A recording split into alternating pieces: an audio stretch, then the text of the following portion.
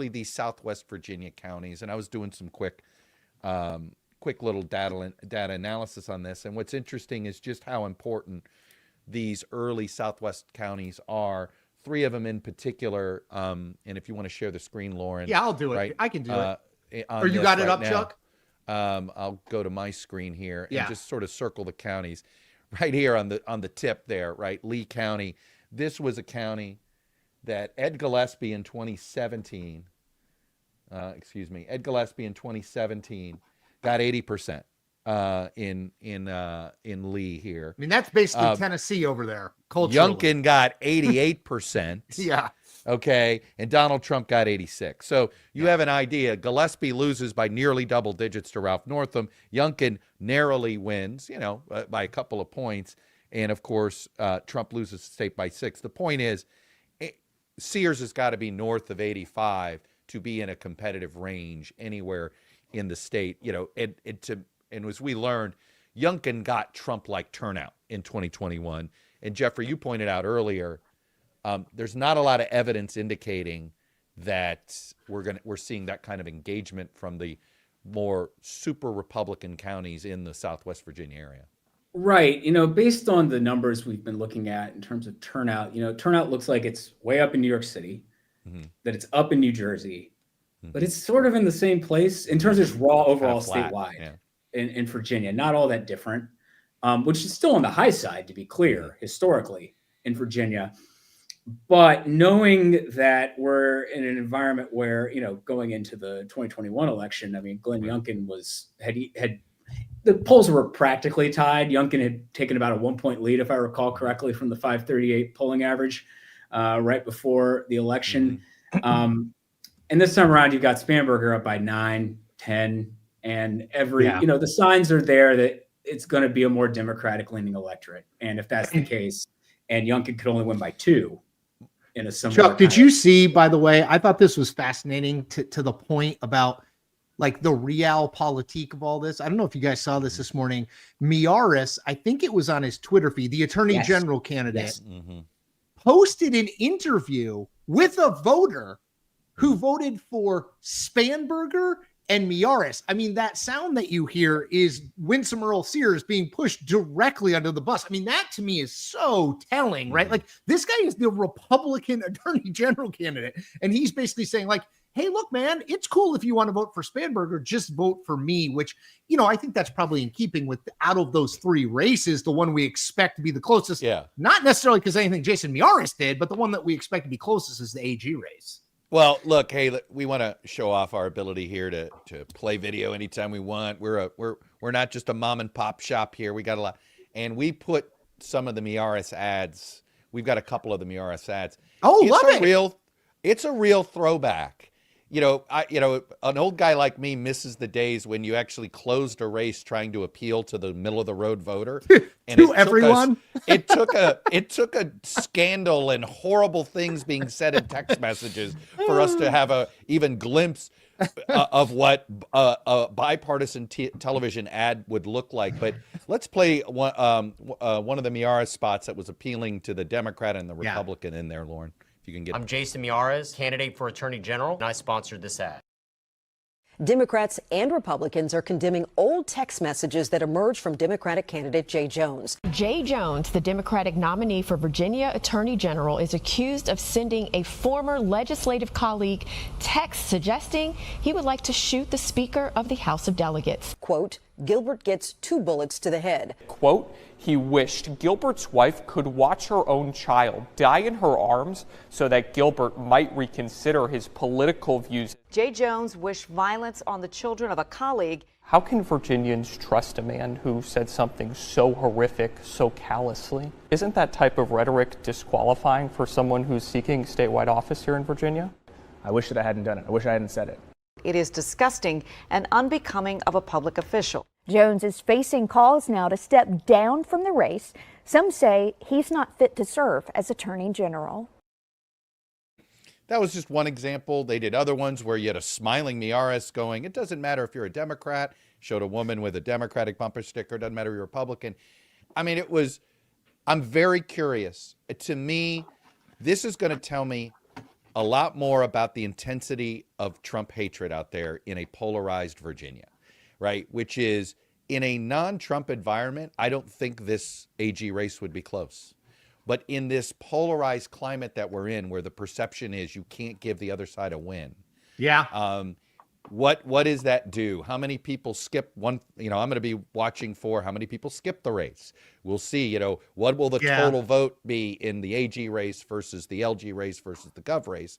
Number one. Number two is if she wins by 8 to 10, she being Abigail Spanberger, is that enough? I mean, Jeffrey, do you have a number in your mind that you're looking at with the Spanberger number that tells us, that indicates the sweep happens? And we haven't had a split result in these statewide races between the parties since Tim Kaine's victory in 2005, where I think he had I think it was a Republican lieutenant governor. Yeah, both lieutenant governor and AG, because Bob McDonnell won by like 300 votes. It was extremely close. And that's right. It was a recount that went days, right? Yeah. Actually, Lauren, if you would bring up, I have put up actually a table there. If people can see this, let me actually blow it up a little bit more. Yeah, do people see that? Let's see. Let me go even farther in. So we don't need to hang on doing this for Chuck and I because we can't see all that well on our This is just like recent margins in these three statewide races, and I think the main thing to notice is in 2017 and 2021, hardly any difference. Glenn Youngkin won by about 2, Jason Miyares won by about 1. In 2017, Ralph Northam won by 9, and Justin Fairfax won by 5.5. Now, that is a little bit more of a difference, but I think it speaks to the fact that if you're Jason Miyares and Abigail Spanberger is winning by like 9 or 10 points, that would be a much larger difference than we've seen in recent ones. The only thing kind of close to it recently is 2013, and that was when Ralph Northam won the lieutenant governorship and was facing a particularly weak Republican candidate, E.W. Jackson. And it's just, so to me, I sort of had 8 points in my head as the maximum marginal difference between sort of if Spanberger wins by 9, 10, Jay Jones gets dragged across the finish line. We'll see, give or take there. But I just think that might be the best that Miyares could hope for. So in that case, he needs Earl Sears to keep it a little closer. But we'll see. It's a really great test. I'm not sure Jones wanted to be making such a great test, but he sure did. Yeah. Yes, I think that's fascinating, those numbers. I mean, so Chuck, one quick thing, and I know we got somebody we want to bring in, but one quick thing. When you said, if it wasn't for Trump hatred, you don't think this would be even close. Do you mean that you think Miyares would be running away with it post Jay Jones text scandal? That's how I took it, but I didn't know. Yes, I did. I mean, look, okay. I'm also somebody that believes that Virginia, there's certain swing states that I think will become swing states in a post-Trump era. I think there are states like Colorado and Virginia in particular that I think are uniquely allergic to Trumpiism. They're just, And if Colorado was a swing state. Correct. And and that a Mitt Romney could do well in those two places, right? Mm-hmm. And we saw it was a very close race in Virginia in 2012, and it was a swing state in some ways. Virginia was the state closest to the national popular vote margin in both 08 and 12, basically. It is one where I think Northern Virginia. I mean, look, to not pick on Bill Kristol, but here's Bill Kristol, a Northern Virginian who is, there's a whole bunch of like ex-Republicans. I joke, I'm in Arlington County. I live in the last Romney precinct, right? And so this is a place. The bulwark people. 100%. And this is a place that would be comfortable maybe comfortable is too strong of a word in my neighborhood now, but would have been comfortable certainly with a Mitt Romney presidency. Didn't mind Bob McDonnell. You saw Glenn Youngkin signage in my neighborhood 4 years ago. You did not see Winsome Earl Sears. I have not seen one. I live in Northern Virginia too, and I have not seen one. I've seen a few. Now again, this is like anecdotal evidence, like yard signs. Jeffrey is rolling his eyes at us, but like I have seen a few Miyares yard signs. I have seen basically zero Winsome Earl Sears. You know what I've seen a lot of? Mm-hmm. I am talking That ad I have seen about 4 zillion times. If you watch live sports, you see the ad. I mean, that's when No, sports is the, as we've all learned now, last place that they know people are going to watch. Yeah. So, and you can get a casual voter, a passive voter. Yeah. Right. Look, we're going to have a cavalcade of stars. It's like, for somebody my age, think the Jerry Lewis telethon. We are just going to keep bringing people in. Ed will show us those numbers when we get there. Our first guest, Daniel Nishanian. He is editor-in-chief of Bolts. It's a publication that covers a lot of granular local politics, and this is America's national local election, right? Yes, Virginia, New Jersey are these statewide, but really, most people went to the polls today to vote for a mayor, a county executive, a member of the city council. Maybe there was a question about funding schools in your county and things like that. David, welcome to Election Night in America 2025.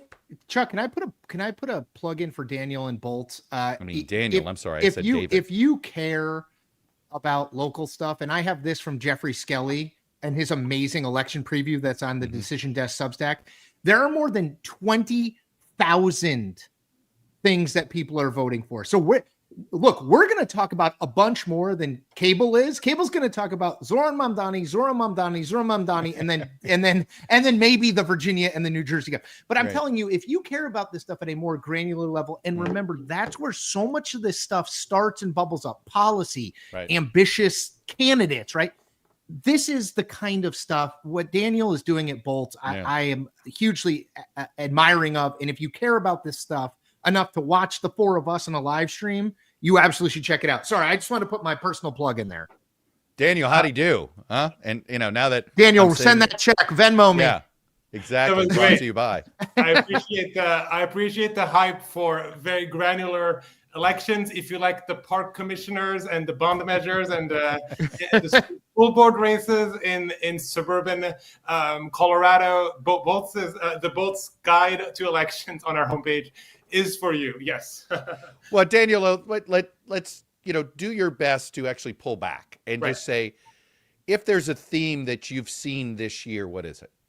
Yeah, I mean, there's so much we could go into. I think there's sort of two things I'll be watching tonight, two types of elections. Let's say one is the sort of the Democrat versus Republican tests. I'm sure I've been talking about New Jersey, Virginia. We're looking at Georgia. There's statewide races there in Pennsylvania. There's some referendums that have become a proxy battle for that sort of traditional, let's say, politics. In Maine, there's a referendum on mail voting and how available it is, how easy to vote by mail. Obviously, there's Prop 50 in California.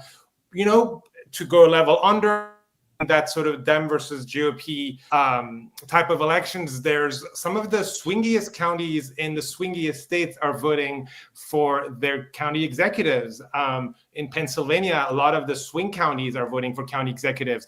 Is that going to decide the next presidential election? No, but a year after the presidential election came down to Pennsylvania, in some ways, it will be an interesting test to watch. So that's sort of the first area. I'll also maybe add some school board races. We're continuing to see the conservative effort to take over some school boards come to fruition, and there's obviously some efforts to take away. So I'm watching places in suburban Colorado or suburban Philly, around the Philly area for that. And then there's the second group of elections are maybe within the Democratic coalition, things we could summarize as left versus center, usually in more urban areas.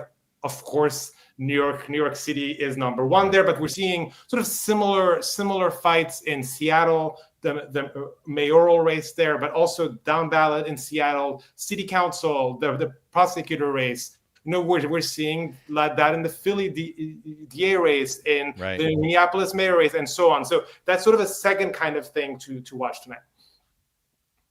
One pattern I've noticed, and to me, it's I want to stick with this city because I think this is you're going to have sort of if Democrats get the returns they think they're getting tonight, you're going to see some trumpet Mikey Sherrill and Abigail Spanberger as the face of the new post-Biden Democratic Party. And then you're going to have progressives to say, oh, yeah, have you met the new mayor of Seattle, the new mayor of Minneapolis, and Zohan Mamdani, right? You're going to have this sort of progressive surge, at least in those three cities. But, you know, Daniel, how much of this is simply because look at what happened in Pittsburgh earlier this year, where the progressive mayor got ousted by the sort of the more centrist Democrat, or San Francisco, which in 2024 just ousted their progressive mayor. Seattle hasn't reelected a mayor since 2005, right? They literally go back and forth. It's one of my favorite weird factoids. They go back and forth. They try a progressive, then they say, nope, give us a business guy. Nope, progressive, nope, business. Now we're back to progressive.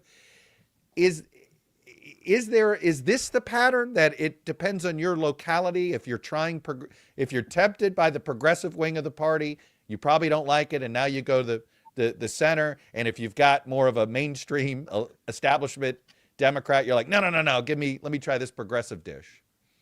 I mean, I would say there's something to that, right? I think there's sometimes we're very used to understanding a pendulum effect in national races. Like we wouldn't expect a party to win a presidential race four or five times in a row, or hold the Senate for 30, 40 years, and things flip. A governorship, obviously, a huge factor in what's happening in the governorships right now is the idea of flipping from the establishment. So seeing that sort of dynamic at the local level is certainly not surprising. I mean, I think we are seeing it.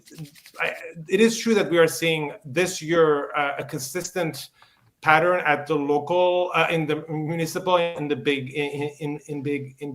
big cities of voters turning to their left. I mean, another one to mention tonight is the Boston race was supposed to be a big deal today, but instead it's not, because Michelle Wu did so well in the primary in September. Right. Another, for people who don't know, Michelle Wu is sort of part of that left-leaning faction of mayor. She did so well in September that her opponent dropped out. It was the son, by the way, not just any person. Right. Yes. The opponent was Josh Kraft, the son of Robert Kraft, the owner of the New England Patriots. But Which I digress. Is great that can I just say it is great that the Bob Kraft family got screwed, because Bob Kraft, when I was a kid. Wow. Then. Yeah, we're editorializing quickly. Yes, tonight. Bob Kraft used Connecticut and our pathetic lack of professional sports teams when I was growing up. He pretended like he was going to move the Patriots to Hartford, Connecticut. He never was going to. All politics he just is local. used it as leverage to get a better deal at Foxborough. So eat it, Kraft. Sorry, Dan. That part of how he got Gillette? Yes, of course. Okay, there you go. Okay, Gillette Stadium, the Patriots. Hey, can I ask one, Daniel? Not to play time cop here, but we're 2 minutes till the polls are closing in Virginia. So, Chris, make this very Daniel, quick. we're probably going to make this your. I'll be very quick. Go for it. Have you seen more stuff, ballot initiative and referenda this year than in past off years? I'm just interested in. I know I'm putting you on the spot, but I know Texas, Maine, California obviously is a big referenda and ballot initiative state. Are there more, or is it about the same? There's definitely a bunch. Interesting. I would not say that there's more. If anything, I was going to say that there might be less, though. That's more of a vibes answer. I think we've named the interesting one. I think what usually happens in off-year elections is a ton of elections that are about bonds, or about spending, about taxes, a lot more maybe than we do at this in even years, which is not maybe the sexiest stuff to talk about on this show. But obviously, if you're in Denver, for instance, has a huge bonds package, like stuff like that is super interesting and important for how it will be governed. Cool. Daniel, one more time, where can people find your work? I would invite everyone to go to boltsmag.org tonight. Our front page has a cheat sheet, a guide to all of the elections we're talking about. If you're wondering what school board races I'm talking about, or what DA races I'm talking about, and so on, you will find all that. Bookmark it. It's a great site. Thank you. Well, Daniel, and if you've got some fun news to share with us, don't be shy. We'll bring you right back. Okay. That's Thank you, Daniel. What we're up to Thanks, here. man. Thank you very much. Polls are closing, guys. It's happening. They're closing. Things are happening. Closing. The polls are closing. One of my favorite expressions that I try to make you know how you try really hard to make fetch to make fetch happen. Totally. If it's Tuesday, somebody's voting somewhere. Is Oh, always I a like good that. expression. Yeah. Because most Tuesdays in America, somebody is voting somewhere. Was it Musburger with the "You Are Looking You're Live"? looking live. That's God, right. I mean, I remember that. I went on my deathbed. I will remember his voice saying that. And you'll be wondering who he had bet on. But Sorry, there are maybe that's, votes. It's so true. Musburger loved to gamble. There are votes. I'm looking. Musburger was like, he had money on this game, didn't he? Oh, Yeah. guys, he's an investor in something. I think he's got his own gambling news organization. Oh, I my think. gosh. In all seriousness, I mean, we joke, but the point is the polls have officially closed in Virginia. We're going to start getting count pretty quickly. I'm not going to make a prediction of when stuff gets called, but this is one. There are some exit polls circulating out there, so this is one that might get called pretty quickly, Jeffrey. Yes, no, I think that, look, that is sort of the expectation. If there's nothing, if the early vote numbers that we see, when I say early vote, I just mean like the early returns that we see are sort of in line with expectations, I think it will be, it probably will not be very long. However, as you said, if we see in some of those more, heavier Republican counties in the western part of the state that Earl Sears is running closer to where Youngkin was or Trump was, then it could be a longer night. Jeffrey, and obviously the Attorney General's race could be a while. So can you quickly explain to people? I know we got guests to bring in. Can you quickly explain to people how a decision desk HQ decides when to call races? I think people don't understand how it works. They're like, not every vote has been counted. Like, just give us a 2-minute on that. Right. So an important thing that happens during election day is we are tracking turnout estimates, basically, so that we have a pretty good idea of what the total vote count is going to be on election. Now, obviously, things could be different, but we are getting reports from anybody who will share with us. Oh, hey, we had this number of voters at noon. We had this number of voters at 3, and we are keeping track of that and making estimates for total votes and knowing the early votes beforehand. In most places, we can come up with a pretty reasonable estimate of what we expect. So then we see sort of the first drop or two of actual returns, and then sort of based off of that, knowing that in some cases those might be Democratic leaning votes if they're absentee votes, because we know that Democrats are somewhat more likely, not as more likely as they were in 2020, mind you, but still somewhat more likely to use absentee voting. Well, you sort of gauge from that, okay, well, maybe Spanberger should be ahead in this place by 30. Yeah. And then she's ahead by 35. And you're like, well, that's probably a pretty good sign for her. And then it's not too long until you're like, all right, well, if trends continue, and trends do tend to continue. That's why they're trends. I think that's one of the things that is challenging for people is that when you give, sometimes you'll see a projection in a race and there's like 10% of the vote in. And people are like, how can they know? It's like, well, if the race isn't all that close, you're not going to see such huge changes in how people are voting most of the time. There's always an exception, right? But for most of the time, it's you got a pretty good idea early on. And if a race is close, probably not calling it, probably not projecting. And the pet peeve of I've always had working at the networks and when I was a consumer. Doing it, as a media pirate back in my hotline days, now back being a media pirate. Yes. It's that these are all projections. None of them are like, this doesn't mean, it's not as if you don't become governor until like NBC says so. You know, you actually don't become governor actually until the count state the votes. certifies. That's right. Every vote's going to get counted before anything is certified. Yes, news organizations, whether it's Associated Press, whether it is Decision Desk HQ, will say, hey, based on our projections, this is what it is. Our friend Dave Wasserman, I've seen enough, right?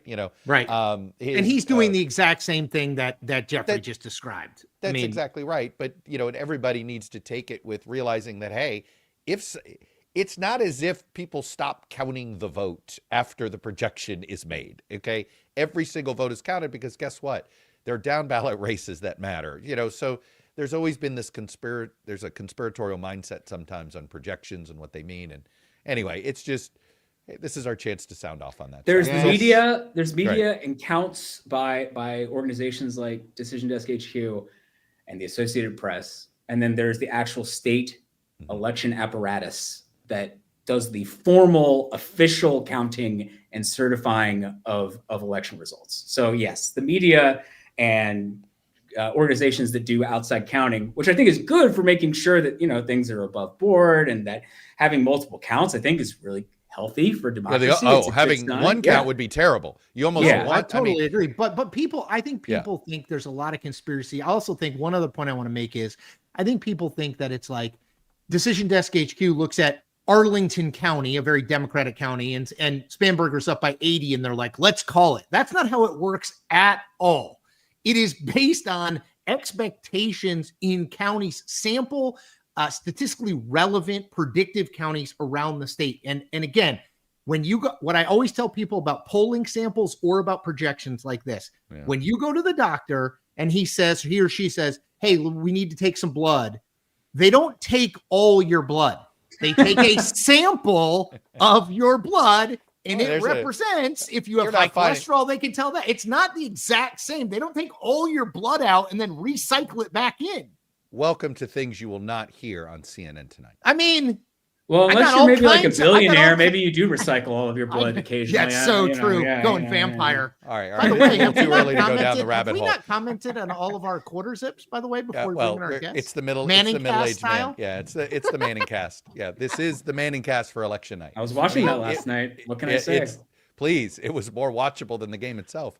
But I digress. Let's bring in our next two guests. We got Jacob Rubashkin. He's the deputy editor of Inside Elections. That is, by the way, for those of you old school are wondering, that's the formerly known as the Rothenberg Political Report. Hashtag Rothenberg Political Report forever. Yeah, there you go, Stu. I'm hoping you're watching, Stu. Come on, Stu. And we got Logan Dobson, the vice president of Targeted Victory, both with us. Gentlemen, welcome. And I'm sorry neither one of you got the memo about the quarter zips. Yeah, what the hell? I actually thought about it, but it wasn't in the email. Good chance you guys would all be.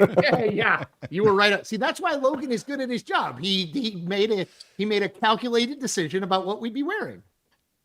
Logan, I want to start with something that you guys do very well. Is that it's the importance of the Virginia House of Delegates and this interesting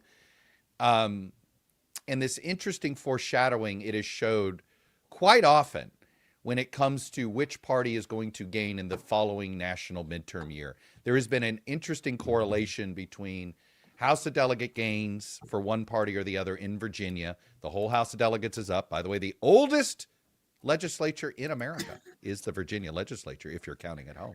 Sorry, the Virginia House of Burgesses. Yes. Yeah, all those years ago. we gotta always drop these little fun historical grace notes. I'm from Hashtag Virginia, knowledge.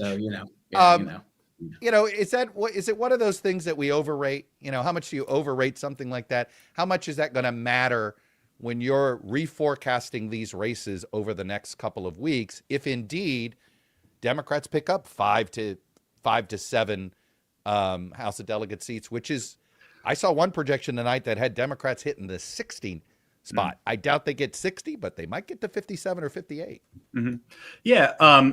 Look, I think it is certainly possible to overstate, these sort of historical heuristics that all of us in either working in politics or the punditry, not to offend any pundits who may be on the call. How dare. Forever and ever, Ohio was the great bellwether of presidential elections, for instance. And, there's been other examples of that throughout, America's history. And then over time, the states become different. They start voting one way or the other, and they're just less sort of representative, less sort of predictive. I think if you looked at both of the states that have gubernatorial elections tonight, both Virginia and New Jersey, and you just sort of thought, okay, if this was purely a national referendum on the state of the current parties and on the political environment, what should these look like? I mean, both of them should be Democrat plus 10. And why do I say that? It's because both of them were about 7 points more to the left in the 2024 election than the sort of overall country. And if you look at the sort of national political environment as measured by the national generic ballot, which is currently, D+3 or +4, 3 or 4 +7 equals about 10. So I would not think that you can necessarily look at, X happened in the Virginia House of Delegates and therefore Y will happen in the upcoming midterm elections. But surely, all races are interesting. They provide us, real data as opposed to, my background's in polling, so I love polling data, but it's always a little bit more fun to get actual voters voting. But it'll be, I think, a little bit more interesting to dig into some of the perhaps geographical information that we get tonight.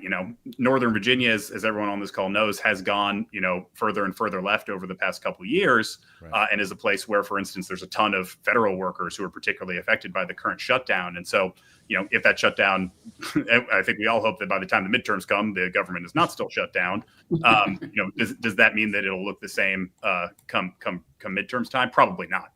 But there are parts of Virginia that are not within the Beltway, that are not, kind of in that DC sphere of influence. How do these elections look out there? That might be a better bellwether than necessarily looking at kind of the overall House of Delegates or the overall race in Virginia.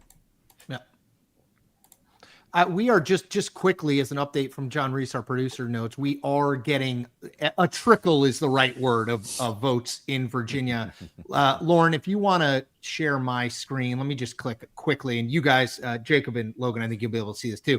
Look, we've got a few counties are reporting, but again, in the classic words of Wolf Blitzer, too early to call, but I just wanted people to be aware that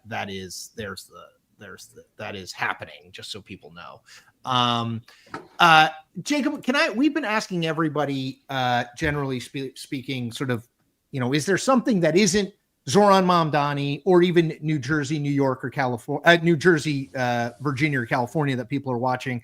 Is there anything that unifies any of this stuff? Is there any we were talking to Daniel Nishinian earlier about, what unifies all this stuff? Is there something that you're looking for that if you see it, you'll think, okay, well, that's, doesn't tell me who's going to win in 2026, but it's at least interesting more broadly than, okay, this one person won a race.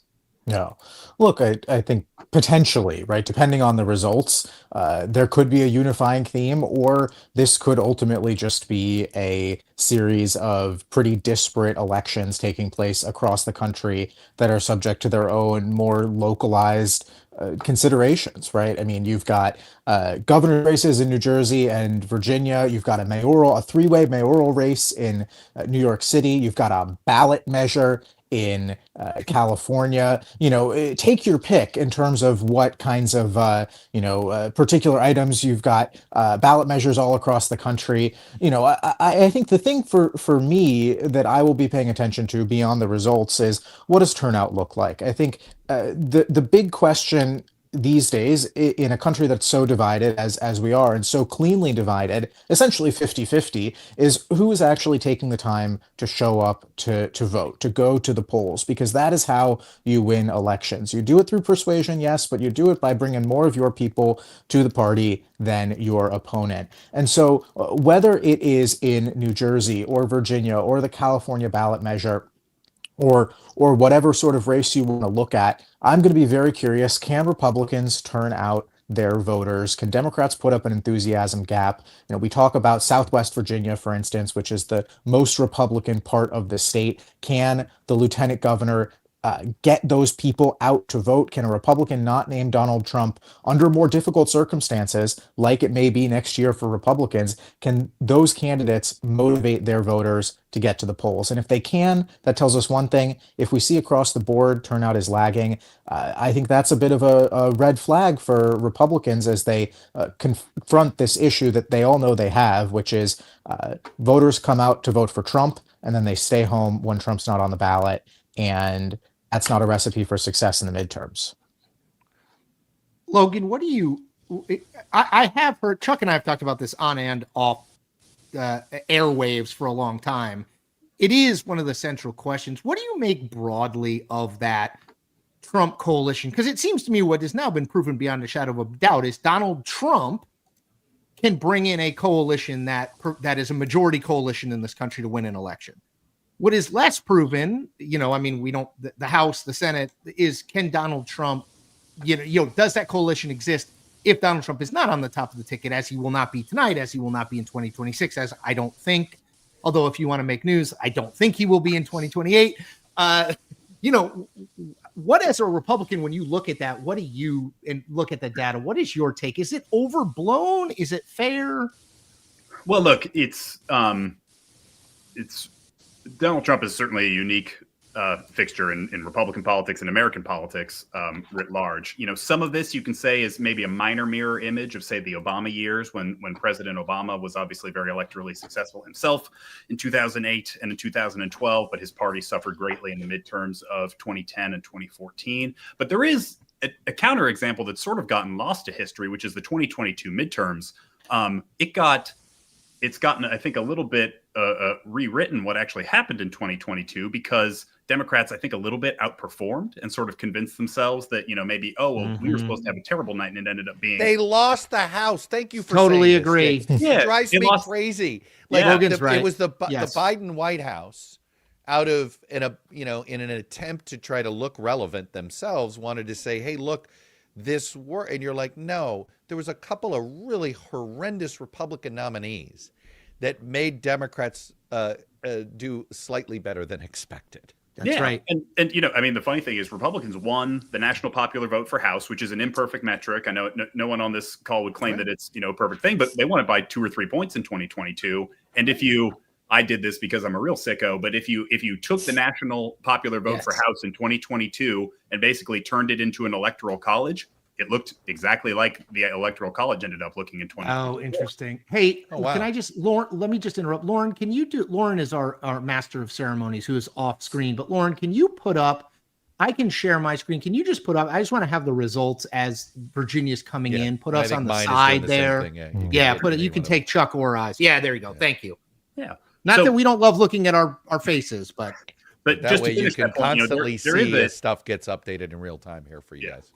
But just to finish that point, there is an example of Republicans having, a pretty decent election night without Trump on the ballot in 2022. Now, obviously, that there's an unpopular Democratic incumbent in the White House, so that sort of confounds it. But there's confounding factors every which way here. I mean, an ironic thing is that I think most analysts probably expect the Republican gubernatorial candidate in New Jersey tonight to do a little bit better than the Republican gubernatorial candidate in Virginia.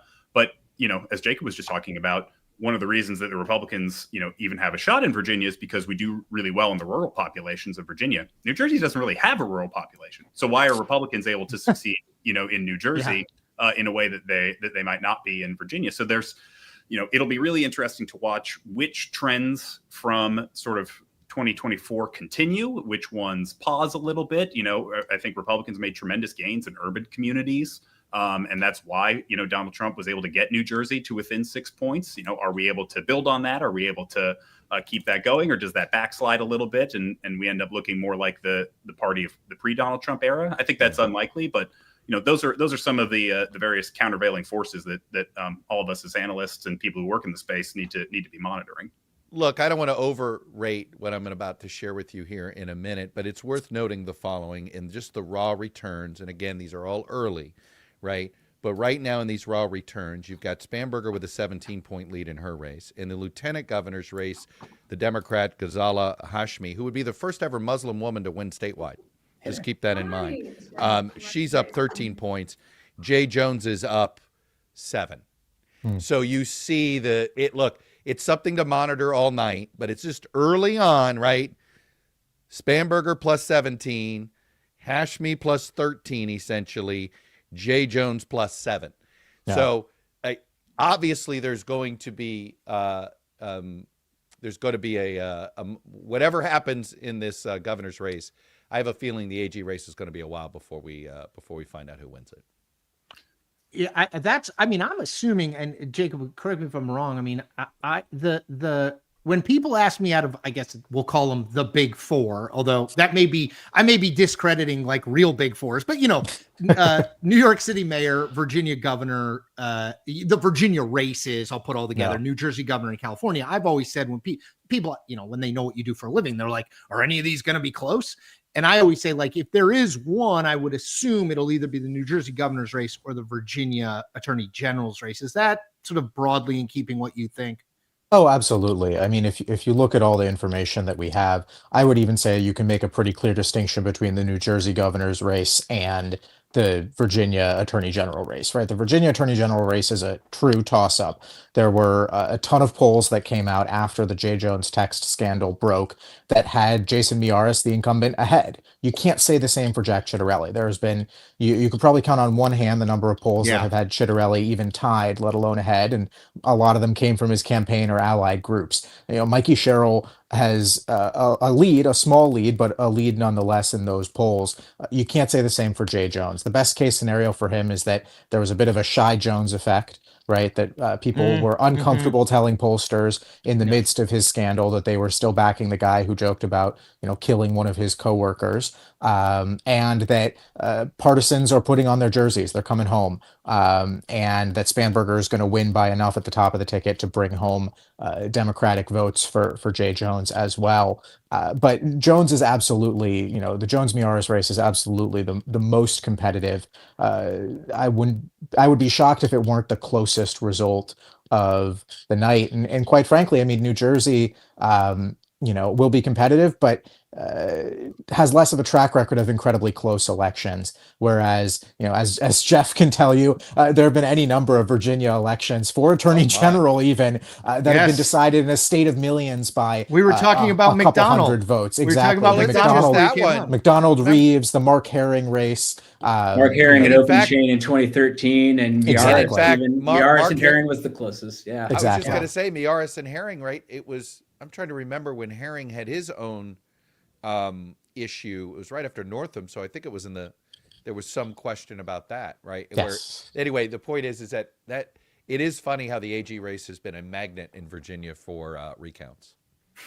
Logan, can I ask a question about polling real quick? Actually, can I break in just real quick? Yeah, go. Yeah, Jeffrey, go ahead. Yeah, of course. Decision Desk HQ has projected that Abigail Spanberger will win the governor's race. There it is. Lauren, let's show off the graphic. Yeah.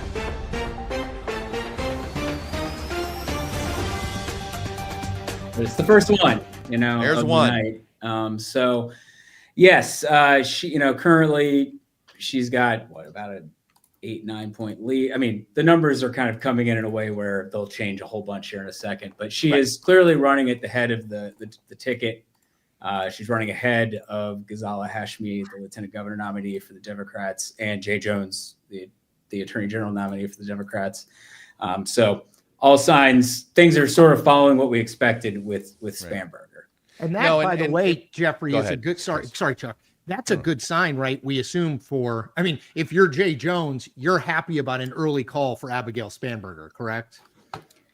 Oh yeah, I think so. I think in the sense that it would point to maybe she's going to end up running somewhere closer to the 10 or so point margin that she had in the polls, which, I think that gets into an area that gets tough because Miyares then really needs just a lot of split ticket voting to win. Now he could very well. And I should mention, this is also a history making election for Virginia. Virginia's never had a woman governor.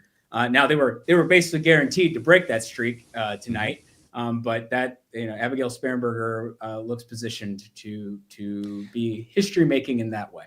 Look, I mean, the first Virginia governor's race I covered professionally was in 1993. Mary Sue Terry was the attorney general, and she was running to be the first woman governor of Virginia. And the fact that it's sort of shocking to me that and look, she lost to George Allen. That was a race that turned into sort of a referendum on Bill Clinton. It was the first sign that he was going to have a bad midterm. George Allen beats her. At the time, he was a sitting member of Congress. That was an upset, believe it or not, when Allen beat Mary Sue Terry. But to think that we went another 32 years before the Old Dominion elected its first woman governor is quite something. Boy, there is a real deep dive thing I could go into here about Mary Sue Terry letting Doug Wilder run in 1989 instead of her. She sought re-election, much like Mark Herring actually in 2017. Well, she couldn't get in the way. She wasn't going to win that primary. No. Right. And then it was her time in 93, but then by then things were not so good. Is there a way we can work a Jerry Belial's reference in here? Yeah, look at you. Yeah. We need Jonathan Martin. Go deep. But let's the little big picture here, Jacob. Look, Abigail Spanberger both Mikey Sherrill and Abigail Spanberger first got elected to Congress in that 2018 class. Yeah. That 2018 class of Democrats were, as my wife likes to put it, just candidates that can win. Go find somebody that can win. Why do you just go looking for somebody that likes the base or does this or does that? Go find people that are from their community, of their community, maybe served in the military or served in national security. That 2018 class, it's turning out to be a pretty good farm team for the moderate left, right? You got Alyssa Slotkin's already a U.S. Senator, Andy Kim, already a U.S. Senator, and now you might get 2 governors tonight from that class. Absolutely. I mean, that class has been very productive for Democrats over the last couple of cycles. Like you said, the national security women who came in, Alyssa Slotkin, most notably, already winning that Senate seat in Michigan. But tonight, Abigail Spanberger, former CIA officer, and Mikey Sherrill, helicopter pilot, both poised to get promotions of their own. I will say we shouldn't lose sight of the fact that 2018 class was very big, and there are a lot of people who we don't talk about anymore that have fallen by the wayside, who didn't make it this far in their careers, who were also thought to be rising stars. Should so we can use an in memoriam like it's the Oscars? Joe Cunningham, who lost in 2020 to Nancy Mace and failed in his comeback attempt for governor, and Abby Finkenauer, who lost in 2020 and tried to run for Senate. And so I do think it's important to keep perspective that the reason why the 2018 class that we see now is so successful is because they are the survivors. They didn't just win that first election in a great year for Democrats. They won tough races in 2020 and 2022 and are now able to reap the benefits of that experience and that institutional knowledge in races in 2024, 2025, and beyond. Jacob, what other Democrats fit the Abigail, Mikey Sherrill profile running in 2026 that you'll see a lot of people trying to trumpet after tonight? Well, absolutely. I think if you're looking in the House, realm, 2 immediately come to mind. Kate Conley, who's running up in New York's 17th district against Mike Lawler, and a toss-up race that will be incredibly important in the fight for the majority. She's a West Point grad, a special ops veteran. She's got a tough primary ahead of her, but she's absolutely one that if she wins that primary, and certainly if she wins the general, is going to have a massive spotlight on her. And then the other one I'll point out is Joe Mendoza out in Arizona's 6th district, one of the few Democrats who has successfully navigated around a primary in a competitive House district this cycle. They've got a lot of primaries, but Arizona's 6th district is one where they already essentially have a clean shot against Juan Ciscomani in, again, one of the most evenly divided congressional districts.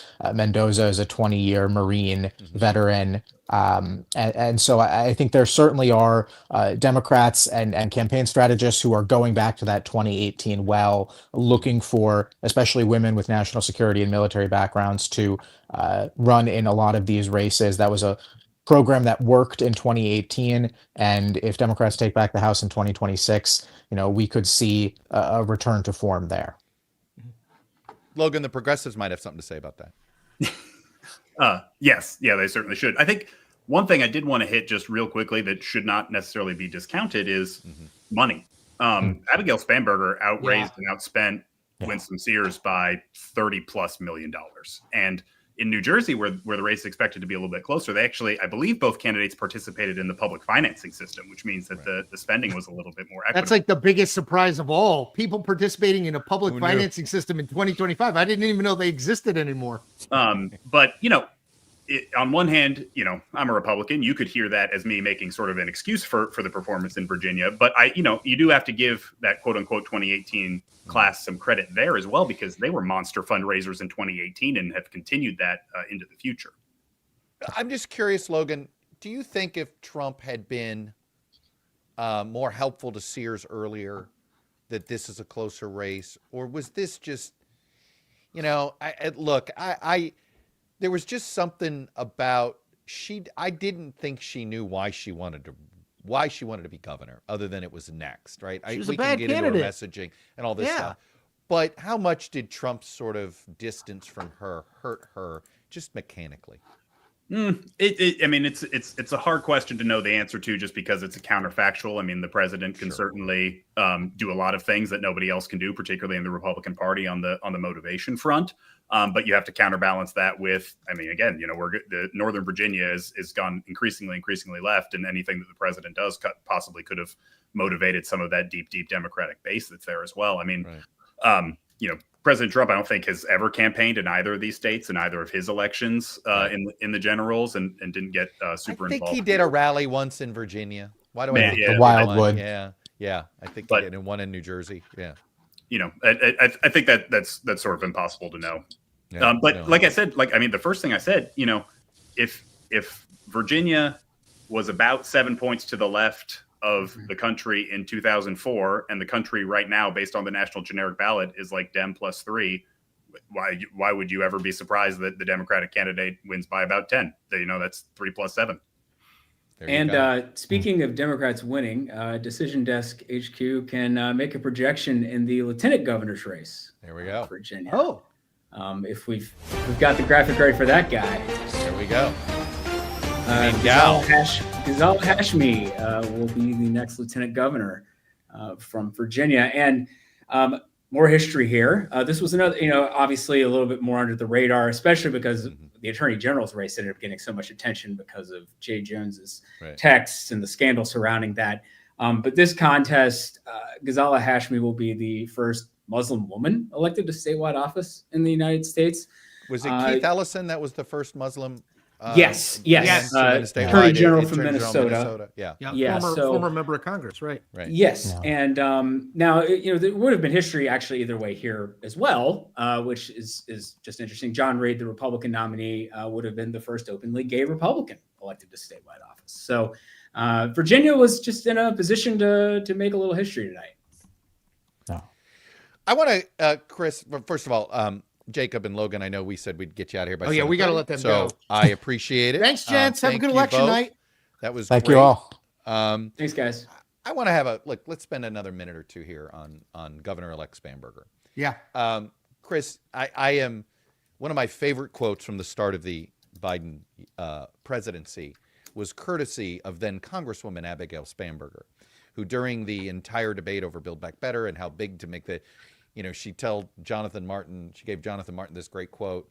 And the reason I'm doing that, because the last time I quoted them and didn't give him credit, he got all pissy with me. Sorry, J Mart. But in all seriousness, she's the one that said we didn't elect FDR. And it was it was a gut punch at the time to the White House. And in fact, there's a great backstory that Jonathan filled me in on, that when Abigail decided to run for governor, she said she was, and he said, "Hey, FDR's calling." He was like good on Biden. It was a reminder. He doesn't miss a slight. No. He like has Trump. A chip. He has a chip. He always has. He doesn't miss a slight. But I think about this because, Chris, think about her first 100 days as governor of Virginia. The House of Delegates is going to be on this redistricting sort of jujitsu, especially that they're going to probably have complete control, right? Because we assume that Virginia House is going to stay. Look, if she's winning by 10, she's not only bringing the House of Delegates, they're going to win new seats. They're going to be 56, 57. I interviewed the speaker, Don Scott, on the Newsphere show over the weekend. Yeah. And he's pretty bullish. He thinks they can get as high as 58. Like I told you this morning, we got a projection that said 60. That could be as high as 60. Yeah. But if you're Abigail Spanberger and you're the governor, you don't want to be a partisan like right away, right? You want to be governor of all the people. And yet her first 100 days is going to be dominated by this redistricting stuff. Yeah. I feel for her as a governor. It's not about party or anything like that. You're just like, because it's not in her hands. This is a General Assembly decision. Yes, and will come under huge national pressure to do so if they have all three slots. Hey, I just want to say, Lauren, do us a favor. Can you just leave up, at least for the moment, the Virginia governor results, just so we can see them, just for people who are tuning in. Decision Desk HQ has called both Virginia and Virginia LG, governor and LG for the Democrats. Yeah. You know what's interesting about her, Chuck, is I felt this way even in Congress. You know, for people who don't know, Spanberger won a competitive district. It's north of Richmond. Well, her district changed. Actually, it's changed, right? But it was a swing district when she the way won. the way I would argue, and it's still swinging. This is the one where the Vindman brother, one of the Vindmans, yes, Eugene Vindman. Eugene Vindman is the member of Congress. And I always described it. It was sort of the congressional district that tried to link Richmond and Northern Virginia. Yes, right? It's kind of the Would the you describe it 95 that way, of Jeffrey? congressional districts. You know, Jeffrey's a Virginia native the way I call myself a Florida native. I've only been Jeffrey, a Virginian tell us 30 what years. that district is. This is your home.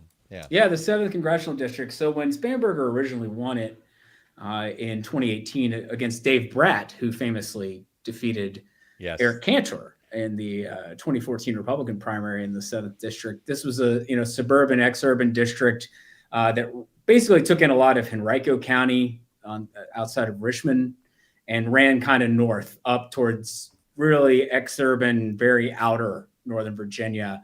And it was a district that had been Republican leaning, and then, in the Trump era, started trending toward Democrats, and Spanberger won a couple of very tough races there. And then when redistricting happened, Virginia had moved to having this bipartisan committee.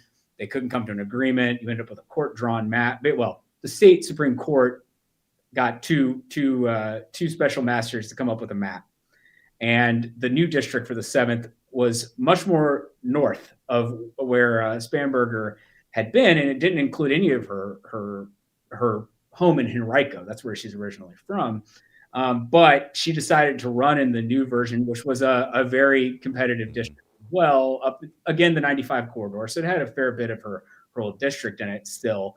And she ended up clearing the primary field and then won 2 competitive races there. One competitive race. So she's 2022. So she had quite a history of winning really tough races. And I feel like she was ready-made. I know we're going to bring in another guest. I would just say about Abigail Spanberger, if you had to make a Democratic candidate in terms of where she's from, what her background is, what her voting record is in Congress, if you had to make a Democratic candidate that would appeal to as many people in Virginia as would even consider voting for a Democratic candidate, she's probably it. I mean, it's like, she's from the right part of the state. She has the right background. She had a moderate voting record. She raised a ton of money, Jeffrey, just really quick before we bring in our next guest, looking at what we're seeing now with the AG race, this is going to be a while. Yes or no? Yes. No, I think it's definitely going to be a while. It looks like we've got about 17, 18%, 18% in, and Jones is ahead by about 9, while Spanberger's ahead by 16. So that's about a 7-point difference in margin. And, if I would say right now, we actually have Desk HQ's results, we actually have a live election pulse. And right now we make Miaris a very slight favorite based on what's left. But right now the model is making, this is, but we are a long way away. The point is, we know who the governor and lieutenant governor is going to be. We do not yet know who the next, whether the Attorney General has been reelected or there's going to be a new one. Let's bring in Geron Joe, covers politics at Kalshi News.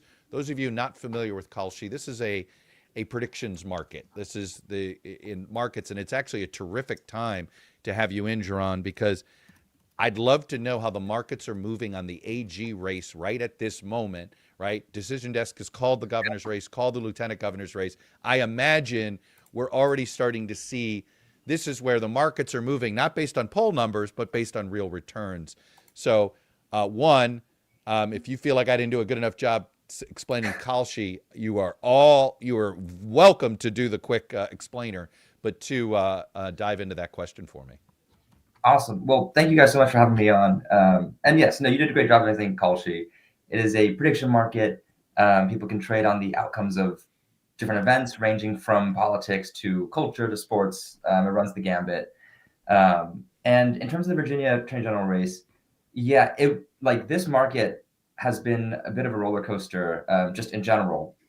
But tonight, some of the early voting data in terms of turnout and like Northern Virginia, it looked pretty good for the Democrats. And so Jones, at the beginning of the day, he was sitting around 40%. after there were some polls that brought him up from like 30% to 40%. And, you know, during the course of the day, he shot up to around 60. And then when the early sort of exit poll came out that showed Miara's up 2 to 3, you know, it became like a 50-50 race. And actually now the markets have separated. Jones is at 73% to win. He's actually down at 80%. So like he's been moving up quite fast. That's fascinating. And that's all due to the margin that we're seeing so far with Spanberger. Is that would be what's driving this? It's like her margin's so big it is it may be, you know, it may be just too much for Miaris to overcome. Right. So it's her margin. It's the amount of ticket splitting we're seeing. And then it's some key counties that have come in, you know, where there might have been suburban voters who would have ticket split, right, for Spanberger and Miara's, you know, like Loudoun County, you know, he's matching Harris. And in Fairfax County, in some of the early vote, he's at, you know, 69%, which is like a very, very good number. That is like more than enough to win Virginia. That's still below Spanberger, but it's about like 8 points behind versus, you know, double-digit ticket splitting. Hey, Jaron, can you talk about, I am fascinated by this, by the way, for folks who aren't familiar with Kalshi, get familiar with it because political odds and markets are only going to get bigger. I'm seeing all these dollar amounts in green. I don't know if you can see, I made my screen bigger that I'm sharing, so I hope everybody can see it. Yeah. That's live people putting money in, and then the 1.7 million is the amount that is moved on the market. Can you just explain a little bit about that? I know Chuck and I are degenerate gamblers as it relates to sports. I don't want to speak for Skelly. What is going on with the Miami of Ohio? It is Tuesday night. It's Maction night. I know, Maction. Yeah, I'm all about Maction. Yeah, anyway. Can you just explain to people how this works and what makes it different than what Jeffrey and Decision Desk HQ do in terms of modeling? And because they are now saying Miaris is a slight favorite, this obviously shows much more money at least being bet on Jones. Can you explain like the difference? Yes. So you're right. The numbers you see going on the screen are in fact live trades. So people who are currently putting in money on either Jones or Miaris. And the total volume is the amount of money that's been traded on the market. In this case, the Virginia Attorney General's race. Now, it's different from the forecast that DDHQ and other places do, in that we actually, when we create this market, we do not sort of set any line or like have any odds in mind. And we just let people sort of trade and decide the price as they see, as they believe it's the fair price at the time. And the price, they go from 0 to 1 in terms of 0 cents to $1. And that should reflect the probability that people believe an outcome will happen. In this case, if it's 80% for Jones, it means, traders think he has an 80% chance of winning. But that could vary for different events and different elections. And we just let it play out the way that, traders see fit. Jaron, let's talk about a few other races that we know are being traded on the Kalshi markets right now. What kind of movement have you seen in New Jersey governor over the last 24 hours? So in New Jersey governor, we've seen movement towards Mike Sherrill. She, for a while, she was at like 90% chance to win. Then there was a couple of negative headlines about her regarding the Naval Academy. There was the debate military record. Yeah. Yep, exactly. And she dipped around to, slightly below 80% to around, 75 to 80%. That's right. Just for people who are watching, that's right. Kind of in, that's early October. And then she starts trending back up. Sorry to interrupt. Go ahead, Jaron. No problem. And there's also some polls that were released from Emerson, and there's some internals too that showed a tide race, right? So that also prompted it. And, she's been trending back up. In the past day, she's shot up even more. She's currently around 90% chance to win. And I think that in part is due to the early vote data showing, Democrats, at least in the early vote, the mail vote, the early in-person vote, sort of broadly running ahead of where they were in 2024 when Harris carried the state by, an underwhelming 6 points, but still nonetheless carried it. And then just over the course of today, as the election day, vote, the polling places started coming in. It was part of this broad trend towards more confidence in the Democrats. We have a market, it's called, will Democrats sweep this year? And that market includes the Virginia governor's race, the New Jersey governor's race, the Virginia House of Delegates, and the New York City mayoral race in terms of Mamdani winning. And that market also has seen significant movement towards Democrats. As like I just pulled that up. Exactly. Yep. There you go. As there's a general sense across the board, I think, that Democrats may be energized. There's high turnout that's favorable to them, and they may be doing better tonight than. Did you see any movement with the Trump endorsement of Cuomo? Did it move Cuomo's share price? It's hard to discern exactly. There's been some small movements in Cuomo's share price from around 7 cents to 12 cents, but that could be from the endorsement. But it also could have been from the last Atlas Intel poll that showed like a 4% race. Yeah. We had a separate market on will Trump endorse Cuomo, and obviously that one shot up after the Truth Social post. Right. Jaron, I like those Cillizza odds, by the way, Chuck. We can get in on Cillizza real cheap right now. He's a penny stock, right? Cillizza, the penny stock. Jared, look, how granular do you go? Are people doing? Do you buy some Jacob Fry shares in Minneapolis? Oh yeah. Bruce Harrell shares in Seattle. I mean, how So deep are you guys going on elections at So to tell about here, we actually have this cool election dashboard that we just built out. If you click the little election sticker next to the search bar, I got it.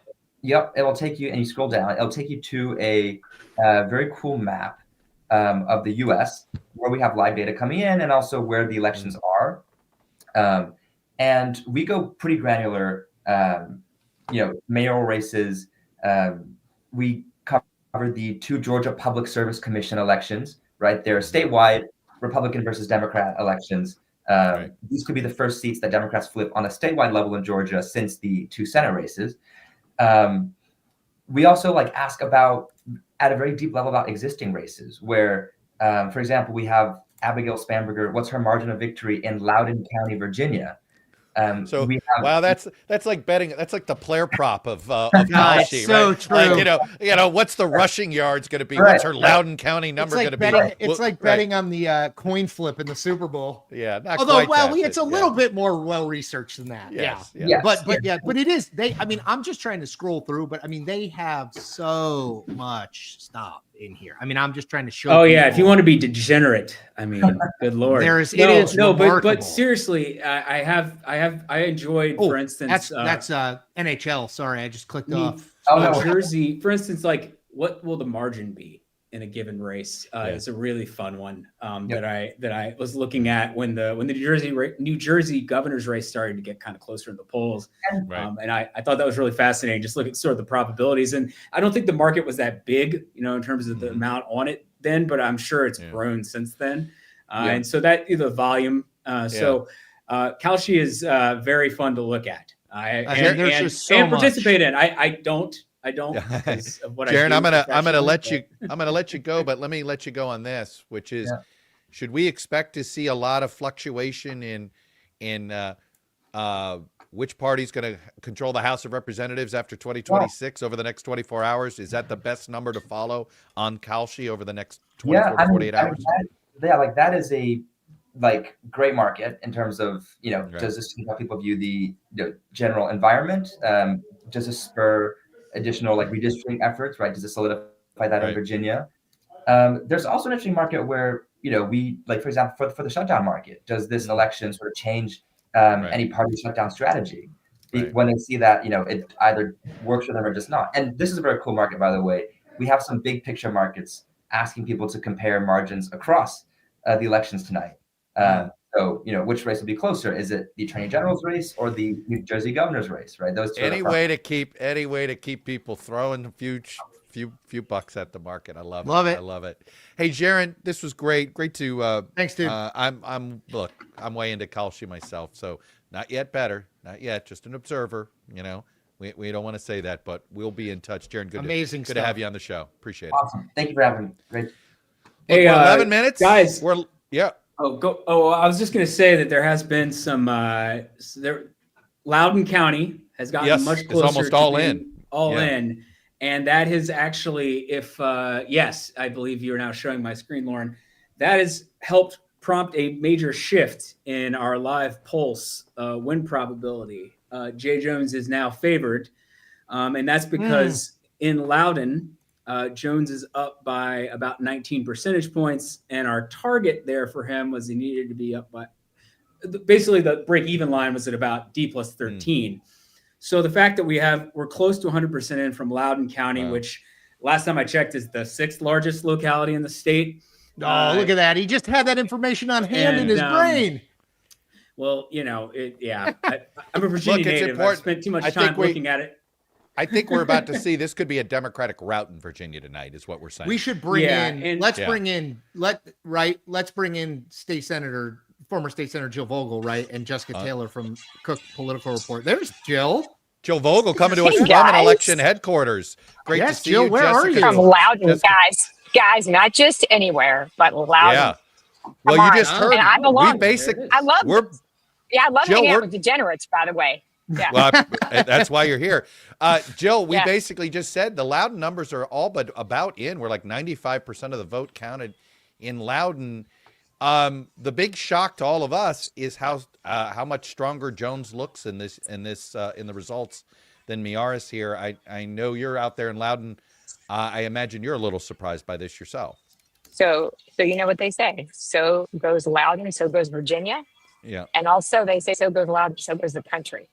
Loudoun is a critical bellwether, and it's a microcosm of not just the Commonwealth, but frankly, of I think the larger sentiment around the country. It is split so remarkably well in this super uber rural part, in the western part of Loudoun County. It is so representative of voters that are like a little bit southwesty almost. And then you've got the eastern part that's like DC. There is no place like Loudoun, and it's huge. And you've got the data center fight. You've got all of the issues that are contemporaneous with the whole universe happening right here. I will tell you, I was on early because I had my time wrong, by the way, Chris. And yes, I saw you were on early. I was like, Jill's on at 7:15. It's because you're so good. I could not listen for the last 40 minutes. But here's the thing. I did a panel with Jacob last week. And I got to tell you, I was dead wrong and Jacob was dead right. He called it just like this. And I felt like, the Jay Jones thing is having an impact. The debate sort of feels like it left a mark a little bit. I felt like Spanberger underperformed. I felt like the shutdown, while it was, the Democrats were using that, I think, quite well to their advantage to drive out their base. I also felt like it was sort of driving down some of the enthusiasm in some ways, that there was some background noise that was actually hurting Democrats. I felt like that there was a whole lot happening that was going to translate into a tighter race. And I felt like it was getting tighter. And Jacob, who is, the number squishing savant that he is, was there on this panel with me. And I'm like holding my finger up and I'm feeling the energy. And somehow as my dousing fails me, his numbers work better than my dousing. And he was right. He actually saw, and I did not see a world, honestly, where Jones was going to come out on top at what time is it? 7:53. Oh, I'm with you on there, election Jill. night. It is stunned by remarkable. that. To be clear, we have not. We have not projected called anything it. We're not calling that one because Decision I'm not is not calling called it. Not right the I'm writing epitaph this for all the way Miyares through yet. to a recount. I'm Right. writing this all the way through to a victory. I'm writing it all the way through to the Well- end. I am not prepared to say that he's going to fail, but I'm telling you, it's closer than I would have predicted. Yeah. Jill, I want to throw a few nuggets at you and just curious your reaction to it. So the legacy networks did some exit polling, which I appreciate that they did. If I had told you that Governor Youngkin had an approval rating at 55%, I'm going to guess you would have felt pretty good about Miyares' chances, right? And even maybe the entire Republican ticket. But ready for this? 1 in 4 of voters who approved of Glenn Youngkin's job voted for Abigail Spanberger. Now, what explains that, Jill? How do you I saw explain that? the What exit did the polls. lieutenant?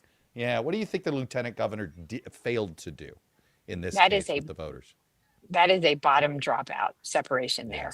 And it's almost representative of how Virginians are ticket splitters anyway. Like, that's a really weird anomaly about Virginians. And so if you think about it, they split the ticket in terms of how they felt about Glenn Youngkin and how they felt about the lieutenant governor.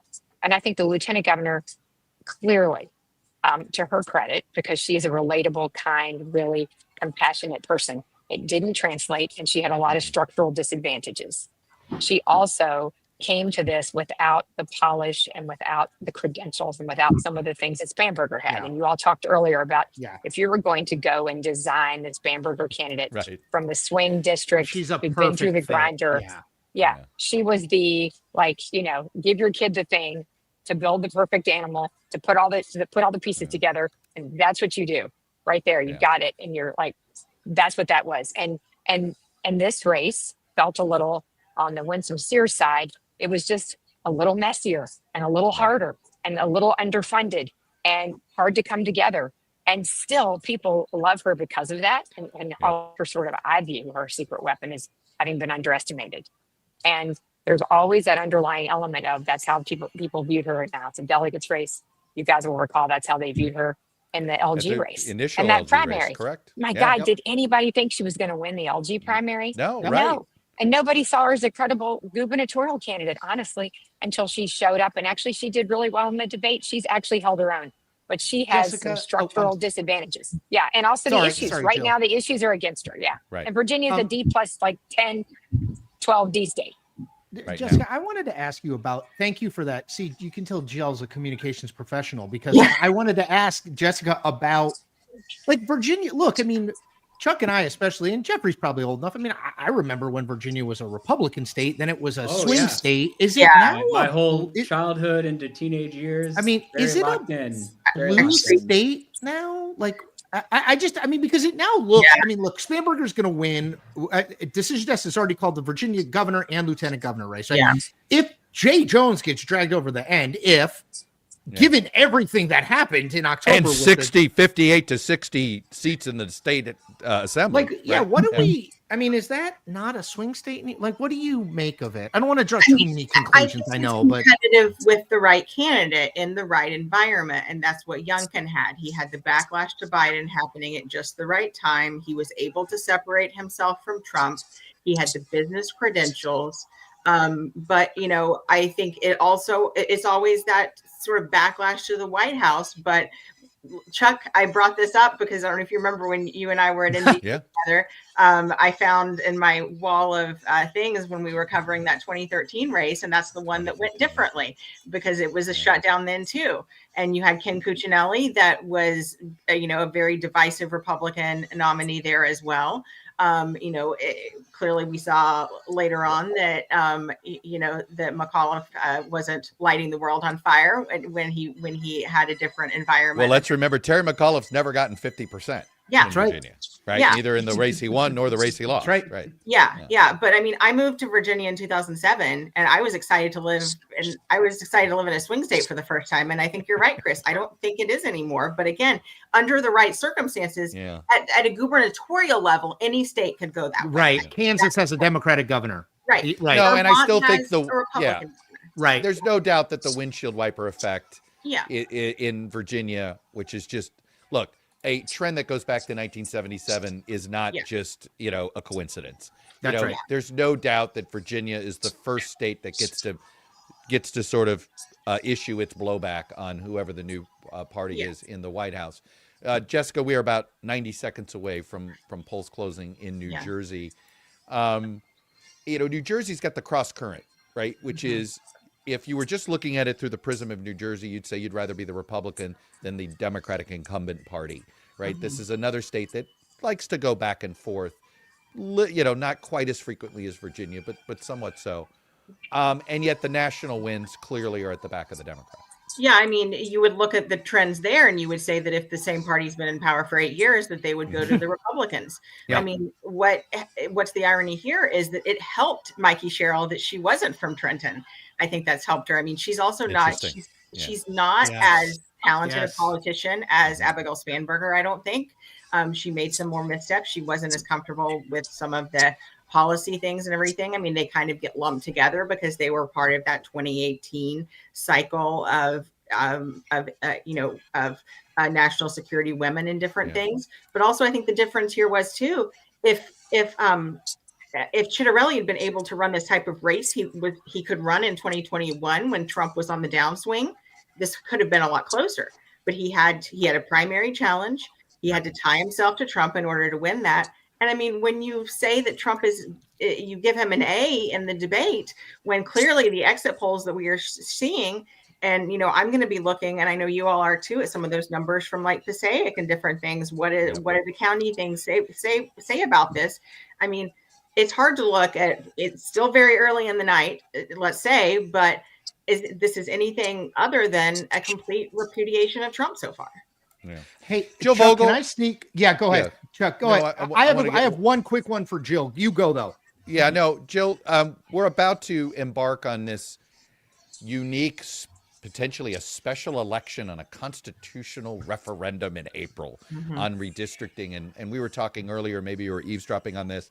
I know if I were the next governor of Virginia, when I only have 4 years to enact my agenda, I don't want to be using my first legislative session to be focused on a national political knife fight, which is really what this redistricting battle is. It's not her fight, right? Like, here she is, sort of, it is, and it is, and it's, I think it's a tough spot, but I'm just curious, given the results you've seen tonight, should Democrats at all fear this referendum now in April, or should they feel pretty bullish about where things stand?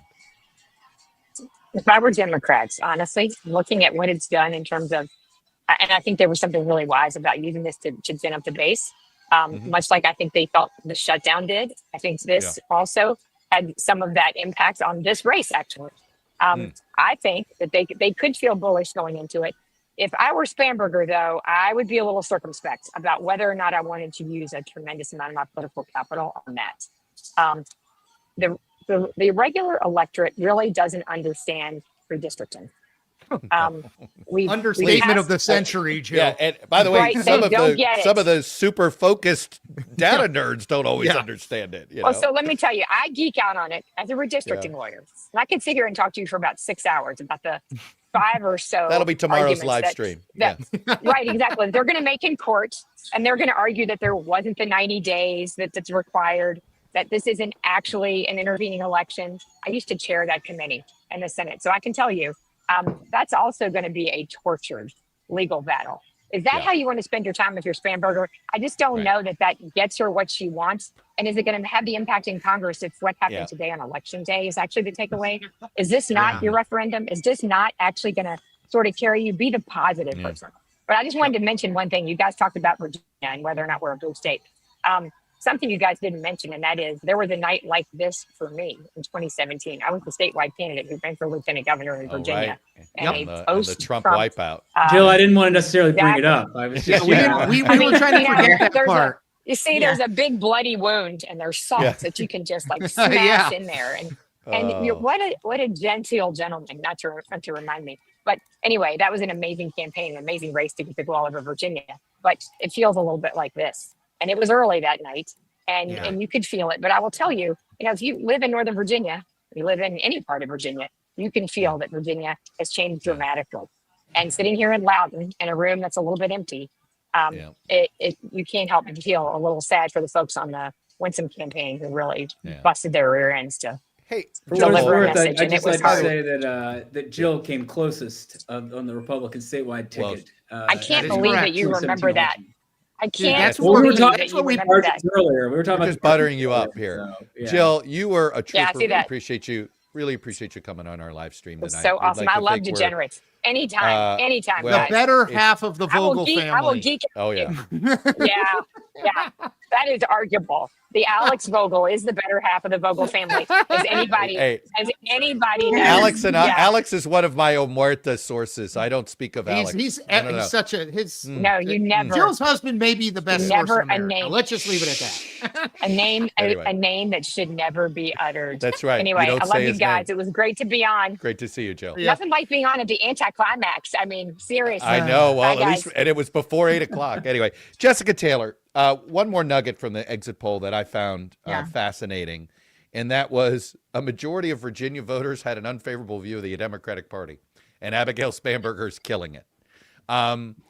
I guess, the 1986 midterms for the Democrats went really well. They won the Senate back, and they did great. And they thought, oh, the Walter Mondale debacle's in the rearview mirror, only to have the Michael Dukakis debacle 2 years later. So I am not one of those who sees that this is, you automatically can apply going forward to a presidential. But given what we're seeing tonight, even though you have this giant, the single difference between 2017 and 2025 is the unpopularity of the Democratic Party. Yeah. But I also think the candidate quality matters. Like maybe it did not as much just because there is such a wide chasm that Spanberger is winning by that negated the Jones debacle and everything. But remember, 2021, Glenn Youngkin romps. New Jersey's very too close to call. 2022, Democrats wildly overperform expectations. They read all of the wrong things into that. And then you have 2024. So, I mean, but you had candidates, like Herschel Walker in Georgia. You had candidates like Dr. Oz and different things. So I think candidate quality does still matter. And I think even people that may not like the Democratic Party brand, I mean, a lot of these people that voted for Abigail Spanberger, they would never vote for someone like Zoran Mondami. Mondami, that's not the Virginia Democratic brand, but who are they going to go for? Who does the Democratic Party turn to? Is it someone like Andy Beshear that was able to wildly overperform in something too? I mean, I'm really fascinated by him. Maybe it's also just because I cover governors and I've just thought he's a really talented politician for some time.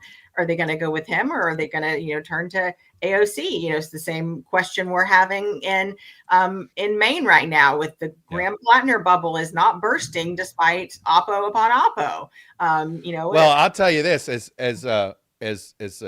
somebody very close to me just texted me, the Jay Jones potential success here tonight is a reminder: character does not matter in American politics anymore. I mean, I think that bubble burst a while ago, but I think it was a 2016 election, and crushed in 2016 when we had when we had the, I know that from growing up in a very conservative church. I feel like my entire life. So let me get you out of Jessica. Let me get you out of here on this, which is the redistricting battles for you as the person that monitors Senate and gubernatorial elections. The redistricting battles are creating new candidates, aren't they? For new statewide candidates, like potentially Sharice Davids in Kansas. We were just talking about this in the office yesterday. I was asking Aaron across the next to me about that. Yeah, I mean, that's a really big question. I think I don't think that that they're real happy about that happening there. So yeah, it very well could, and there could be others, certainly too. She's I think the biggest example there, but yeah. Well, Jessica, I'm going to let you go. Thanks, you are feeling the same pain that I am feeling when it comes to college football. Oh my gosh, I don't. We will see you in the Pop-Tarts Bowl, maybe the Duke's Mayo Bowl. Hey. We will not be seeing each other, Miami and Tennessee, in any sort of playoff game. It's okay.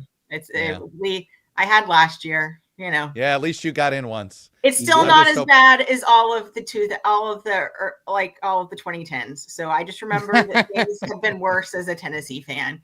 So yeah. Thank you, Jessica. Rocky Top. Jessica Taylor. Yes. Great to see you. Well, we are 8 minutes since the polls have closed in New Jersey. So we're going to be getting those. Jeffrey, New Jersey's it's such a county-driven state, meaning they they guard it isn't as seamless of a vote count as the state of Virginia, correct?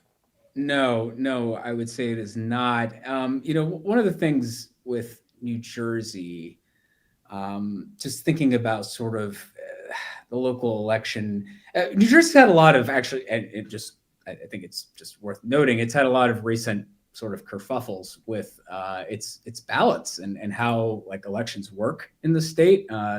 There was a whole battle over the county, right? It used to be each county. Would have to, as a candidate, your ballot placement might be number 2 in Bergen, but might be number 1 in Passaic, and might be number 4 in Hudson, determined by it is literally one of the last political machine. Yes, but I thought states I thought Andy Kim successfully sort of challenged that. And he did. He did. Yeah. So that I'm just saying that things have been sort of. I think local election officials in New Jersey have been adjusting to some recent changes to election law, which I think is also making it a little, a little varied on knowing when exactly we're going to get certain votes. I will say that if I'm not mistaken, that some of the places close into New York City are sometimes a bit slower to report. Right.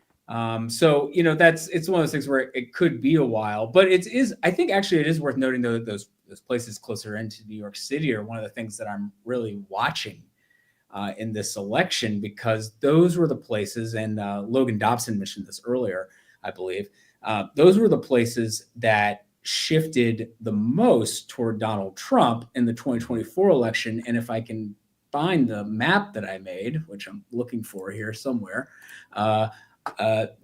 basically the state of New Jersey shifted entirely to the right in 2024 from 2020 by about 10 percentage points. So Biden carried it by 16, Harris carried it by 6, and so that was the second biggest swing in terms of just raw margin in the country. New York 10.5 was number one, but Lauren, if you could throw if I can share the right thing here. I think I'm sharing it now. I have this municipality map that I think is very telling about where things move the most. So the redder, the more it moved to the right. And probably the best example of this was Paterson, which is in Passaic County, and which used to be kind of a locked and loaded Democratic, for sure, it was going to be a Democratic leaning place. And Donald Trump actually narrowly carried Passaic County in 2024. And so Paterson is a place, for instance, 65% Hispanic, place that it remained Democratic leaning. Harris carried it by about 28 points, but Biden won it by 61. That is remarkable. Talking about huge swing to the right.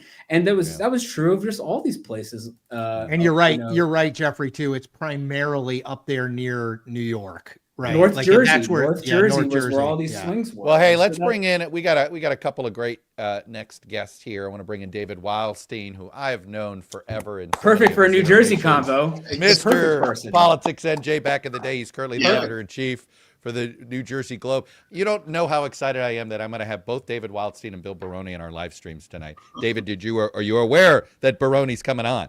I wasn't, but I'm aware of the GW ties. That's Sorry right. The revolutionaries. This is all George Washington University mafia stuff. It is. It's race high. It's race high business.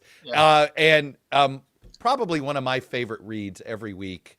For me, I look at it every week is with his newsletter. It's Patrick Ruffini of Echelon Insights, and I've told this to Patrick numerous times, I always learn something from his newsletter. It's great. I don't say that about every newsletter. It's great. Cilliza included here, buddy. No, I'm just I understand. I understand. I don't take Patrick Ruffini has, I always say, if you want to file one thing that has a great data, politics, tech, all at the same and very visual, that's the one to follow.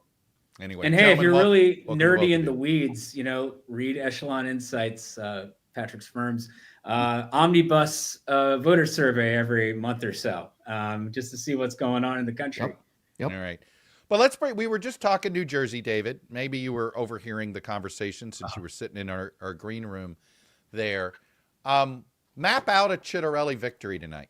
What does it look like if it happens? Map it out for us. It's getting harder. It's getting harder. New Jersey gives you turnout numbers every 2 hours. It's one of the changes in the law now, so you can see where these votes are coming from.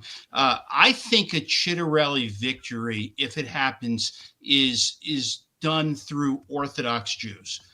Where the population, the voting population, is just exploding. You've got Lakewood, 23% increase in registered voters just since the last gubernatorial election. It's exploding to other towns, and Chitterelli's doing really well there. I saw this is as of 6 o'clock. Lakewood had about 36,500 voters come out. Last year in the presidential race, when Trump won that with 88%, there were 42,000. That's just, still 2 hours to go. And just as a comparison, it's higher right now than Jersey City, the second largest city in the state. So if Chitterelli wins, it's because he's just going to totally blow the doors off Orthodox Jewish voters in North Jersey and in Central Jersey. And if Cheryl turns out to win this, it's because she just simply held the numbers. I mean, is it a reminder that Trump mattered more than Murphy? Yeah, this is I've been saying this now for a couple of weeks, and you guys might be the first to actually listen to me, but Jersey is one of 5 states that have off-year elections.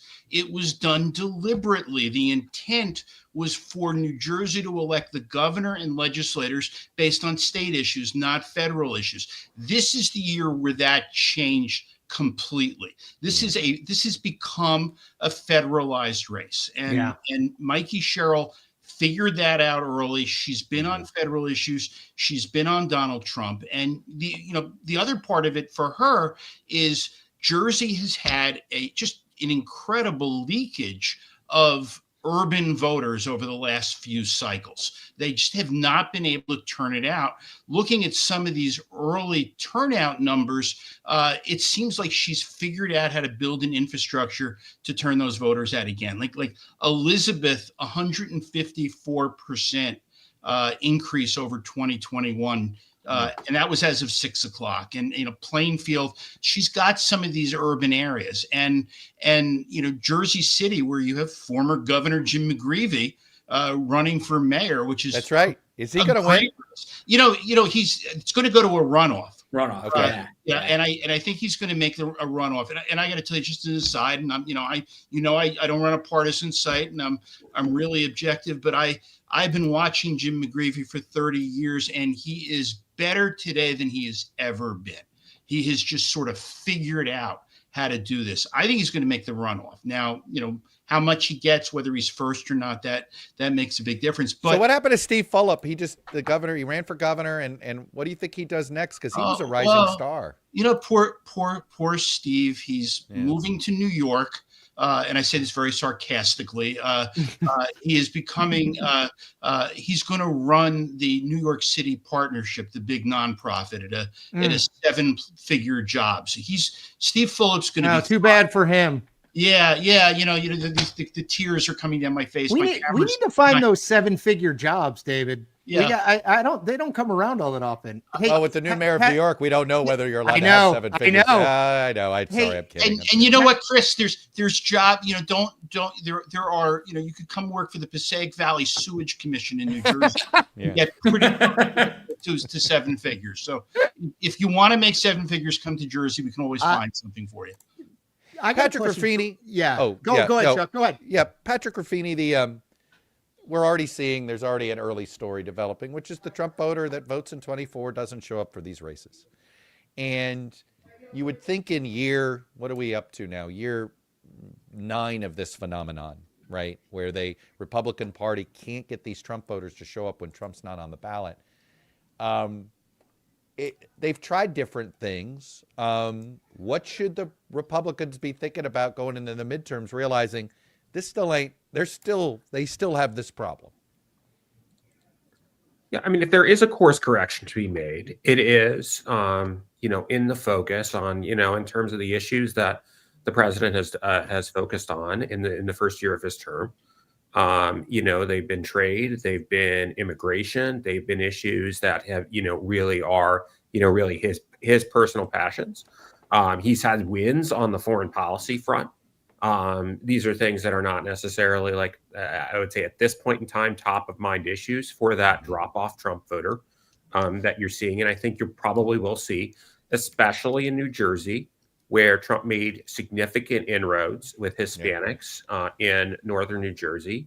And we'll have to see where they come out. We'll have to see how those towns where Trump made 30, 40-point gains, where they eventually come out at the end of the night. But it wasn't even necessarily, a function of them switching over. It's just the new Trump voter. The Trump voter that showed up in 2024 did not necessarily vote for Trump in 2020. Is a very young, low propensity voter that is hard to get out under any circumstances. right? And also just the circumstances right now that they're almost invisible, right, to Republicans. Like this upswing that we saw in New Jersey in 2024, there was almost no effort put behind it, right? I mean, New Jersey was not a swing state. Right. It was organic right. in many ways. Completely Yeah. organic. So, Yeah. I would just like to see more of a ground. I mean, I would like to see more of a ground game to actually bring these voters out. Not to interrupt, but Decision Desk HQ can make a projection in the New Jersey governor. Here we go. You were here for it, Wildstein. Yeah. There it is. Cheryl. To be the next governor. And, a lot of that comes down to the early vote was really good for her, better than anticipated.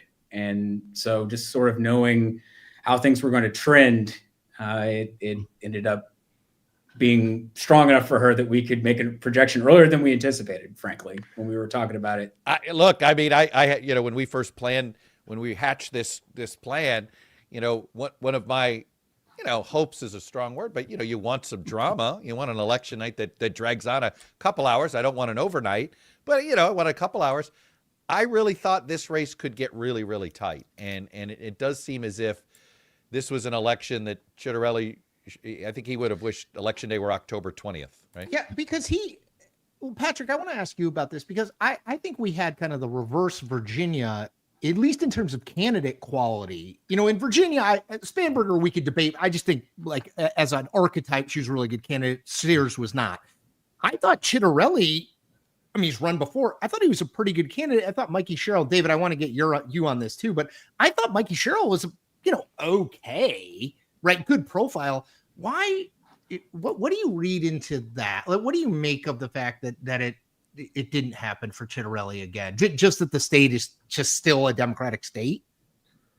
Well, look, I think I go back to Ed Gillespie in 2017, right? He had just come off this huge quasi upset in 2014 in a good Republican year, almost knocking off Mark Warner, who's a legend in the state, and coming within 1 point. And, he goes and runs for governor, but he runs for governor in the first Trump, and a night very much like tonight, right? The first Trump off-year election, and he loses by 9. It's not even close. Yeah. And so I think that, I just think that, a lot of these races, right, if you're talking about maybe a neutral political environment, if you're talking about a political environment that favors Republicans, right, at some level, I think both Ciattarelli and Jason Miyares are winners tonight.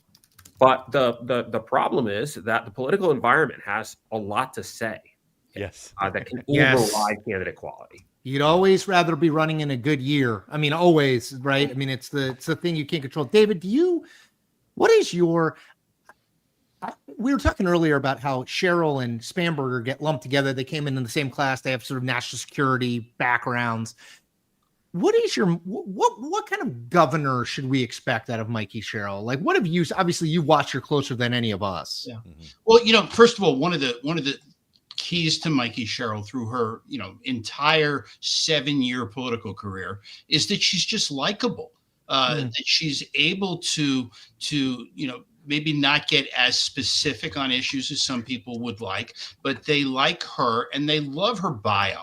It's just, and you hear it, Mikey Sherrill, helicopter pilot, federal prosecutor, mother of 4. She doesn't mention Congress, but she's just a likable person. And people grow into the governorship a little bit. By the way, I have to nerd out for you just for a second. Not only were Sherrill and Spanberger in the same class, they were roommates in Washington. They shared a house. Spanberger is from New Jersey. She grew up in Red Bank. So they are both best friends. Mikey was from Virginia, but So the I was like, Virginian Mikey's is from the Virginia. governor. Yeah, Yes. The Virginian's the governor of New Jersey, and the Jersey girl's That's the right. governor of Virginia. Yeah. And Welcome so- to America, baby. Yeah, but once you step foot in New Jersey, you are a Jerseyan, regardless of You where claim else them? you go. And so I did a thing with the Democratic National Chair on Friday, and I said, well, if they both win, does that mean you should just get behind Mallory McMorrow? Because Mallory McMorrow grew up in New Jersey. Yep. And Mark Kelly grew up in the town next to where Mikey Sherrill is. But look, the reality here is they're both good candidates. They believed in different things. Yep. We will never know the what if, but I suspect that if Kamala Harris were president, we'd be looking at an entirely different. Yes, Governor Chitterelli. I mean, I think that would have been. Yeah, I think there would be Governor Chitterelli. Yeah, and this is New Jersey's got this long tradition of the party that just lost the White House wins the governorship in New Jersey. And with the exception of Tom Kean in 1981, that goes way back. And this is just sort of the plus it's a big, by the way, there are 800,000 more Democrats in New Jersey than Republicans. Right. And that's to Patrick's point that I think is worth remembering, right? Like this is not Pennsylvania, Michigan, Correct. Wisconsin, There's no right? I pure mean, this is a swing state where Yeah, the Democrats there's not a- should win in a quasi-neutral environment, which we don't think this is a quasi-neutral environment. It's clearly Trump's unpopularity, I think, does not help a Chitterelli. Like really, the only swing state with statewide elections is the public service commissioner races, right? In Georgia. Yeah. Hey, David Wildstein, this was great to have you. Thanks for having me. Thank you, my friend. We got to do this again. I'd love to catch up. It's sounds great. We all go a long way back. Have a Patrick fun Ruffini, before I let you go, you mentioned something earlier that sort of reminded me of an issue I want to dive into a little deeper, and I imagine because it's all about whether the Latino voters for Trump, do they stay with Trump? And the reason this matters, we're in the middle of this redistricting battle. And the Texas map is almost contingent on this idea that, hey, this shift of working class Hispanics is real and it's going to be durable. Is there lessons in New Jersey we're watching here that you might extrapolate out to whether or not how much Republicans should be counting on this Latino vote sticking with them in 26? Well, look, I mean, I think the problem with the Latino vote specifically and really trying to extrapolate based on the last presidential is that simply that, I mean, the turnout is just very, very different. I mean, especially in New Jersey. I mean, when I was looking at this earlier in the year, you had precincts, and I don't want to say these precincts were that maybe in the off year cast maybe 20, 30% of their presidential vote. So what you just have is two completely different turnout universes. So, I don't know. I mean, I think there is an exit poll, right, that shows, Sherrill up 2-1 with Latino voters. So that would be a shift, right, in the Democrats' direction. Yeah. But I would caution and say, well, I think the issue, right, is a problem that this Trump coalition has not been yet tested in a midterm. Now, the last time, I would say in South Texas, where we've done some work and where we've done some research, what you saw was essentially Republicans in a pretty good environment basically hold serve their 22 versus 2020. Yeah. Now, this is maybe not a good environment, but the thing is they have to, I would say they have to sustain, I think their losses have to be, within 10 points or 5 or 10 points of Trump numbers. You can't be losing 15 or 20 points off of Trump 2024. Let me go ahead, Jeffrey. Interject here. Decision Desk HQ is in a position to make a projection for Virginia's Attorney General. Well, here you go. It would appear that Jay Jones is going to get dragged across the finish line despite his own best efforts. Amazing. And right now, Jones is up by about a little over 2. And so Spanberger's up by about 11. So that's that's 9 points would be a pretty significant difference. To be a little higher than I thought possible if it ends up being that large in the end. That just shows you, man, you talk about, this is exactly the Patrick point, right? You'd rather be lucky than good. Like, Patrick, we got to let you go. You're busy. Check out the intersection on Substack. Yeah. Check out the intersection on Substack. It is a great thing. Patrick does great work. He and Kristen Soltis Anderson at Echelon Insights. Yes, they are Republicans. The data they do doesn't have a party. It's fascinating stuff. You should check it out and just go subscribe to the intersection. trust me, you will thank us later. Thank you, my friend. Thank you, Chris. There it is. There, Patrick, great to see you. Thank you. And Lauren's got very the much. Virginia AG race up. Just Jeffrey and Chuck, so you guys can see it. I can blow it up bigger if you want. It is. But actually, look, we've got Virginia done, right? Soup to nuts. We're going to have that. You see our next guests here, Ren Woodson, Mabel Kabani. They are the news girls. These are Emmy Award-winning 60 Minutes producers who are now independent journalists. And before I bring you in on YouTube, they're fantastic. Before I fully bring you in, you guys went out and did some, basically by me persuading you. You went to Staten Island earlier today. We had quite an adventure today. Exactly. You went to Staten Island. Tell me what you did, and then we'll roll your package. Yeah, so we wanted to get out of the blue bubble of Manhattan. And because Trump won Staten Island by 30 points in the last election, he's won it every time, all of his elections. So we wanted to see what voters over there, how they're feeling. We thought we'd be walking into Ruby Red Cillizza territory, right? But we were completely mistaken. Well, let's roll the tape, Lauren. Hey everyone, we're in Staten Island, New York on Election Day. This is really the Republican stronghold in New York City. It went for Trump 3 times. So there's really no path to a Cillizza victory that doesn't go through Staten Island. So we're really excited to talk to some voters about why they're voting for Cillizza. Can you tell us who you voted for mayor?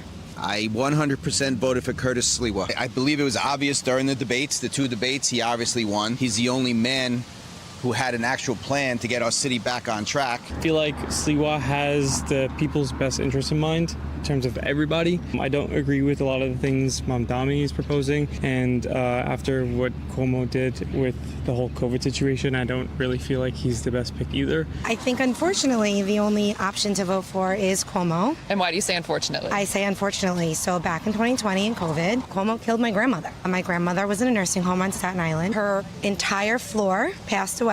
And yet you have to come and vote for him today. Today, Cuomo's the only option. I'm actually a Republican, but I feel like Curtis doesn't really have a shot. Cuomo. Do I love him? No. But I think he's up to the job, and I don't think the other 2 candidates are. I'm a staunch opponent of the Cuomo dynasty, but I am casting a vote for him today. Ooh, okay, so can you tell us why? And because the city's a disaster. I held my nose and voted for him. I feel he could administer the city in a proper way. The other man, no experience whatsoever, and it's not a beauty contest.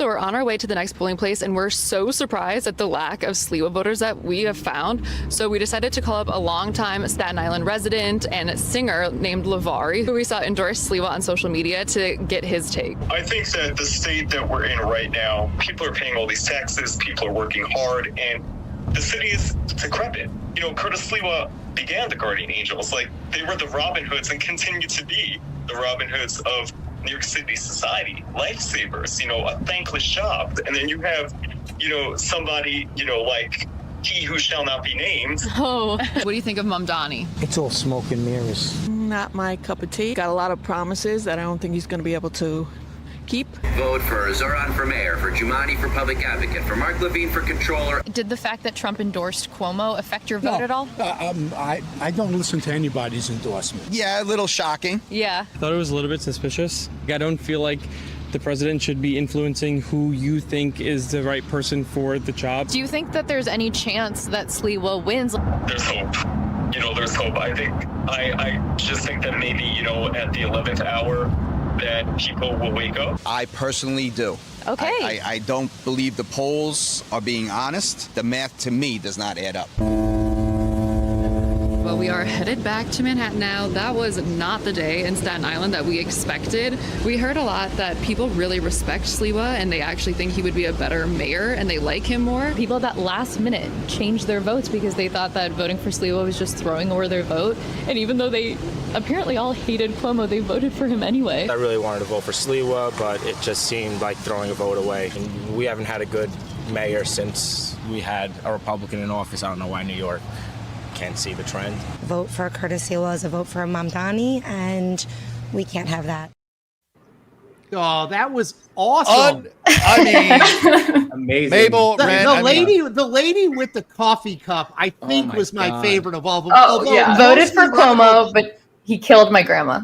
Cuomo You can't beat killed that. my The grandmother, guy quote with unquote. the guy with the full open sweatshirt with the Staten Island versus everyone full chest hair. Yeah.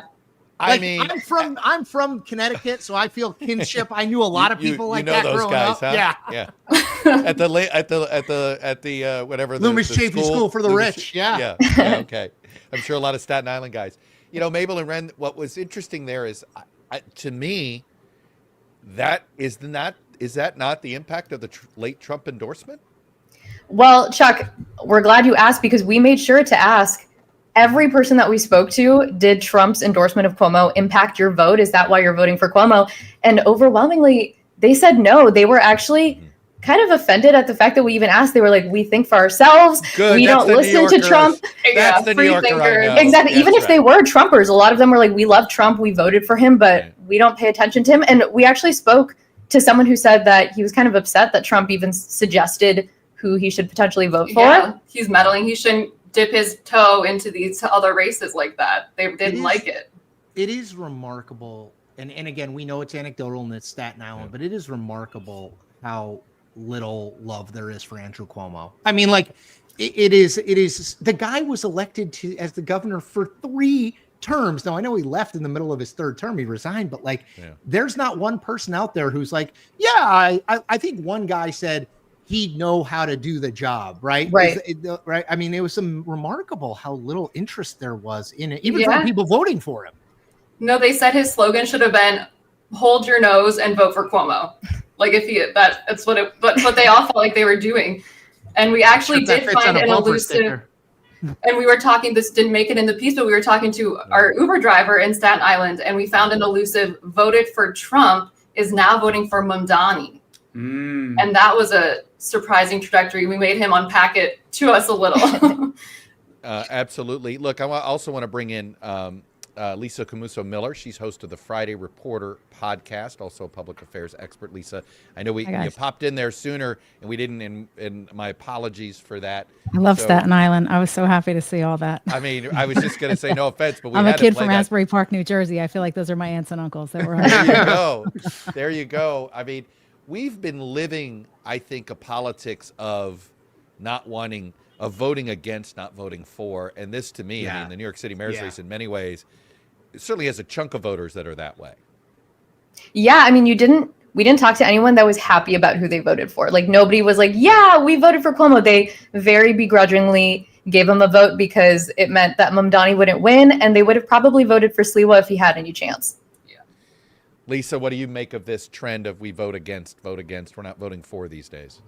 I mean, I think it makes a ton of sense. It's actually kind of interesting to me that you guys met a taxi driver that voted for Trump and voted for Mamdani, because I think maybe people are just also looking for exciting candidates. If that's Right, the case. exactly. He wanted like an earth shaker. Didn't matter which direction, apparently, but as long as you're shaking it up. This goes back to Obama v. Trump. Hey, look, I'm going to pause here because the new governor of Virginia is declaring victory. Let's take a listen to what she has to say.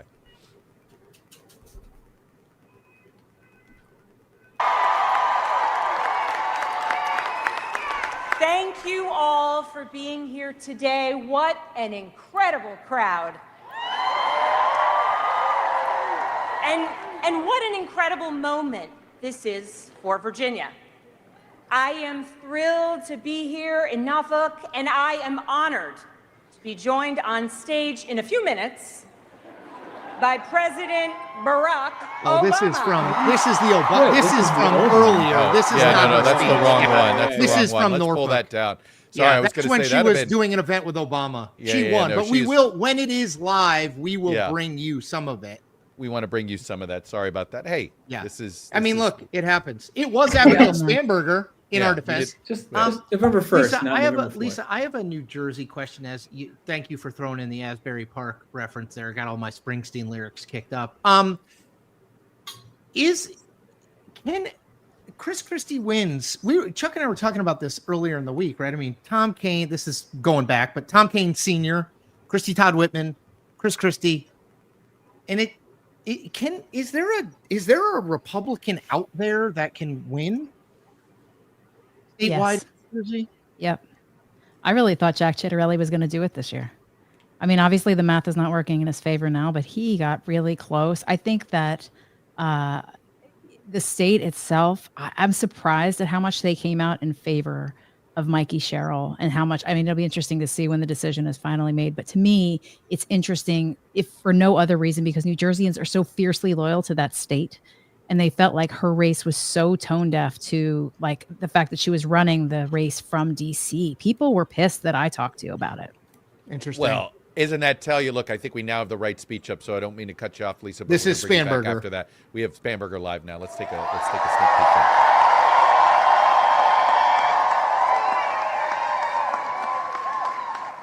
I thank you for the trust that you have placed in me, and it is the honor of my lifetime to be elected the 75th governor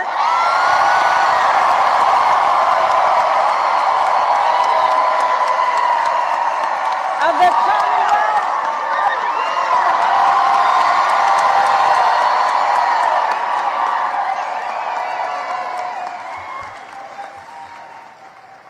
I would like to thank my opponent for a hard-fought race. Polite applause. Please, The Lieutenant I Governor's long for story, this her stuff still. military I know, I agree. service, And her years of service here in Virginia deserve our respect and our gratitude, and I ask that you join me in wishing her and her family well.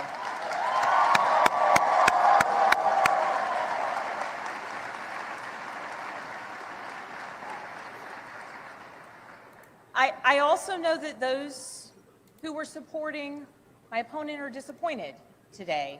And to those Virginians who did not vote for me, I want you to know that my goal and my intent is to serve all Virginians. You know, this used to be a staple of politicians, and yet now in the Donald Trump would era, never say that, by the way. It feels like a And that means that I will listen to you, I will work for you and with you. That is the approach that I've taken throughout my entire career.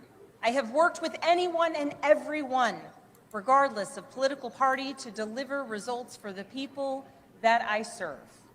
And that's because I believe in this idea that there is so much more that unites us as Virginians and as Americans than divides us.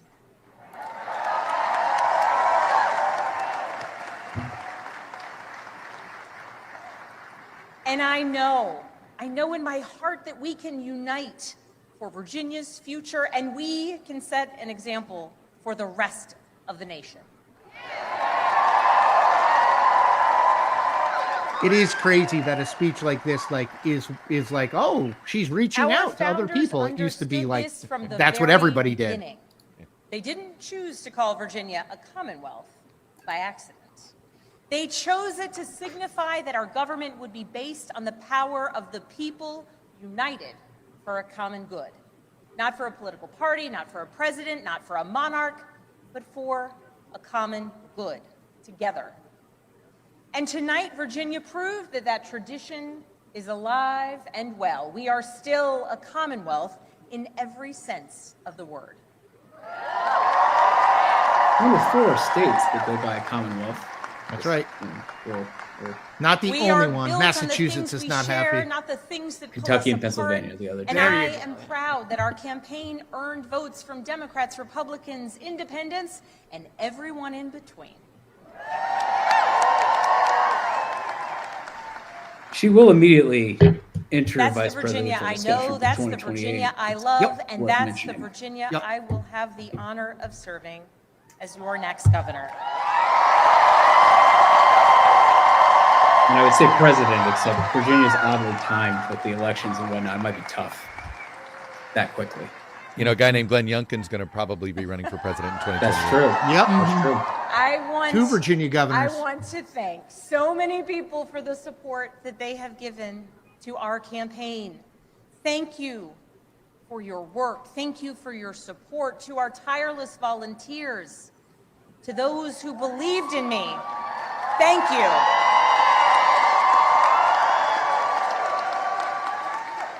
Thank you for devoting your time, your energy, and your conviction to this campaign. Thank you for braving the weather, the heat, and then the cold, and then the rain, and then the sun.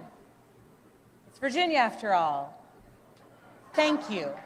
Thank you for talking to your neighbors about the importance of this race. Thank you for recognizing that when we went person to person engaging, that we could bring people not just into supporting our campaign, but into engaging in our democracy. Thank you. We won this race because of you. All right. That's great. probably Thanks. enough. That was, look, I think you got a taste of actually the campaign she ran, right? Yeah. She ran a very, I would call it milquetoast, and I don't mean that as a negative, right? She was literally ran on bread and butter issues. She was a very risk-averse candidate. It was at a grocery store. Like, it was, it was all the correct visuals that you would have and things like that. I think she knew that she was ahead. That's right. Right. And she didn't want to do anything. She didn't want to do anything screwed up, which is, But she first ever deserves female credit. to be elected as governor Yes. in Yes. Virginia, Yep. you First guys. woman Like, that's governor. kind of a big deal. And it's a big night for women candidates in general. After 1 year ago, we were scratching our heads about whether or not it was a bad night for female candidates. So, But right. Lisa, hasn't Two it been? female I always governors. believe this, that you needed it was always going to be, you got to get more women governors elected, and that Totally. is the better Yes. way to break the ceiling. Absolutely than agree. women senators. Yeah. Absolutely agree. And they're statewide and other statewide executives too. It's cool. Lisa, I do want to get, before we let you go, I do want to go back to New Jersey for 1 second and Yeah. ask you, as you were answering before, about Donald Trump made significant gains in New Jersey between 2020 and 2024. That gave some people hope. Chitterelli seemed like a good fit for the state. But He let had me won ask you- before. Yeah. Can I interrupt? Yeah. He's been running for 10 years Yes, he unsuccessfully. has. Doesn't that hurt? I think there's Yeah, nothing. I mean, he's a good probably. candidate, but there's But- nothing deader than a dead politician. When you But lose what that is- many times in a row, he's a great dude. Bill Baroni's going to tell you all about that when you talk to him next. Yeah. Great guy. What is the state of the New Jersey Republican Party? Like, is there just not someone else? Because he's been the nominee 3 straight times now, right? There's still a lot of that. It's his turn kind of stuff that goes on there. Yeah. He raises a ton of money. He's done all the right things. He said all the right things. It stinks, but that is definitely, I think, still at play there very much. And also, too, the other candidates, the Bill Spadias of the world and some of those other guys they were not the right candidate for the Republican Party in New Jersey to win. Yeah. Hey, before we let everybody go here, Ren and Mabel, I wanted to ask you guys about your experience, obviously talking to voters in Staten Island, but it looks like from the turnout numbers that we're looking at here, from tracking this during the day, that the New York City mayoral election might best 2 million votes, which is a lot more than any recent general election for mayor in New York. And I was curious, you saw these very negative attitudes about the people they're voting for, but you obviously must have seen a lot of voters, and I am sort of curious if you there was a lot of talk about was Cuomo getting some sort of push here at the end, and I was kind of curious for your thoughts on that, given the people you talked to. Yeah, like a push from Trump's endorsement specifically. That, or just to the point of the voters themselves saying Trump didn't have much to do with it, they just sort of understood that Cuomo had the best shot. Yeah, I think a lot of people who really wanted to vote for Cilliza, one of the guys we talked to literally changed his mind on his way to go vote. He was going in to vote for Cilliza, said he was listening to news, and decided at the last minute he has to vote for Cuomo because he doesn't want to throw away his vote. It was the guy in the hoodie. The hoodie guy. Yeah. It was him. Yeah. The Wu-Tang hoodie. Yeah, exactly. Yes, love it. Mabel and Ren, I do want to shift this a little bit because I fear we're doing the very non-New York City thing, which is we're all I think we're coming off as collective skeptics of Mamdani. But you know who's not a skeptic of Mamdani? A lot of voters in New York City, a lot of voters in Manhattan. You guys live there. You're seeing this. You talk to those people. Tell a Washington, D.C. cynic that lives in Arlington, Virginia, like myself, what I'm missing about the Mamdani effect here.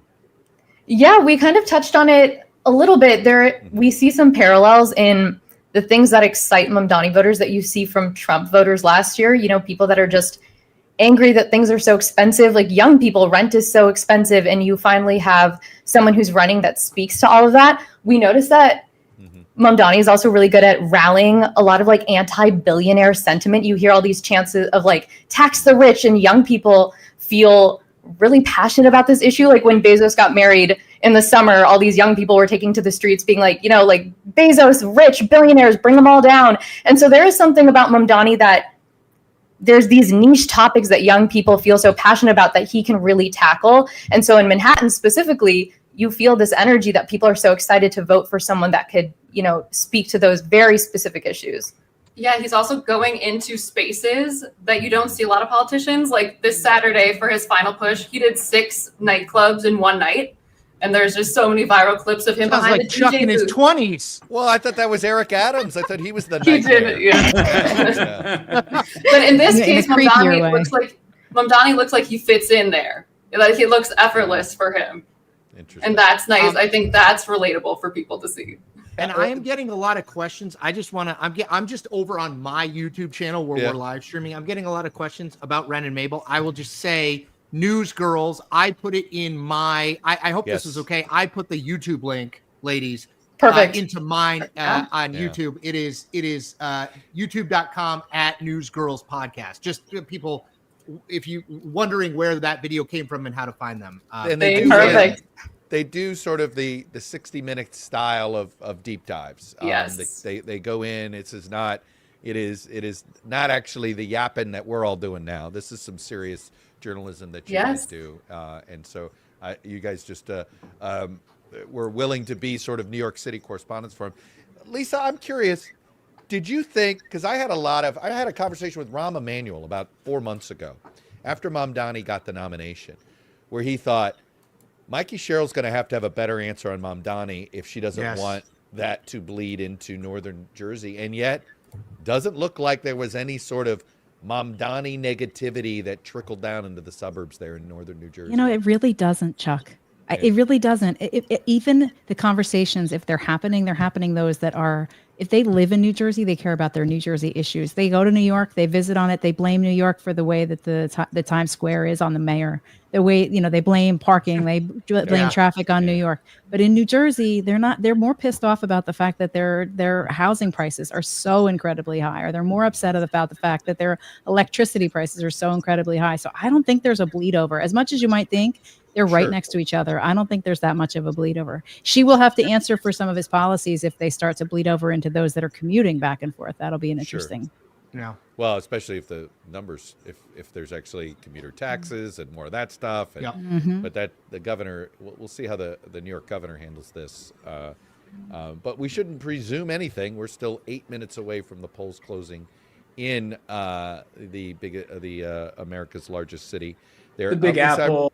Whatever tagline we want to use there. Lisa, I appreciate you coming on. This was terrific. Thank you, guys. Thanks so much. Thank you. Enjoy. Love a Jersey girl. Absolutely. Sorry that race wasn't gonna. And Mabel and Ren, you guys are going to be in and out. I think you're coming back one more time.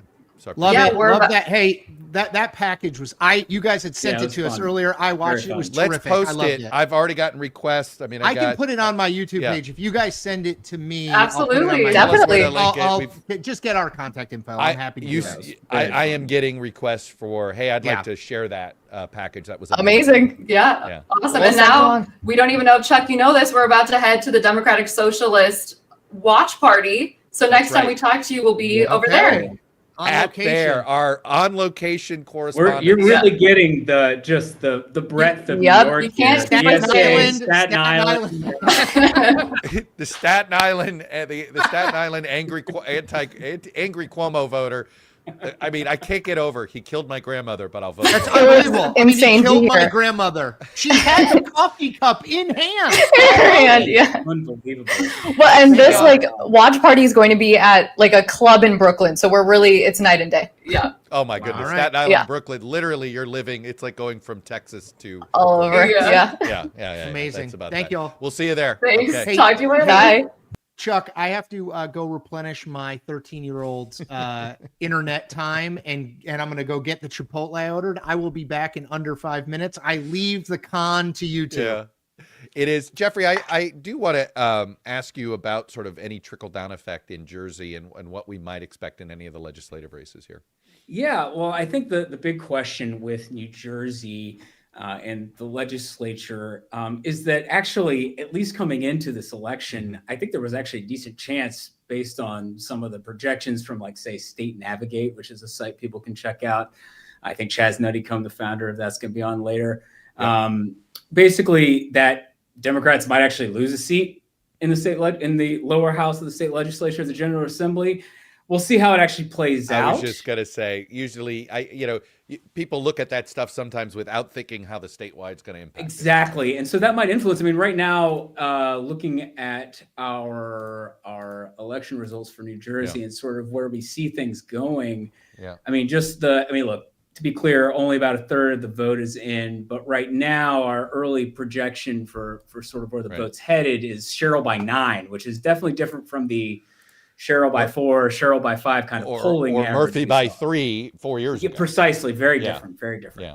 Let's bring our next guest. We got Abigail Turner. She's the state's correspondent over at National Journal, a publication that I'm quite familiar with in my long resume there. Abigail. Hey, Chuck, I'm going to have to leave you for 5 minutes with them. That's okay. Because I have to go take care of a different You don't have to explain yourself. We don't want to share all of our intricate details about our lives. There'll be lots of fun people to talk to. So I understand that live streams, that people share way too much stuff. But we also have Bill Baroni. He's a former state senator, Republican state senator in New Jersey. Some of you may remember him from the Christie administration. That's all I'm going to say. There's no other necessary. I know him as my buddy from college.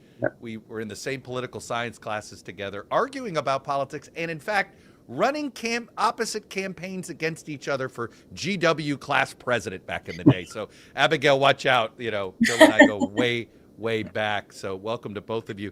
Bill, I want to start with you. You and I were talking about this just a couple weeks ago. You've known Jack Ciattarelli a long time. Long time. He just evoked Jersey in that way that is like Christie does still today. And Cheryl didn't. And I think we all thought that was going to matter. And I guess it didn't. Well, I mean, look, I've known Jack Ciattarelli since he was a county official. I mean, he's just a really good candidate. And they very much leaned in on the course of this campaign to him being a Jersey guy. They filmed TV ads in diners and cul-de-sacs and suburban. He did a lot of Jersey. And it's just, when I was looking at the race, you and I were talking about a couple weeks ago, it really did look like Jack had captured that Jersey guy thing. But clearly, the Cheryl campaign has done a sort of historically good job at get out the vote across the state. And, the Jersey guy thing was unable to overcome that effort and work that the Cheryl campaign should be very proud of what they did. Do we conclude that just Trump was just too big of a problem for Ciattarelli, that it was just, Trump is this damned if you do, damned if you don't aspect in that you need him to turn out the rural base, but he does turn off suburban voters? Well, I mean, I think Jack's campaign looked at the race and said that they would have won it 4 years ago had the MAGA base come out to the percentages they did in 2024. Right. So they leaned into it, and I think for them, I think it was a difficult choice either way. Like, you either lean into it to drive turnout, or you lean away from it. And I think that I think Jack, up until the last 3 or 4 weeks, really had the momentum in the campaign. And then a number of things happened, including, there's a lot of discussion. I've been watching it throughout the night, of folks in Northern Virginia and what the effects of the shutdown, the effects of the DOGE cuts would be in Northern Virginia. It was about what Chuck knew, about 175,000, federal government employees up there. There's 150,000 people in Northern New Jersey who commute into New York City every day on an antiquated and often unworking train system. And 3 weeks before the election, the White House announces they're killing a project that at least promised some relief. And I think that really hurt Jack Ciattarelli a lot. I think when you start to see, some of these issues across the state, I think that really hurt in northern part of New Jersey. And, you're looking at some of these counties where the Cheryl campaign has completely overperformed, not just expectations, but certainly 4 years ago.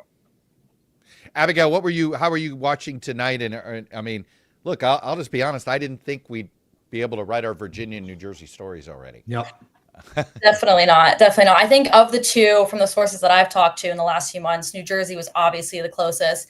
I know Jessica Taylor earlier talked about, Abigail Spanberger and Mikey Sherrill. They come from the same background, but they don't always get put in the same bucket. Mikey Sherrill was running against Jack Ciattarelli, who, on his third run for governor, someone who knows what this experience is like.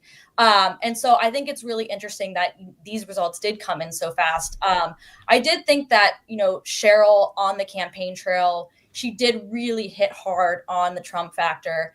And I think one area that she did struggle sometimes in comparison to Spanberger is kind of defining her stance on local issues. That first debate with Ciattarelli, she struggled to define her stance on that state immigration directive. And even the 10% sales tax, when asked if she would raise the sales tax, the same time that her campaign was attacking Ciattarelli for supposedly saying the same thing. So I think it's very interesting this early on in the night to see that she is doing so well, given that a lot of the people, especially Democrats, thought that New Jersey would be the closest of the two races and definitely wouldn't be called this early. And hey, Chuck, I'm back. I just want to make a point that John Reese, our producer, noted, and I want to ask, Senator, how are you? Abigail, how are you? Sorry, I had to step out. My son needed more time on his phone, which is very important. I wanted to note this map here that I'm pulling up that DDHQ has, which shows the swing from the 2021 vote to the 2025 vote. Senator, what do you make of this? Sussex, Sherrill, it goes right now 2.1 points to Sherrill, went by Ciattarelli by 25, Warren, Sherrill by 26 swing. These big 100 in these big western central northwest Jersey. What do you make of that differential just between over these last 4 years? Is there something that you see that accounts for it? I think there's a couple of things. One, the 2021 election was this weird post-COVID, we were just, and people were still voting in different ways. And there was a reaction to Governor Murphy, who, his popularity wasn't where they thought it was on. And I also think part of it was the New Jersey Democratic operation in 2021 had gotten just sort of used to winning.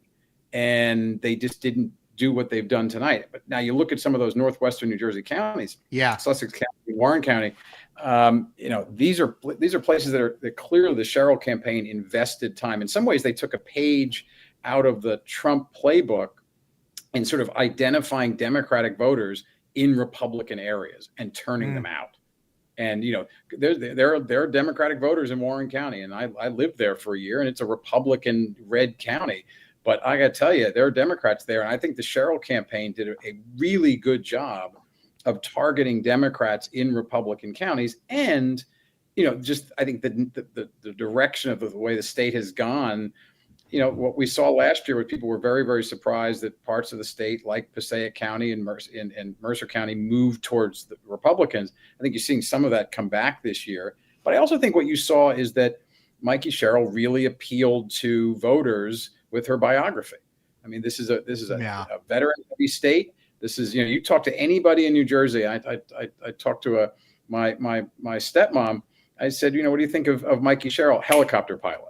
Like, it was this. Wow. Real, man. Yeah. How great is that? Like, if you're her campaign, right? You hear that? Yeah. Her media consultant just asked for a raise, Senator. Should have. It's genius. Right. They drove that message all through the primary and then through the general. If we're going to, Chuck was talking about the campaigns we used to work on at GW, where the signs were such a big deal. On Mikey Sherrill's lawn signs is a helicopter. Oh, wow. Right. Branding, really right. That's fascinating. Always be branding. Yeah. And they really leaned into it. Her ads, you see her, she did ads in the helicopter. So Jack Ciattarelli is doing ads in a diner. That's his message. I'm the Jersey guy, having a pork roll sandwich. I don't care what anybody says. It's not called Taylor ham. Having a pork roll sandwich at a diner in central New Jersey. And yes, that exists. And then you got Mikey Sherrill in her helicopter. They both drove that message. And what we saw tonight was the Jersey guy diner thing was unable to trump, so to speak, Mikey Sherrill's sort of message and really, really good campaign. And I got to tell you, Jack ran a really good campaign. This was not a campaign.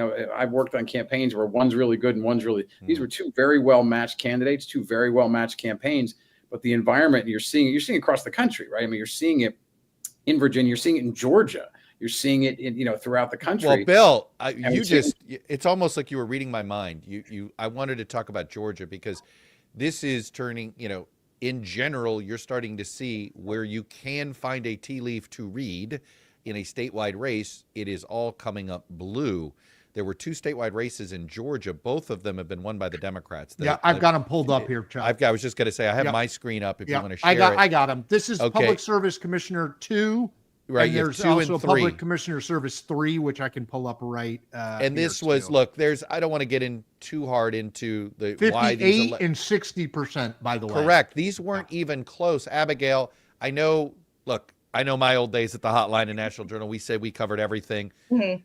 PSC elections were, but you did keep track of them just to see which way the party leans. Those were both blowouts. And look, it is a reminder that in off-year elections, the generic Democratic voter is more likely to vote than the generic Republican voter. But this is a battleground state. New Jersey and Virginia are not. Georgia is. Yeah, I think it's very interesting. All year we've been seeing these special elections with Democrats as well, where they are overperforming. And, always take that with a grain of salt, given what you said. But I think Georgia, looking at 2026, is going to be, especially from, my perspective, covering governor's races, one of the hottest races to look at. It's been Democrats' white whale cycle after cycle. Can they flip that governor's seat?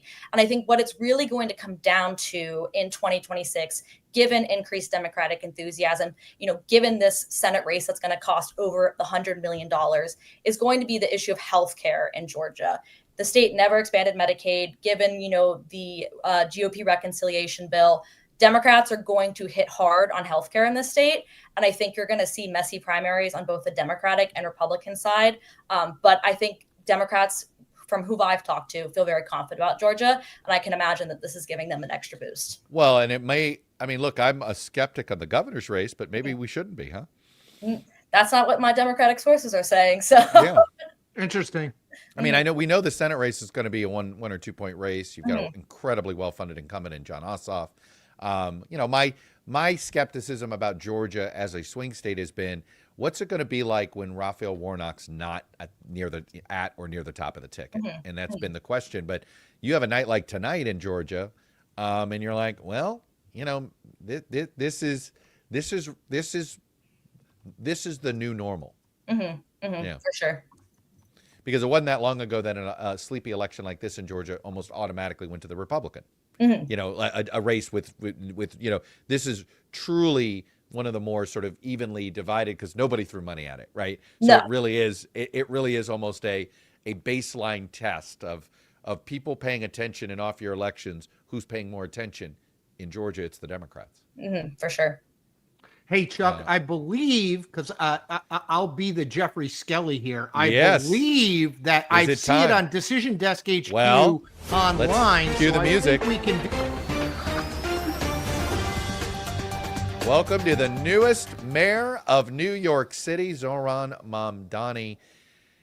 Look, this was not, at this point, it shouldn't come as a surprise. I think for me, the question I have is, does he break 50%? He's at over 50 right now. Right now. And I had somebody who I trusted on this who thought that he could get closer to 60 than 50, believe it or not, that this was what kind of enthusiasm was there. Dirty little secret about my friend Bill Baroni is that he's a Jersey guy, but he does spend, I think you reside in New York City. Still a Hamilton guy, Chuck. You're always, you can take the boy out of Hamilton, but you can't always take the Hamilton out of the boy. You're somebody who's always very careful not to assume a good piece of conventional wisdom will stick. Mamdani's a successful mayor if what? Well, I think a couple of things. One, I think Mamdani is a successful mayor if people in New York feel safe. I think he's a successful mayor if people in New York can, the garbage gets picked up. Chuck, you say, all the time. I'm obsessed with the garbage. Yeah, I think that's the most amazing thing that happens every day. Yep. Yeah. And if New Yorkers feel safe, they feel like the streets are safe, they feel like the streets are clean. That's how they're going to judge their mayor, right? And another way is that, a measurement of success of Mayor-elect Mamdani. And who would have thought that a year ago? Unbelievable. Right? I mean, who would have thought those words would ever be put together? Certainly not Andrew Cuomo. But I think that he ran about my old mentor, and Chuck knows my old mentor Bob Franks, rest his soul, always talked about good campaigns win, right? And I think we're sort of seeing that across the board tonight. But in New York City, great campaigns win. He ran a fantastic campaign in the primary, a great campaign in the general, and there was a level of enthusiasm for him, across all 5 boroughs. Now there's some significant issues, and some people had some, rightfully had some real concerns. But boy, did he energize voters in this city. Abigail, there's going to be the storyline's going to be, is it the Democrats have found their new moderate faces, the governors of New Jersey and Virginia, or have they found their new energizer progressive in Zohran Mamdani? And, the smart Democratic leader is going to try to say, hey, we're Big Tent, look at this.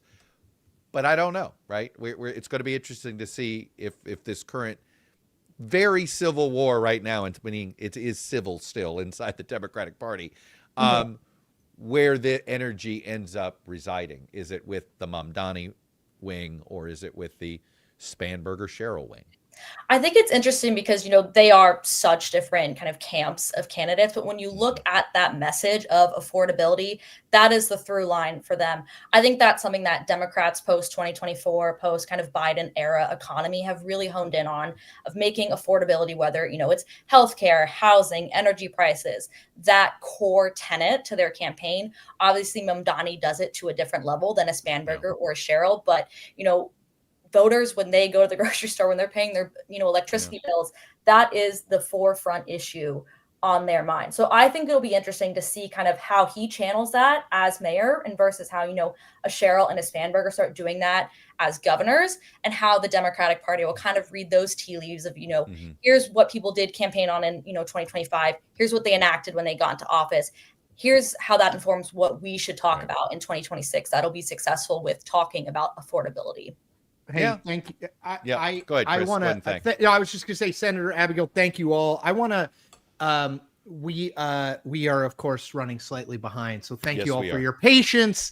I want to, before we get to our next guest, I want to make just 2 quick things. One, remember the newsgirls being on Staten Island. Look at the one place. Richmond County is Staten Island for people who don't know. Yeah. Cuomo plus 24.6. Mamdani. Now the problem here is, if you look how few votes come out of Richmond County, right? That's why the race is over. But fascinating, number one. Number two, I think just Senator Baroni was making a point about the campaign that Mamdani ran, Chuck. And I think we have one ad that we really liked. It's one that's worth people need to see. That you should see, because even if you don't like Mamdani, the campaign he ran was very, very good. Let's run that, and then Chuck, I'll let you bring our next guest. New York is suffering from a crisis, and it's called halalflation.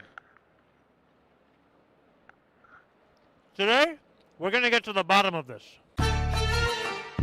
How much does a plate of halal cost right now from this truck? $10. $10. Chicken over rice, lamb over rice, $10. $10? Yeah.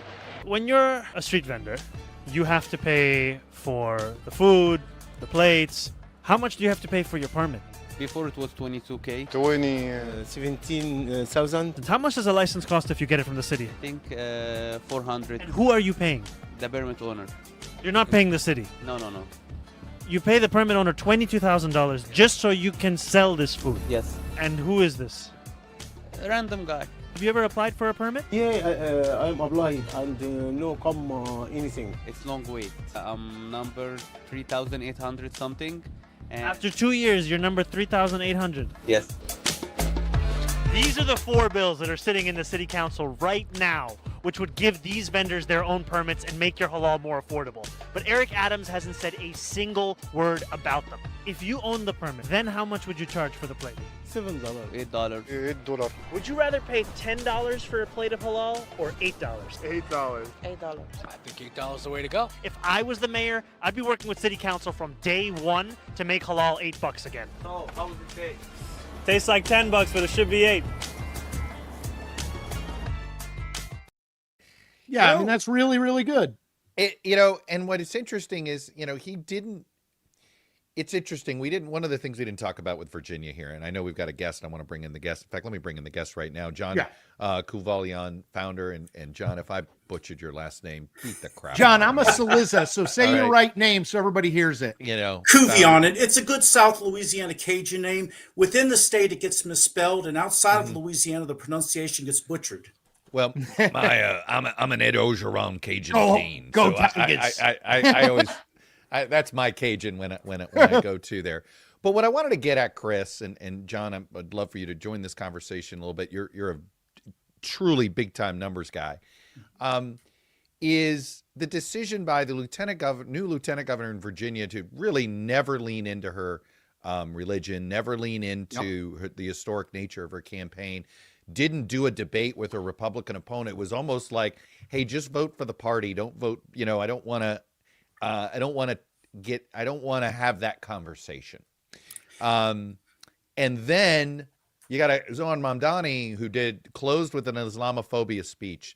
You know, he never, he didn't fear it. And, every political consultant you and I know would have advised him, lean away from anything remotely Arab or Muslim.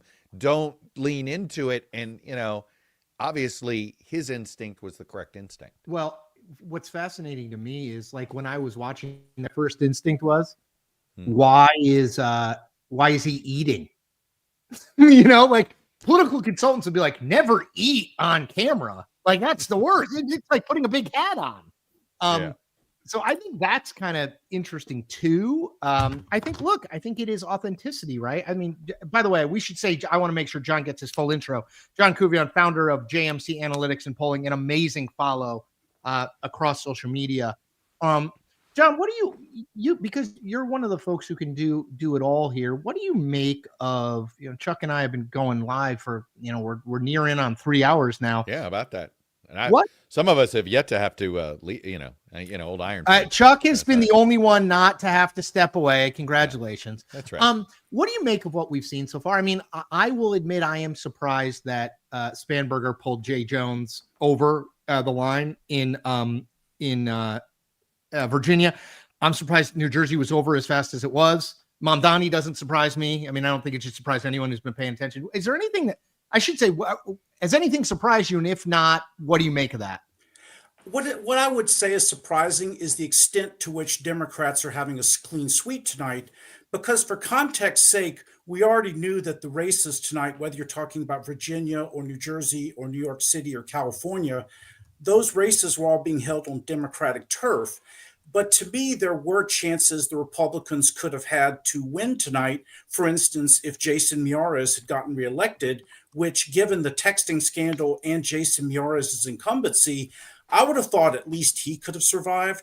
But I think what has happened, I've always felt that Virginia, more so than New Jersey, was going to be the tougher state for the Republicans to hold on to or even win this year.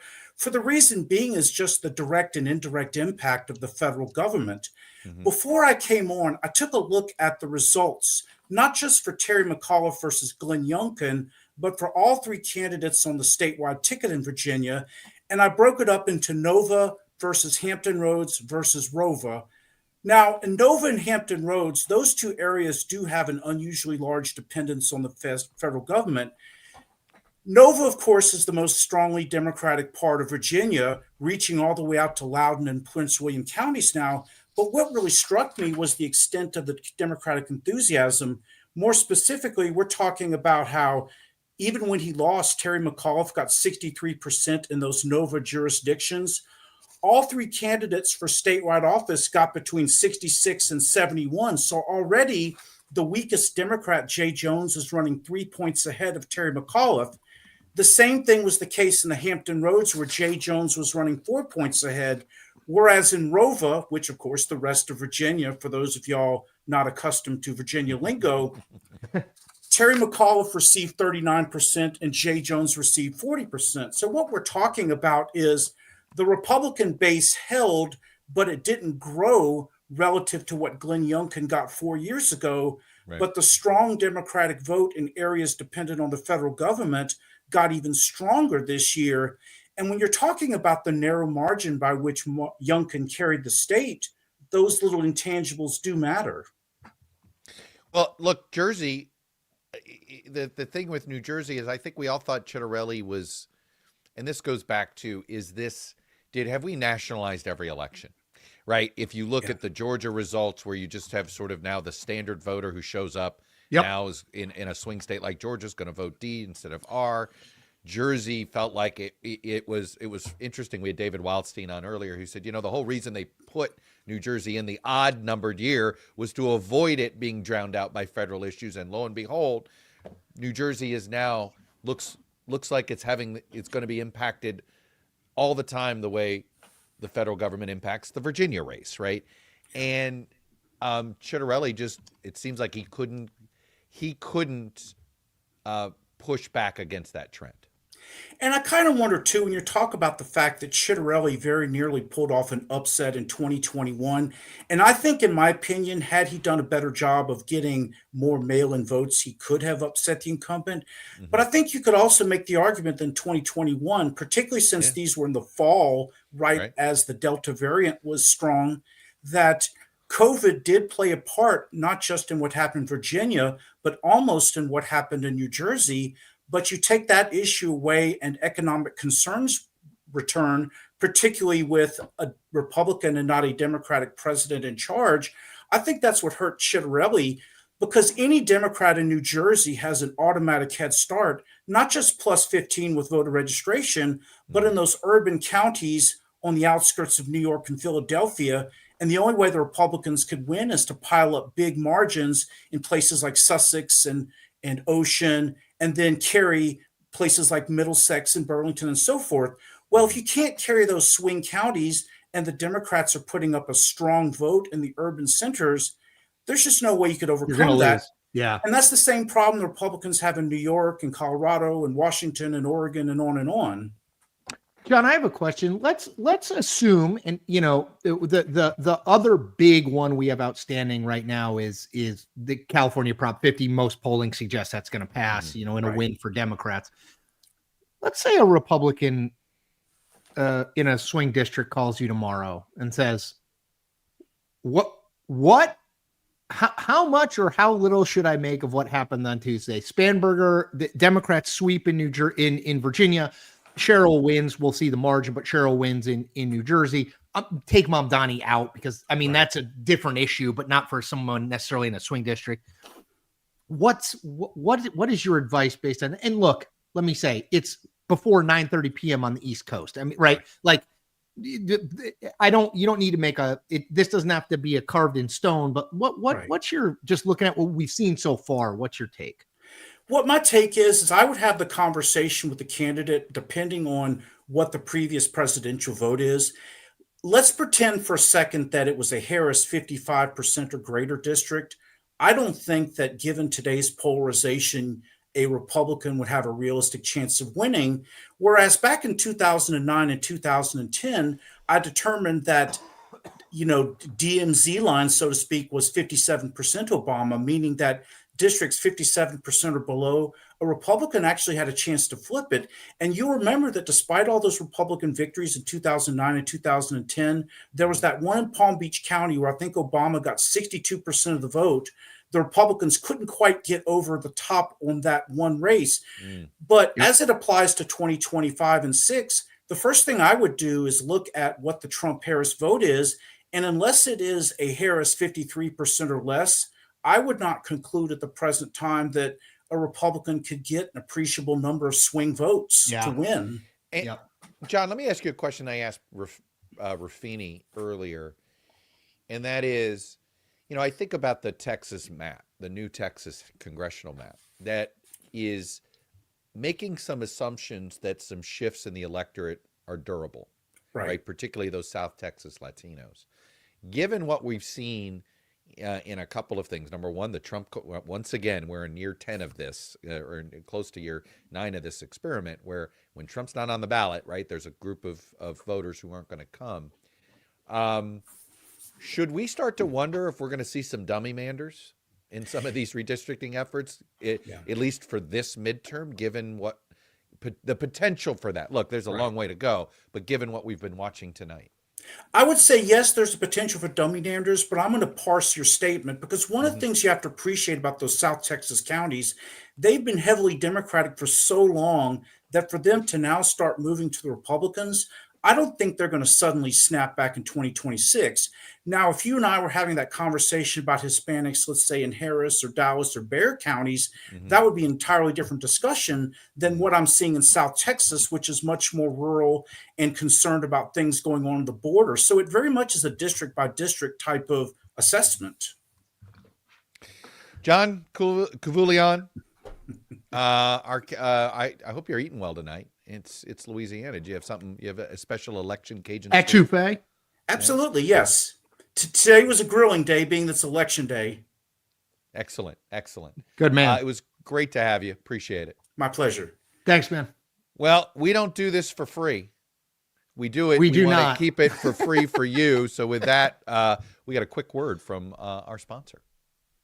Having good life insurance is incredibly important. I know from personal experience. I was 16 when my father passed away. We didn't have any money. He didn't leave us in the best shape. My mother, single mother now, widow, myself, 16, trying to figure out how am I going to pay for college. And lo and behold, my dad had one life insurance policy that we found. It wasn't a lot, but it was important at the time. And it's why I was able to go to college. Little did he know how important that would be in that moment. Well, guess what? That's why I am here to tell you about Ethos Life. They can provide you with peace of mind knowing your family is protected, even if the worst comes to pass. Ethos is an online platform that makes getting life insurance fast and easy, all designed to protect your family's future in minutes, not months. There's no complicated process, and it's 100% online. There's no medical exam required. You just answer a few health questions online. You can get a quote in as little as 10 minutes, and you can get same-day coverage without ever leaving your home. You can get up to $3 million in coverage, and some policies start as low as $2 a day. That would be billed monthly. As of March 2025, Business Insider named Ethos the #1 no medical exam instant life insurance provider. So protect your family with life insurance from Ethos. Get your free quote at ethos.com/Chuck. So again, that's ethos.com/Chuck. Application times may vary, and the rates themselves may vary as well. But trust me, life insurance is something you should really think about, especially if you've got a growing family. And of course, like as our your friend, vest there, by as the our way. friend Tony Kornheiser would say, use the code, people. Use the code. There it is. Code. Just There scan it that is. QR right there. Exactly. Use the code. Ethos.com/Chuck. Let's bring in my friend, a successor to one of the great titles to have in American politics. It's editor-in-chief of the Hotline, Yes. Kirk Beto. Kirk. Let's bring Kirk in. Is Kirk here? Uh-oh, Captain Kirk. Now Kirk we gotta who? do this. Here we are, Scotty, we've got an issue here. Well, we will wait to see. Well, we think Kirk is here, and we think Jeffrey Skelly is back, and Jeffrey Jeffrey's is supposed to be back as advertising well. he. There's Kirk. Kirk is in the house. And here comes Skelly, and he Yes. said he brought a friend. So, Kirk, thank you for being here. Hey, your night's almost done, right? I mean, This early is night. great. get up I'm going to in make the 5 hotline deadline tomorrow morning. Kirk's got to get up in 5 minutes to make the hotline. I mean, I'm looking for. I mean, exactly. I mean, this is going to be a nice early night. Yeah, the retention races look like they're done in Pennsylvania. We're done with Georgia. We may have the final number on the state delegate races that we have to wait for in Virginia. But other than that, Kirk, you have your ear to the ground. You're getting the spin already. I remember those days where the each side is spinning, starting to say, this is what this means. The Republicans are saying, oh, don't overrate this, don't overrate that. Democrats are saying, hey, see, everything is going great. Anything beyond sort of predictable spin that's of interest so far that you've heard and seen? Well, we're here with a bunch of political professionals here, so we've heard it all right now. I've been getting sent even like precinct level stuff, looking at Loudoun County right now from some operatives. And I'm trying to pump the brakes a little bit on it because I remember sitting here this same spot 4 years ago when Republicans were spiking the football pretty heavily after a closer than expected race in New Jersey, the big win for Glenn Youngkin in Virginia, some overperformances in Long Island districts, that this was the foretelling a red wave in the 2022 midterms. And let's be clear, this is a good night for Democrats right now. this is pretty good night for them. They're gaining seats in the House of Delegates.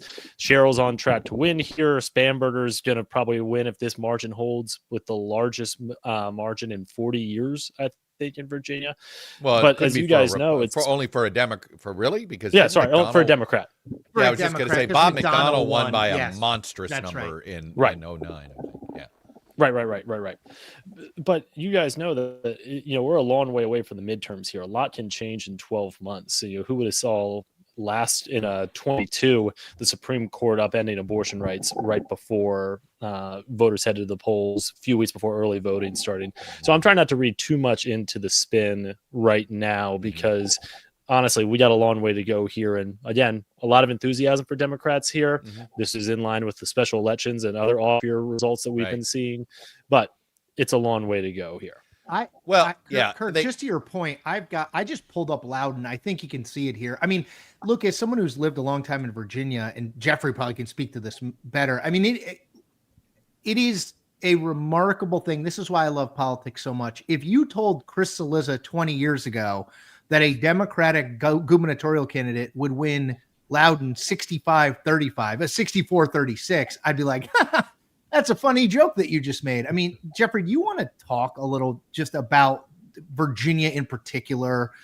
And for people who don't know, Loudon was once the excerpt. Well, Jeffrey, why don't you talk about Loudoun County and why we keep bringing it up? Yeah, sure. I mean, look, Loudon between like 1990 and 2010, like tripled or something like that in population. So it was a place where there was a ton of development, a lot of people moving in, just a lot of changes to Loudon, from basically being what had once been sort of just horse country, as a lot of people would look at it, especially the western part of Loudon. The eastern part, where Dulles is now extremely developed, fairly dense, suburban, exurban, right, kind of over here, and very, very affluent, I should say, but also very diverse. So there's for instance, there's a very large population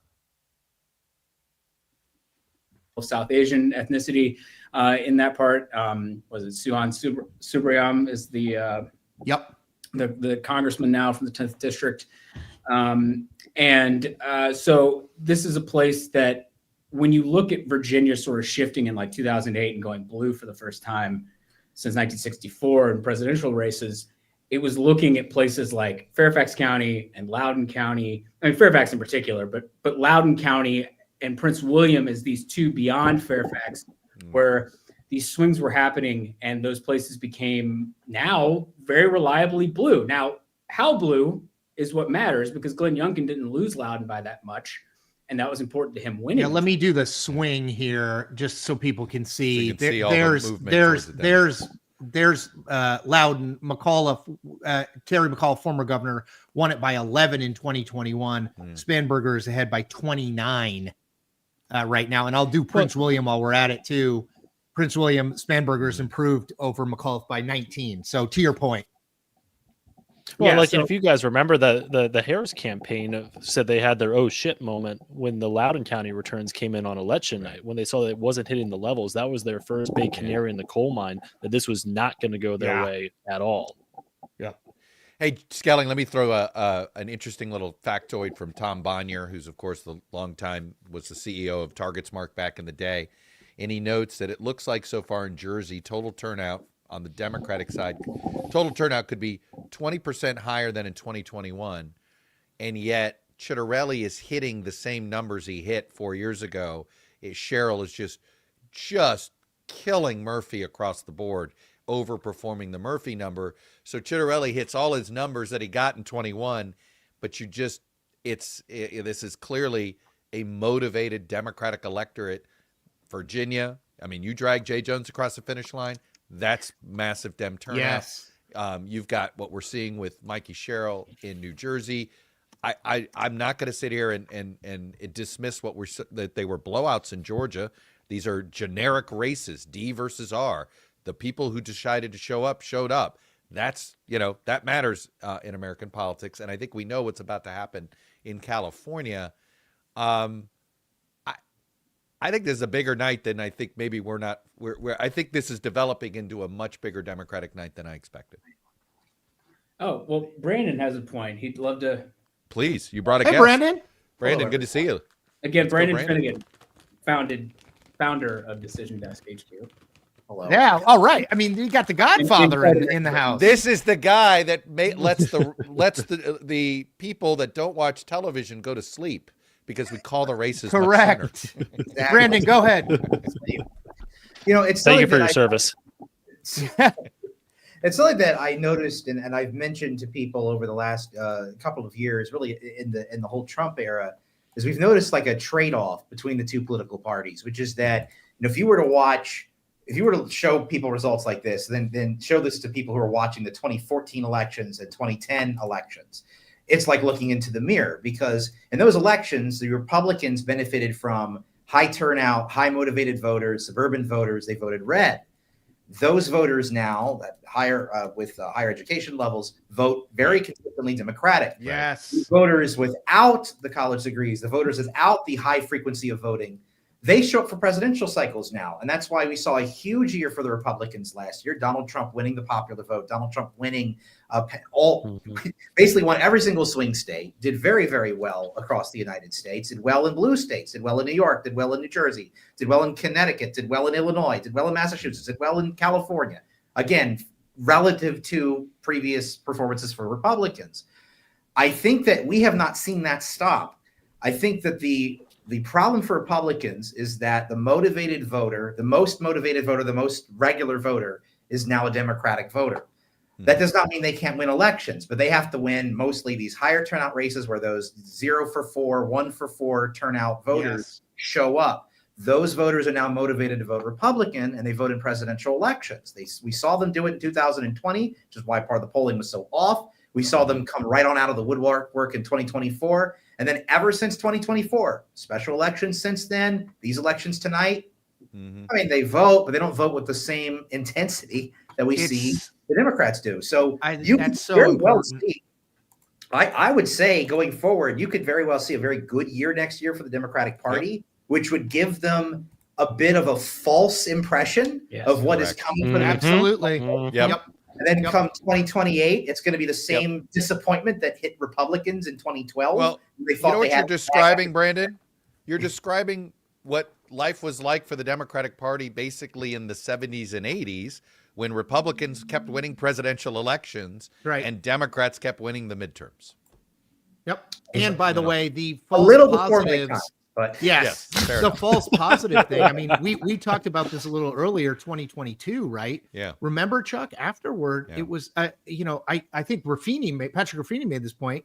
It was like 2022 was not what Democrats thought 2022 was, right? It was like, see, the democracy message does work, and it's They lost exactly the House, right? They lost the House. Nobody Yeah, I talked know. about it. I mean, it but was but to Brandon's point, It wasn't a is- referendum on Biden to the same it's extent such- that it normally would be. It's just so indicative of it's like these off year and even the midterms. It's like we live in two different electoral worlds. I got to let you go. We got planes on the runway. I got planes on the runway here, but I want to get you out of here on this phenomenon. The reason I was hesitant in assuming this would be a great Democratic night, which is I think it's turning out to be for them, more. I thought they do well in Virginia, but I really did think Miaris had a coin flip chance. But the real reason was because of the unpopularity of the Democratic Party, right? Like the one thing that is different from 2017 to this year is the Democratic Party is more unpopular generically as a brand than the Republican Party is. We just saw it in the new NBC News poll. A majority of Virginia voters who showed up to the polls had a unfavorable view of the Democratic Party. That turned out not to be a headwind at all, and I thought it might be. Well, again, I think it's the negative partisanship that you guys have been talking about all night here. It's not so much that they're voting for the Democratic nominee, except for maybe at the top of the ticket in Virginia with Abigail Spanberger, but more that this is a referendum on Trump right now. And I'm looking right now at especially the lieutenant governor margins in Virginia, because that's more of a traditional straight line partisanship vote right now. And I believe Hasmi has about 54% right now, which again, I see that not as a vote of confidence in Democrats, but more of a punishment for the Trump administration, feels more- especially Virginia, that's been hit so hard by the policies. Yes. Yeah. No, I think there's no other way to interpret sort of this sort of, call it a sort of Democratic determination, enthusiasm. I don't know what you want to call the turnout, reasoning, rationale, but they seem pretty determined to send some message to Trump. Yep. In some Right. They're holding their nose and voting for Democrats, not because they want to, but because it's against Trump. That's the alternative, right? Yeah, If it's a you wanna binary send choice. message, it's That's a binary it. choice. Yeah, Kirk that's it. Beto. Thanks, Kurt. You get a couple hours sleep. Appreciate it. Thank you. We got a couple of new guests to bring in. We've got Julia Manchester. She's a national political reporter over at The Hill, and an old friend of mine who made his did a little bit of the newsletter business back before it was cool. Phil Lentz. I knew him when he was doing Crane's New York Insider. He's been a lobbyist, political advisor. He's a PR guy, and he's a big New York City expert, if you will. So I think we're going to bring Phil in. But Julia, we'll start with you. So what's your lead right now? Well, I was actually just texting with a Republican donor before I came on, and I got this text that said tonight was a nuclear disaster for the party of Lincoln. Wow. I think Republicans are feeling somewhat nervous, to put it lightly, because of the results in New Jersey as well as in Virginia. I'm hearing in Virginia in particular, because Jason Miyares was unable to defeat Jay Jones, that Abigail Spanberger's coattails were just that long. That's making a lot of Republicans nervous, particularly in suburban areas. And that goes for New Jersey as well. New York City, maybe a different scenario. We know that House Republicans in particular have been telegraphing for quite some time that they are going to make Zohran Mamdani the boogeyman, if you will, of Democrats going into the midterms. President Trump seems somewhat excited about that prospect as well. It'll be interesting to see how those two get along. But right now, I think some initial nervousness from Republicans a year out from the midterms. I would just yeah, go ahead.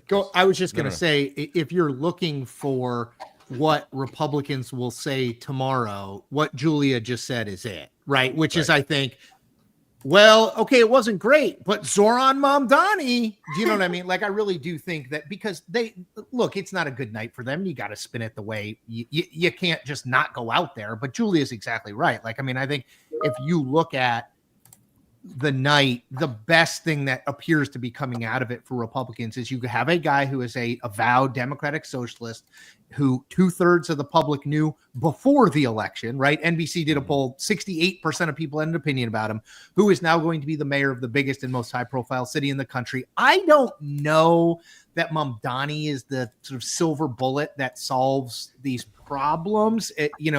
That Brandon was talking about, the mismatch, but like two electorates, the midterm and off-year electorate versus a presidential electorate. But I do think that's probably sort of how they spin it. Let's bring in my man, Phil Lentz. I think we got our technical issues sorted out. Like I said, longtime New York, we just lost he's him gone. Again.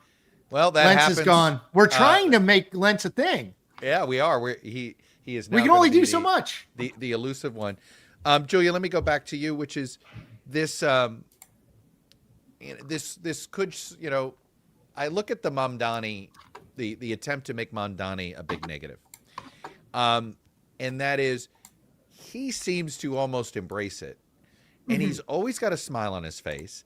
He seems really, I get you want to he's Hugo Chavez or he's Fidel Castro, and you're like, no, he's not. He's this guy that happy warrior eating, halal from a street vendor trying to save a couple of bucks. I mean, I think he's going to be harder to demonize than they think. Absolutely. And I think part of the reason why it's so hard to demonize him is because he's such a good communicator. And, like President Trump in many ways, I mean, they obviously have very different styles, but they both are able to connect with what some people say is the everyday Americans, the everyday man on the street, if you will. I think the difference, though, with Mamdani versus President Trump, and I think Mamdani made this case yesterday, as he's been making throughout the campaign. He pointed to the endorsements that Andrew Cuomo got from Elon Musk and Donald Trump as saying, look, this is us against the establishment. It's not even, I don't even know if Mamdani looks at this as Democrats versus Republicans. I think he legitimately views this as, the everyday person, us against the establishment. I'd be very interested to see how many Trump Mamdani voters we see coming out of tonight. AOC had that, had a very similar question coming out of 2024. So that will be interesting. But I guess looking at the Democratic Party and the takeaways as a whole tonight, I think there's going to be a lot of soul searching, maybe to an extent, among Democrats, because here you have in New York City this win from Mamdani, this Democratic socialist, but then you have two moderate Democrats who both flipped seats when they came to Congress in 2018 in Virginia and New Jersey, who, couldn't be farther apart from Mamdani on the Democratic Party spectrum. And the question is, how do Democrats chart that path forward, or are there two paths to chart forward? I think that's the question. That's right. It's the fight. It's the fight. Is it a tent? Is it a big tent? How big is the tent? How big is the tent? Mm-hmm. Yep. Well, let's let Julia go so she can go do her. She's got to write her thing. lead. Yeah, exactly. She has to do actual work. Unlike us who just talk. Julia, you rock. Thank you. Thank you. Good to see you. Good to see you. Hey, I wanted to can I note one nerdy thing real quick while we're waiting? If we're trying to get Phil, if Phil comes up, interrupt. Who knows if this? Yeah. Phil also I think is like a part-time rock band guy too. So it's for all we know, he's streaming. He's too much playing a of his show own music. somewhere. Exactly. I want to. Can you, Lauren? Can you pull up my screen? I just want to go nerdy real quick. The Jersey City mayor's race. Oh yeah, McGreevy. So can you see this, Chuck? There's McGreevy. Yeah. So for people who don't know, it's gonna be a runoff, right? It's gonna be a runoff for sure. And right now, he looks like he's going to make the runoff. Right. It's obviously there's still vote to count, but for people who don't know, I assume do we want to do the quick McGreevy backgrounder? He was the mayor of Woodbridge, right? Mm-hmm. Is that the right town? That sounds right. Yeah. And Woodbridge then Mayor Jim McGreevy wins the governorship. Big rising star, and then he does one of the most remarkable things I've ever seen. He comes out. My truth is that I am a gay man, right? That he was married at the time. He was married to a woman. This is for context. This is the early 2000s, right, Jeffrey? This is before even the referendums that all hit no for against before same-sex 04, marriage. So we were in a different era, and it was he didn't just come out because he wanted to. He came out because it was opposition research was getting dropped on him, and it was sort of like you had to get in front of this before it was going to be done for him. It's a remarkable kind of comeback because that's 25 years ago, Chuck. But we're old. In some ways, it's nice to see him being judged on whether or not he can be a good mayor of Jersey City. And I thought what David Wildstein of the New Jersey Globe said earlier, that this is the best McGreevy has been. McGreevy was a gifted candidate.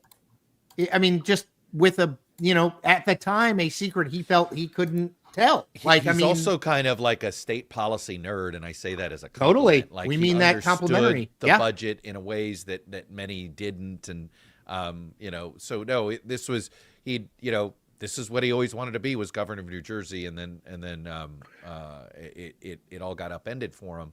But hey, it just shows you there are comebacks in life. Is it Jersey City? Jersey City Mayor Jim McGreevy running for governor again? I know. Hey, and I have one question for Jeffrey and Chuck while we have a slight lull. Yeah. I'm just pulled this up. I hope you guys can see it, Lauren. I hope we're still sharing. Spanberger plus 13, basically. Jay Jones plus 4, Hashmi plus 9. Does that make sense to everybody? Is that sort of, like that margin? That suggests to me that the Spanberger dragging certainly Jones over the line. Like if Spanberger wins by 6, you presume Jones loses, just given those numbers. Is that, Jeffrey, is that in line with your sense? Yeah, no, I think that's exactly right. If Spanberger is ahead by Yeah, just like 12.6, and Jones is basically ahead by almost 4. You're talking about just shy of 9 points in difference. Yeah. And that, I mean, I said at the start of the show, I felt like 8 was sort of the number I'd had in my head. I mean, that's about as wide, I think, a gap as you're going to see in this day and age in terms of getting voters to split their tickets. And the problem for Miyares was that it was too good of a Democratic night. And you know, to Kirk's point, you know, the lieutenant governor's race might actually be the best sort of indicator of just the broader mood, because people I'll pull that up. Go ahead. as engaged with that. And, you know, Hashmi's up by about 9. That's probably what she's going to win by, is about 9 percentage points. And, you know, based on what Patrick Rafiti was talking about, I mean, that's close to the sort of swing that he was sort of getting at, you know, like, well, Virginia voted about 7 points more Democratic. The overall national environment's roughly D+3. So you would expect something around 10. And here's Hashmi winning by about 9. And I just put the swing. I just put the swing map up so you can see the difference between 21 and 25 in the LG race.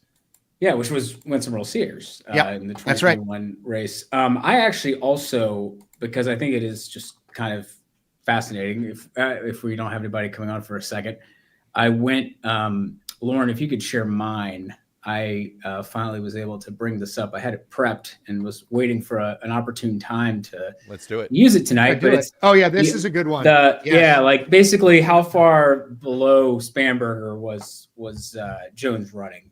And what is interesting is that, well, maybe it makes sense. A lot of places that are Democratic leaning and have high education, so people were maybe more likely to be sort of highly engaged voters who were listening to the news, hearing about this, you know, aware of the tech scandal and all that. Yes, exactly. Aware of it. You know, roughly a 13-point, Spanberger doing about 13 points better than Jones in terms of margin in Albemarle County around Charlottesville. And Northern Virginia. Arlington, 14.5 points different. You know, those are two of the largest ones. Henrico, you know, like 11.5 or so. Which is like Richmond suburbs for people who don't know. Exactly. Yeah. And then Virginia Beach City, which was about 11 as well. And Virginia Beach is interesting because it has some of that same quality. It's also heavy military population, and people, veterans, a lot of people.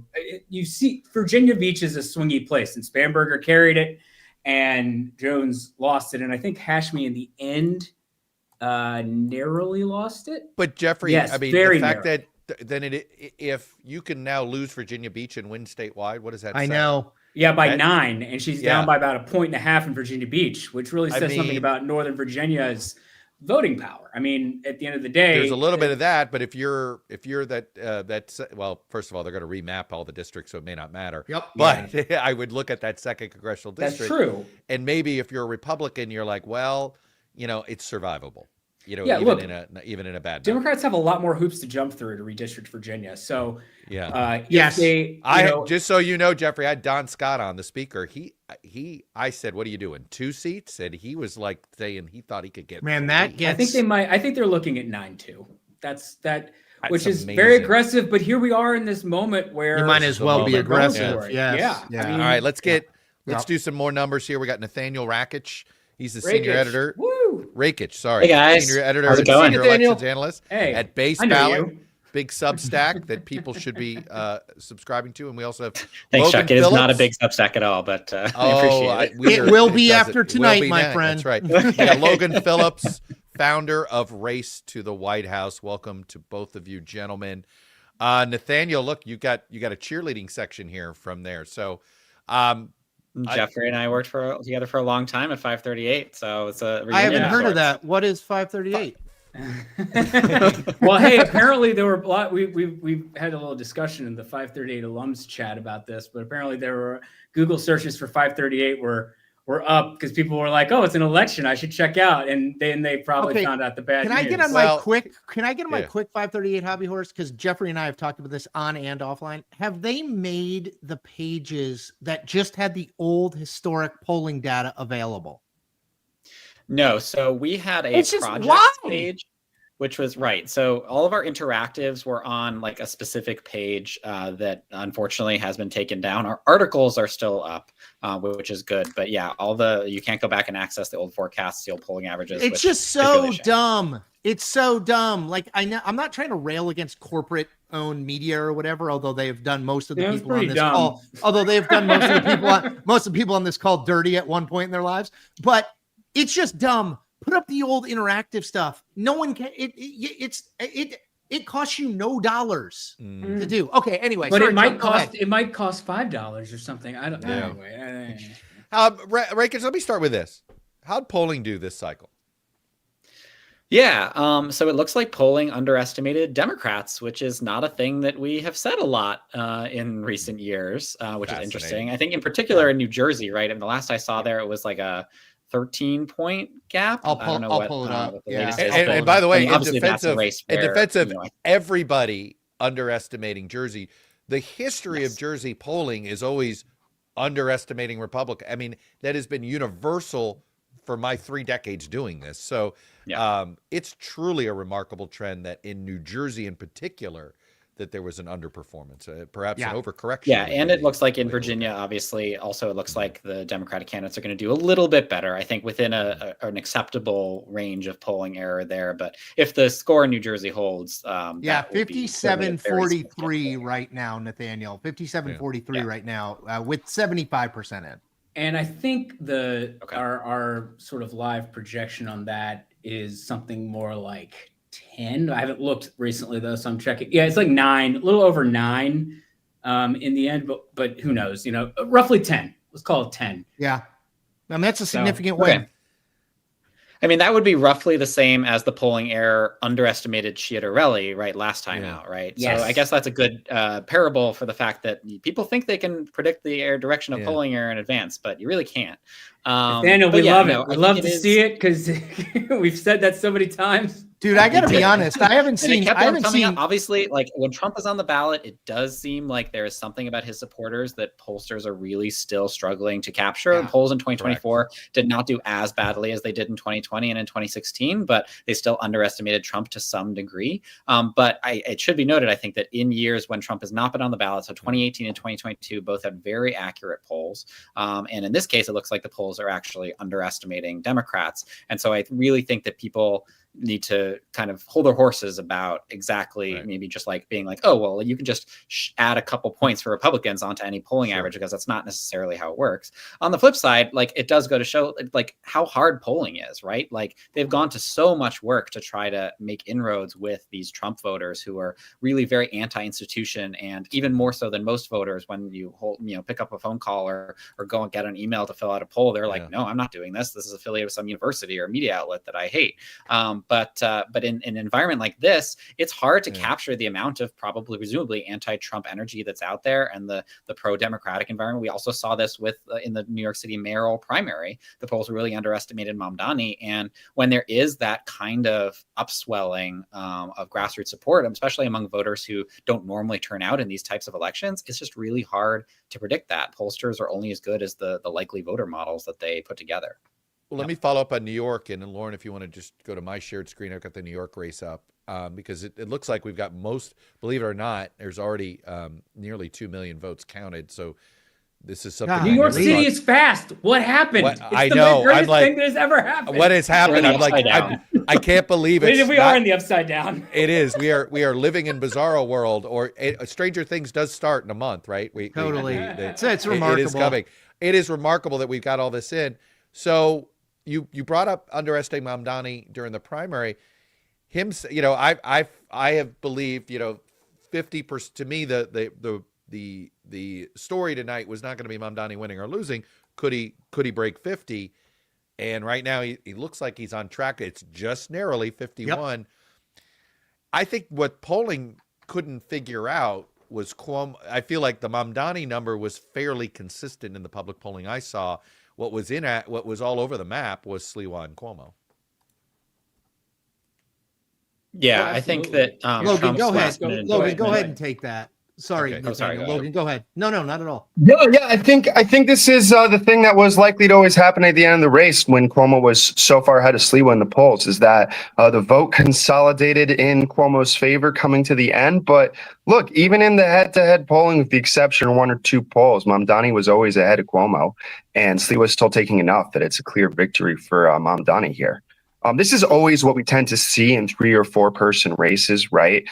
Is voters are usually pretty smart and they're going to narrow down to the options that can win. I actually think Cilliza ran a really good race in the final stretch in these debates to hold off that effect to a great deal. And if he didn't do that, he'd probably be at like 2 or 3% right now.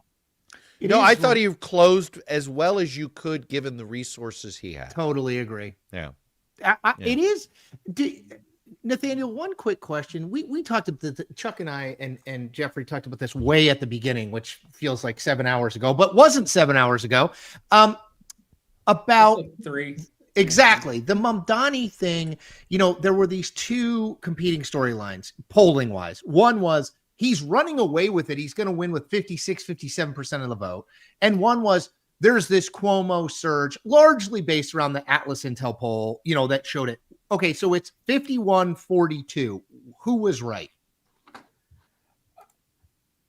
Well, interestingly, Nathaniel, I know he was talking to you, but I would just say that in a way, the polls as a whole were kind of right, because I think at the end it was by about 11 in terms of the margin, and here we are, Mamdani up by 9, 10 percentage points. Now, the percentages there, though, let's not give them if you're going off of the percentage support in the polls, that's where maybe it's a little bit dicier.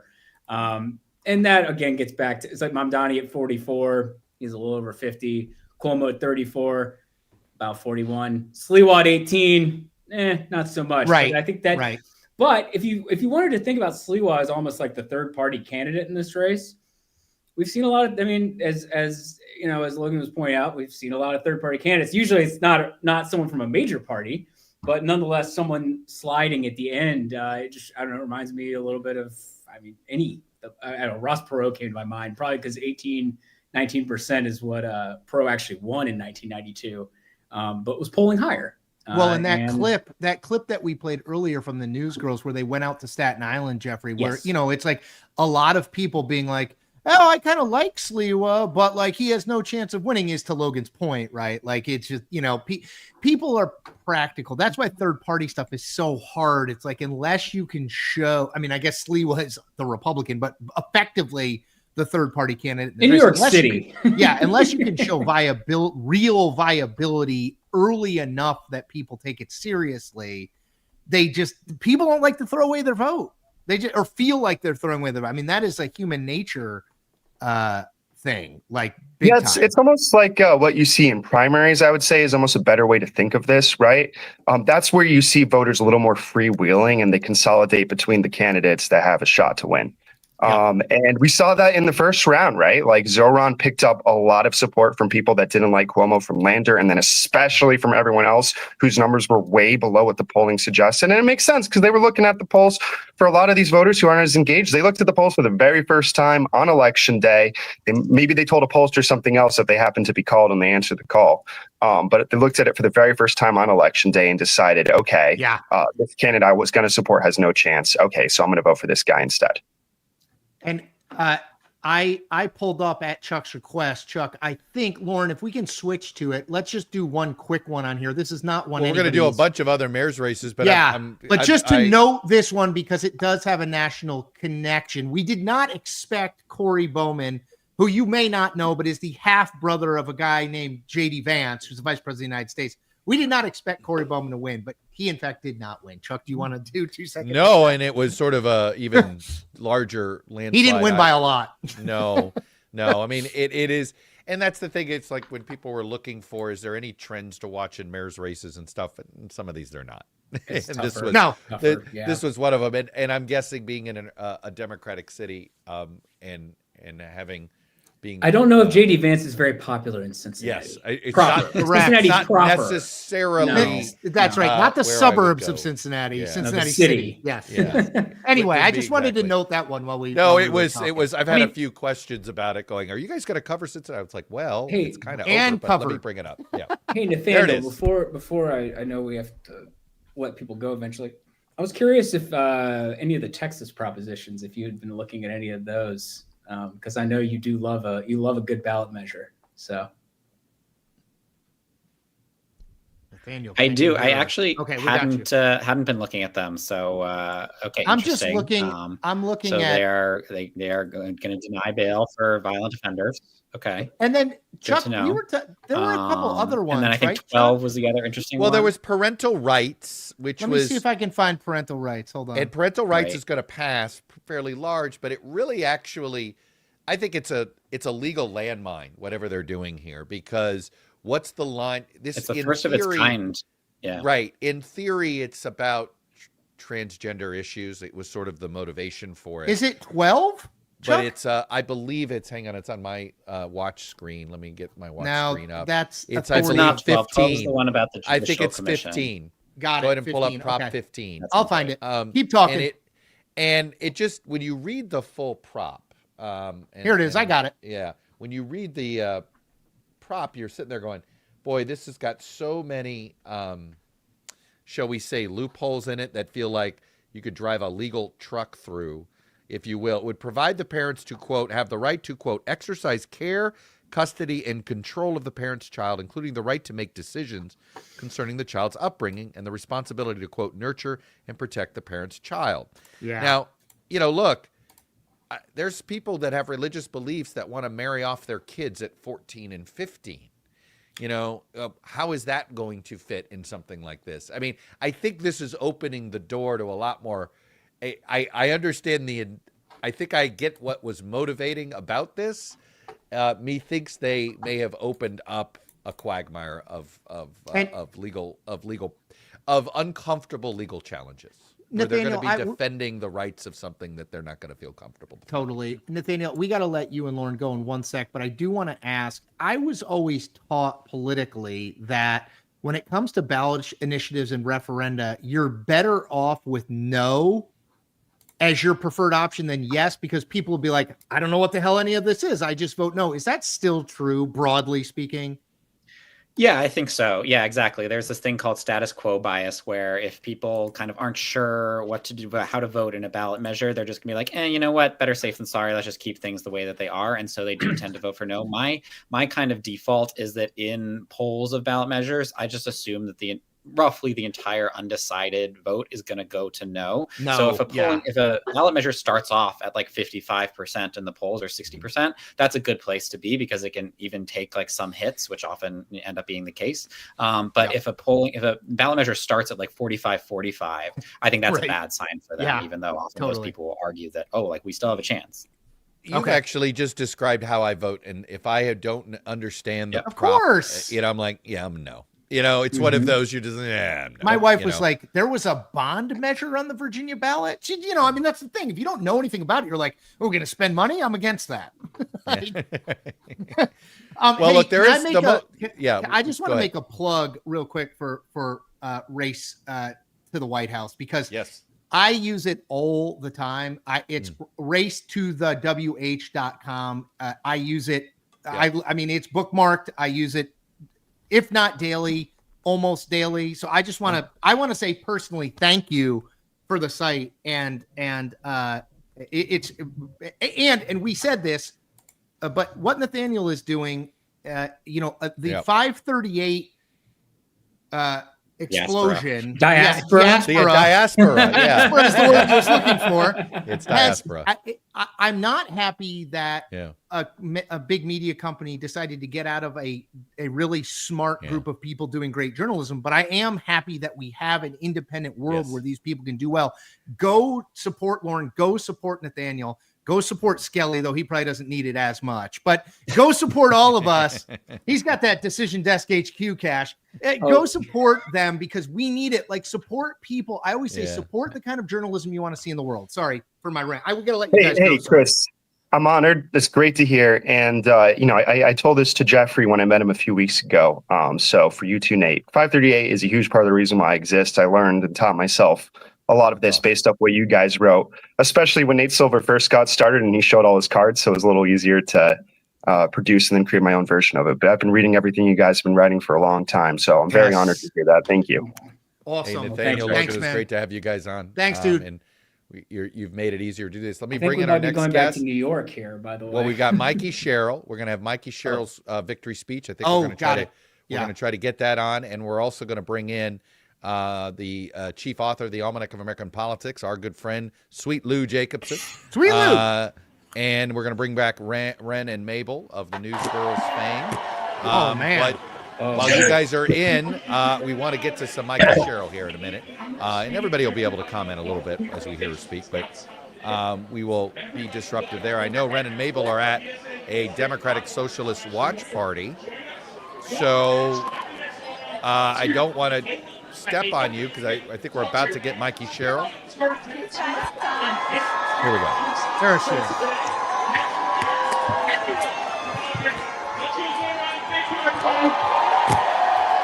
Knocked over 60,000 doors.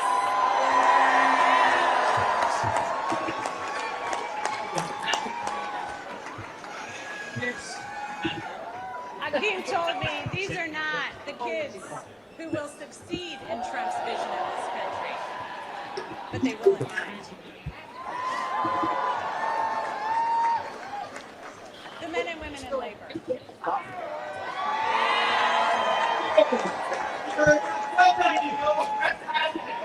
At union jobs, at a time when our economy is set up to make it harder and harder for working people, you know what? They don't just fight for their brothers and sisters in labor, they fight for all of us. For working families everywhere, so everyone has a shot. So thank you. Thank you to each and every person here tonight and across the state who's worked hard over the last year. Thanks to the thousands of volunteers who made millions of calls, texts, and canvases, to everyone who's ready to stand and demand a better future for our kids and our families. To my running mate, Dr. Dale Caldwell. I couldn't have named Dale Caldwell as her running mate if my life depended on it. That's a Lou Jacobson Jeffrey thing. Yeah, I didn't either. If even Lou didn't know, then I feel better. For New Jersey. To my team, who put together a campaign the likes of this state has never seen, and helped in our efforts to create a great future for New Jersey. And thanks to my family.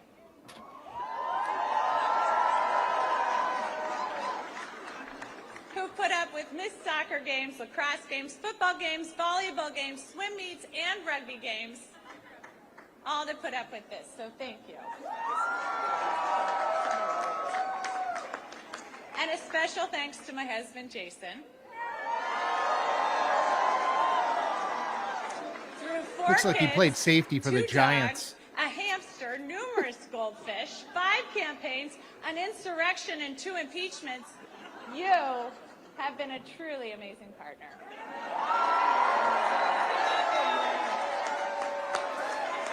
Well, we like to give you a little taste. We're not going to linger in it as long as our friends in Legacy Media will, and nothing wrong with that. I no judgment there, but we know why you tuned into this live stream. But It's I always for think Lou Jacobson. Let's be honest. It is for Lou, but it's also for the stars of this live stream. Let's be honest. It's Ren and Mabel. Yes, Ren and Mabel. You got the Hashtag Cuomo, Newsgirls. the Cuomo killing, the grandmother killing Cuomo voter, right? Like none of us are going to get over that. You're at a watch party. It's a Mamdani victory. It's not a blowout, okay? It is a good win for him.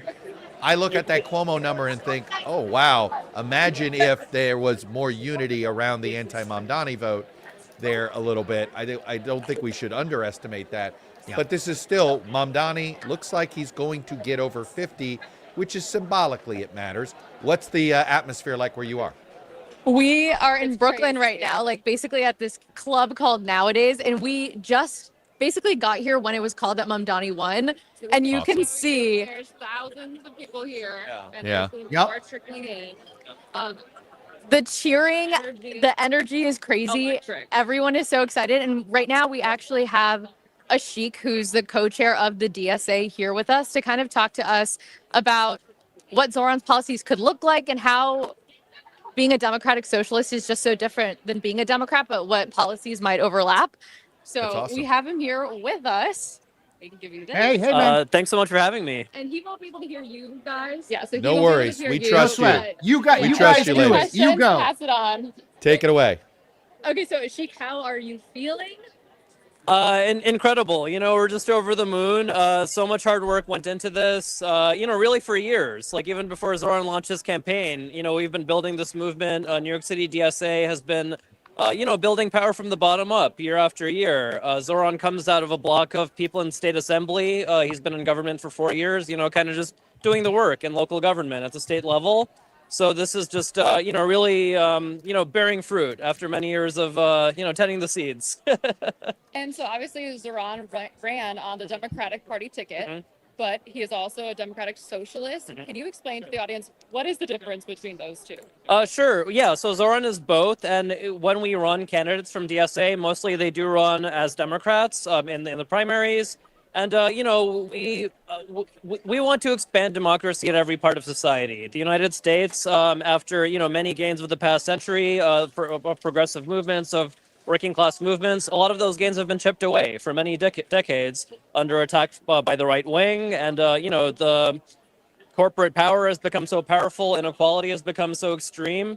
And a lot of what we're representing as democratic socialists are things that used to be squarely in the base of the Democratic Party. So many voters who voted Democrat year after year, decade after decade, have not, felt like the government is representing them, whether it's a Republican or Democratic administration in power at the federal level of government or in local politics. Most people are just checked out of politics. So what Zoran is talking about, universal child care, fast and free buses, freezing the rent, these are things that, decades ago, many people felt the Democratic Party was fighting for them, was, standing with labor unions, with worker power, and they haven't felt that for a long time. So many people are so excited now because they see this as a fighting alternative to what's happening in this country with Donald Trump and the rise of the far right.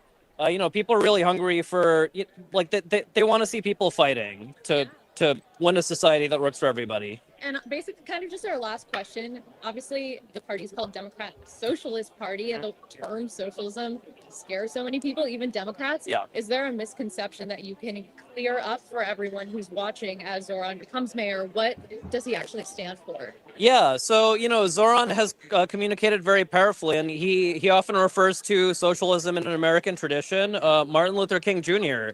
Said, whether you call it, democratic socialism or something else, there has to be a better distribution of wealth that works for everybody in this country. All of God's children deserve, a fighting chance to live. I'm paraphrasing Martin Luther King Jr. Zoran does a much better job. But, it's making the point that, this in the past, it was squarely within, the Big Ten of American politics. There was many decades of, kind of very active suppression of what this politics represented. And we really want to emphasize the democratic part, which is about expanding democracy in every part of our lives, whether it's in our government. We're in an increasingly undemocratic society. People's hard-won rights to vote and be represented are being chipped away. It's just we want to make the government more responsive to the needs of all people, and also in our workplaces. Like, most people have very little say over the conditions of their jobs. Labor unions used to be much more powerful in the United States. So what Zoran is representing is just expanding democracy in every sense. Yeah. And that's why millions of people are so excited to have him as mayor now. Well, we Yeah. will let you go celebrate. Yeah. Congrats on the victory. Thank you so much. All right, thank you. Thank you. That was terrific, Ren and Mabel. I really appreciate you doing that. There's always a honeymoon period, and then there's a hangover. Yeah. What do you sense, you're a New York City resident, what do you sense his first real test is going to be? Oh, that's hard. That is a hard one. I guess just what he does with housing, right? That there's 3 or 4 out of the propositions on the ballot had to do with housing. He's talking about freezing the rent. What is he going to do about that? Since that's what everyone is kind of waiting to see. And that is something that's in his control. Obviously, he's talking about raise the taxes, but we know he has to work with the governor's office on that. So what does he do with the rent? that's something that we can That probably he see in the can next do, year. So right. yeah. That's a tangible. He needs an early win, right? You got to find an early where win. rubber meets road too. Yeah, and if right? it doesn't I mean, seem like like he he's has made a a lot of mandate promises. He's based made a lot on of if he hits the promises. 50 or not, how willing will the state legislature and the governor be to really try to get what he wants to do across the finish line? Well, that's for sure. Anyway, Ren and Mabel, you guys have been terrific tonight. You guys I know rock. you've been Thank you. running Thank you so much. I think you hit every. Did you hit every borough Not today? Queens and the Bronx. Yeah. Yeah. Tomorrow. Almost, though. All right. Well, we'll get Thank those you reports guys, and on we're gonna tomorrow's get live their, stream. and we're For gonna sure. get their reports that they We'll be did back. earlier in the show. We will get them on my YouTube, Chuck's YouTube, Instagram, etc. So you can see. You guys, thank you. I've sent you an email. Thank you guys. And I will. We plan to have you on the Toddcast, hopefully in the next couple of weeks. Our home and away. I did yours. You got to do mine. So it'll be great to see you. We'll be there. We would love it. All righty. Thank you guys so much. Thank you so Bye. much. Bye now. And in one of the strangest transitions ever, we go from the news girls to Sweet Lou Jacobson, the man, the myth, the legend. You can't see it, and I can't turn my monitor enough, but I have my full collection of almanacs of American politics right here, right by my side. You can see them behind Lou. Lou, excellent. Lou does 1,000 jobs, but one of the newest things he does is he has the Almanac of American Politics Substack, which I love because honestly, one of the things they're doing, and this is nerdy, I will admit, but one of the things they're doing is going through the new Texas districts at post map, which is fascinating. And one other quick redistricting thing, we talked about Sharice Davids earlier, Chuck, in Kansas. Yeah. Apparently the Kansas legislature is not going to redraw the map now. So Sharice Davids, at least for now, Sharice Davids' seat is safe and she won't run for the Senate. Anyway. Interesting. Well, Senator, it's That Roger just Marshall broke, that's up, Roger right? Marshall is happy. Yes, Roger Marshall is the happiest Republican senator tonight. Yeah. Lou, what do you make of what do you make of what we're seeing? I mean, you're someone who has a view over all of this stuff, and Yeah. you know, we've Mamdani you can't really take out, but it's New York City, Virginia, New Jersey, the public service commissioner races in Georgia, the retention races in Pennsylvania for judge. What's your 50,000 foot? So I was doing some math before, and it really the scale of Democratic improvements are quite notable. I think I looked at Virginia. In a lot of the big counties there, Democratic performance compared to the 2021 governor's race, that's when they lost, 10 to 15 points better in a lot of those places, even compared to the 2024 as well. Virtually every county in Virginia has shifted blue. A few haven't, but most have, including some very red counties. I saw that Spanberger's margin might end up being the biggest Democratic win for a Virginia governor in 40 years. And right now there's close to a dozen GOP incumbents who are losing their seats in the state house. So seems like they could get to 60. They're going to get over 60 in the I think in the they're House on of course Delegates. for 60. Yeah. Wow. No, 60. No, it could be as much as like 63. That's I mean, Lou, just so you can see this, That's you can called see a this. that's a blue blowout. wave. Yes, That's a blue Yeah. wave in Virginia. Let's And- call it what it is. This and- was a blue wave in Virginia. And look at that map. To Lou's point, what you're looking at there, folks, is the swing between the movement between 2021 and 2025, county by county. The Every bigger county. the blue arrow, the bigger the move. And do you look? Some of this is because there's not as big of a Republican turnout in rural counties. How much of this is increased Democratic vote versus decreased Republican base vote? I haven't looked at it enough to know for sure. I think it's a combination. I think it's both persuasion and turnout. We'll see once all the numbers are in, but I would suspect it's a combation of both. Yeah. And then in terms of New Jersey, you're seeing a lot of the I'll same pull that thing. up too. Yeah. So I mean, a lot of the big counties that I checked this about an hour ago, so it's probably slightly out of date. But at the time, I was thinking the counties are like 50% counted or better, and you're seeing a lot of sort of 10-point shifts there. Not everywhere, and in some cases, it's like the early vote being counted more heavily or whatever. But definitely, across the board, Democratic improvements. You talked about the Georgia Public Service Commission, which is quite notable because in the recent elections where the Democrats have been doing better in Georgia in federal races, Senate, and in the presidential races. They have consistently lost every statewide elected official on the state level.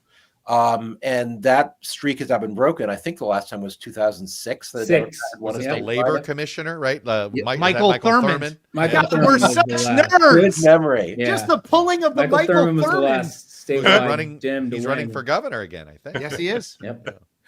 And then Pennsylvania, about a 2-1 margin last I checked in terms of the state Supreme Court retentions for the Democratic justices on that court. In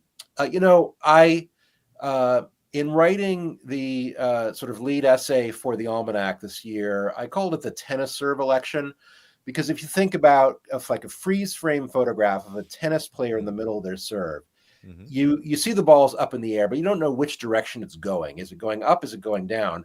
That's sort of how I felt in the aftermath of the 2024 election, where you saw a lot of younger voters and a lot of minority voters shifting towards Trump.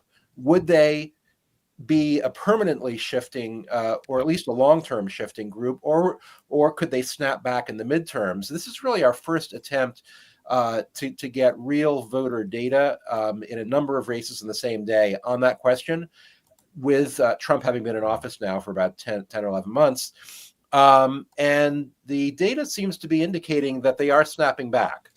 So we don't have direct comparisons because we have national exit poll data from 2024, and then we have state-based data, Virginia, New Jersey. But if you look at Latino vote in 2024, Harris got 51%. Sherrill and Spanberger are both getting 64% according to exit polls. If you look at younger voters, another group that really shifted towards the GOP in 2024, in 2024, Kamala Harris won 54% of the 18 to 29 group. Spanberger and Sherrill are getting 65 to 66%. So about a 10 point increase on the Democratic side. So it seems like that tennis ball is kind of coming back to where it was before, to use that sort of overused metaphor. I prefer a pickleball metaphor, but I'll take a tennis metaphor. Lou, we are up on it. Thank you. I would encourage people. Lou is writing. I mean, Lou writes in a million places. He writes for PolitiFact for his day job, but he also does great work on a very new, I just recommended it on my Substack, the Almanac of American Politics Substack with Lou Jacobson. If you like this sort of stuff, you will like it. Lou, thank you, my friend. Great. Thank you. All right. Great to see you, Lou. All right, let's bring in. We've got a mother load of smart people. I mean, this might be the highest brain level. Pretty high end, IQ significant stuff here. Brain addition. We got Adam Carlson, the founding partner of Zenith Research. We got Leon Sitt of Split Ticket. We got Mike Madrid of Grassroots Lab. So we got really high expectations for you guys. All right, the bar is super high. Look, we got our first spin from Donald Trump. The president has weighed in. And he just simply tweeted out a quote, very Trumpy here. It's a quote, and he says, Trump wasn't on, it's all in caps, Trump wasn't on the ballot and shut down were the two reasons that Republicans lost election tonight. And then it goes, according to pollsters. That's the Trump tweet. I don't know what else to say. What great journalism. Yeah. Good way to cite your source. It's some pollsters are saying this is what some pollsters are saying. This has nothing to do with me, Donald J. Trump. Thank you for your time on this. Thank you for your attention to this matter. Yes, thank you for your attention. I need to get that right. Well, let's dig into the numbers. We've been doing this all night. Adam, hit me. What's striking to you tonight? I think just number one, the complete drubbing in Virginia. It is remarkable. And I'm not just talking about the big three statewide races, governor, lieutenant governor, attorney general, but every single competitive state house district has gone to Democrats so far that I've seen. Unless something's changed in the last 5 minutes. Like, we're talking about 60 plus seats from a pretty much an evenly divided chamber before. I don't think they've had over. It's the largest. This interview with Speaker Scott. I think you got to go back to basically before there were Republicans in the South. Okay, right. It's like before Reconstruction. Like I don't yes, know. I mean not quite, but like you got to go 40 or 50 years, right, Jeffrey? It's off the top of my head, I would say it's probably something like the early '90s was the last time that they had early '90s, late '80s. 60, yeah. That they had I missed it by 120 years. That's fine. No, but that's back. That was back still when even Republicans were still registered Democrats or behaving like Democrats. Yeah, And I this think is a that, you know- different type of Democratic coalition, by the way. This time. Yeah, and I think that Jay Jones winning comfortably, I think people will take the wrong message from that too. That like scandals don't matter, you know, and you know Character doesn't like that. count. Yeah, he suffered a pretty steep penalty electorally, and that matters. I mean, people tend to focus too much on the winners and losers. The margins matter. I think people can take the wrong lessons from that by just looking at the winners and losers. Him winning, you know, Spanberger carried him across the finish line. Let's be honest here. Yes. And I think there's no two ways about it. But it was such a blue wave. It didn't matter. It didn't matter how well of a campaign Miaris did. And even him explicitly saying, "Hey, vote for Spanberger and me," right? Like he was explicitly trying to make. We that talked happen. about that this morning on social media. He was literally he put a guy up who was smart. like, "I voted for Abigail Spanberger." It's like that's all you need to know about Winsome Sears' chances. I thought he Trump ran stayed away from her too. I thought Right. he ran a. I thought he ran a pretty good campaign. A pretty smart last month. Like that's how you try to win. Yeah. But we don't live. You know, I also remind myself that we don't live in a pre-Trump world where we had a bit more. I mean, this polarized environment that we live in, right? Yeah. Is just jersey color matters more, right? It just means more. It's the name on the front versus the name on the back. It's a cliche, but it's true. I think it's true. Yeah. I mean, anyway, sorry, Adam. No, and I'm guessing that it's probably mostly independents who split their ballots, but you know, sometimes the headwinds are just too great, and I think that's what happened there. Yeah. I think that I haven't dug too much into New Jersey yet, but that's not particularly close, even though some polling had it closing at the end, especially partisan polling. I think that we need to revisit how seriously we take partisan polling. It shows a much closer race than it actually is, with a bigger grain of salt.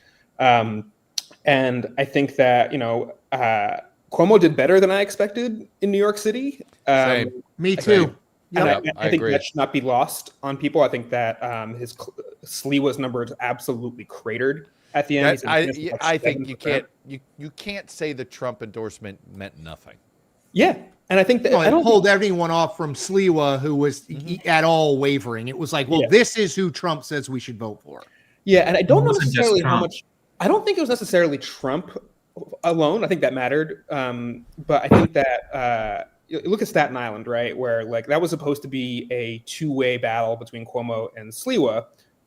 If Cilliza was actually relevant in the race, Cuomo won by like 30 some odd points, and that's just kind of like that's the one last. And Mamdani is currently in second, just a point ahead of Cilliza. Amazingly, right? I noticed that earlier too. I was wondering if that was going to hold.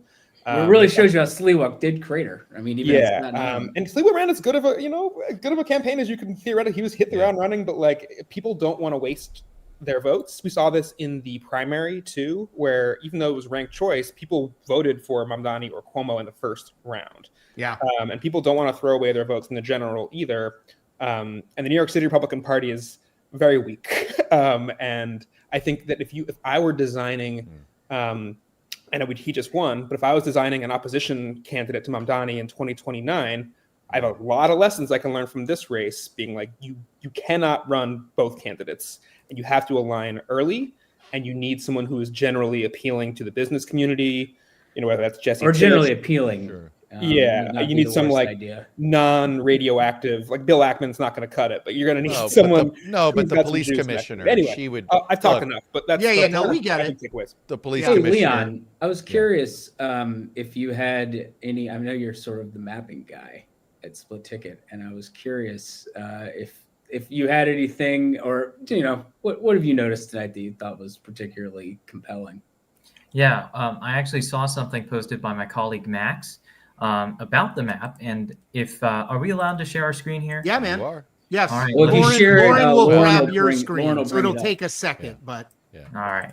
So the numbers are not, final, of course, and actually they're kind of wrong right now. I need to update it as more precincts come in. But look at the coalition that Cuomo has. It's a mix of Republicans, conservatives, but it also includes some of these European-style, fiscally conservative, socially liberal people in the center, high-income parts of Manhattan. And in opposition to that, you've got these really socially liberal and fiscally liberal voters that seem to have built up a critical mass to be able to get the first socialist mayor of a major city in 65 years. So that's kind of my understanding of the race right now, is that it's not just like the 1960s mayoral elections in New York. It's not exactly just a one-off. It might portend future trends in the American political landscape, where it's not really the dividing line isn't really anymore like social groups or cultural groups. It seems to be realigning mostly on ideology and culture. And culture, not in the sense of, the ethnic or demographic makeup of the area, but in sort of like, the social media preferences, the economic and, college education. Why wouldn't you say that the way I would have said it was just simply we're more on class. We're back to class as the big division. It's not more so than anything, right? It's sort of, where are you in the economic class? Well, look at the Cuomo in that map, to Leon's point. Yeah. Look at Cuomo on Staten Island, and then look at then look at Brooklyn. It's like, it's striking, right? I mean, it's that. Yeah. And Leon, I'm reading that map, right? Like the super dark blue there is bigger margin for Mamdani. Absolutely. Is that right? Yeah. Okay. Yeah. And I do want to bring up just a quick counter to what Chuck said. Some of the lowest income precincts are these Hasidic, precincts in Brooklyn and in Williamsburg. And it's not necessarily true that these urban professionals in Park Slope are lower income. I think it's more cultural now versus, literally your income grade. And explain culture just a little bit more. Just like explain, when you say culture, explain what you mean. Yeah, it's more of like, in a way, it's class, but it's like class in the sense of perceived like class, almost perceived. Exactly, your identity. Yeah. It's more identitarian than ever. For example, I think people in Park Slope and the Upper East Side, certainly they're not equal in income, but they're both way wealthier than most other precincts in the country. And then on the other hand, you have some of the more hipster neighborhoods in Bushwick and Williamsburg versus the Hasidic neighborhoods. These are polarized on identity more so than income, but definitely showing that New York is sort of being repolarized on a different axis, because in the Giuliani elections, it was the African American vote that powered the Democrats, even in their losses. How did Cuomo do in the African American precincts? Yeah, so there's actually an interactive version of this map, but just really quickly, it looks like Mamdani won the African American neighborhoods. With That's Cuomo an winning important some development for Mamdani in order to govern. Yeah, I was like right next to the heavily Hasidic Jewish ones right there in Brooklyn. I was like a little lighter blue, but blue nonetheless. I was thinking more east. Yeah, I mean that's like Hakeem Jeffries, Yvonne Clark territory. That's, absolutely. Yeah. All right, before we get too lost in we're borough deep into neighborhood. We got Mike Madrid, who's like from a nation state here. Okay, he's in lovely California, the world's 4th largest economy. Living the dream. 7:30 there. It's early. That's true. I'm actually in Mexico right now, so I'm not even enjoying. Mike, who is that a portrait of behind you? Is that a Donald Trump portrait? No, it's a portrait of Miguel Hidalgo, the founder of the Mexican independence movement. So okay, cool. I couldn't see the head. Not that I would have known Miguel Hidalgo from his head, but thank you. Well, we look a lot alike, so sometimes people think it's a self-portrait. So Mike, look, take a step back. What lesson you taken away from tonight so far? Well, let me first say it was a little bit unsettling to hear you guys talking about early New Jersey governor's races, because my first governor's race in New Jersey was the McGreevy-Schindler race in 2001. Yes. Jersey City mayor, right? Schindler? Yeah, exactly. I felt even a little older than you guys because I was doing cycles before the big outing of McGreevy. So good to know a couple of his older guys are still in the business, still alive. Yes. The main concern I have of what's going to come out of this narrative, obviously a big Democratic night assessing what the size of the coalition is going to be, is there's already this kind of old, I would say, lazy trope about the Latino voter coming out again, right? There's very little evidence that Latinos were ever becoming more Republican. They were becoming less Democratic. And that's a very important distinction. Because look, I like Patrick Ruffini's work. We talk a lot about it. We've written books with very similar data, very different conclusions. I don't believe that there's a realignment, a racial realignment, as he would phrase it, at all going on. I think that's a really big sort of. First of all, you need to have something happen more than once, right? Well, that's exactly call right. it a realignment. Yeah, that's exactly right. What we're really witnessing is a de-alignment. There's a lot of Latino populism emerging. It's not that they're shifting party allegiances. They're moving away from both. And that's reflected in a lot of these turnout numbers. So when you look at Virginia, for example, tonight, I think those exit, you guys had 63 were the numbers. That's a 13-point shift. That's big. That's a big retrenchment, a big return, or I should say a movement away from the Republicans to the Democrats. That's still not Obama numbers at 70. Like those days are basically gone, right? And that's okay, but you've got to understand that the coalition, and I don't even think it's the right way to say it's a Trump coalition. I just think it was a lot of people were hurting. Aren't they just swing? I mean, can we the incumbent party? Mike, I've just it's okay for us to call Latino voters swing voters. I mean, I think that's what's actually happening. Right. They don't have to go from Democratic base to Republican base. This is not, they're not second, third, and fourth generation. This is swing voters, and the working class voters in America, whether you're white, black, or Hispanic, you're swing voters. That's what I've taken away from the last few elections. That's largely right, I would say. I think the one difference is, as opposed to, Latinos are the largest ethnic group in America now. We surpassed the black vote in 2020. Right. It's getting bigger all the time. Everybody says we're not monolithic because there's Cubans and Venezuelans and Mexican Americans, Puerto Ricans. The real commonality, though, is the blue collar culture. Yes. All of the data, even with all of the immigration stuff going on, immigration is still not a top 5 issues for Latino voters right now. It's affordability, it's healthcare costs, it's housing costs, it's all economic. And it's overwhelmingly, like I said, blue collar, largely a class issue. There are some cultural characteristics to blue collar voting. We can talk about that, later, maybe on another show sometime. But until the Democratic Party, I think, really hones and gets that message a little bit more refined, we're going to see this movement away from both parties. And notice I'm not saying to each party. I think this is a slightly different swing voter than we've seen before, because unlike soccer moms, where everybody was, trying to appeal to them on policy positions, Latinos are basically rejecting whichever party is in power. It's like a spurned voter more than a swing voter. And that's why that dummy Mander question in Texas is a very real thing. Yeah, I have a feeling that's coming. That Republicans have in their mind that somehow this is a new part of their coalition is absurd. It's completely untested at best.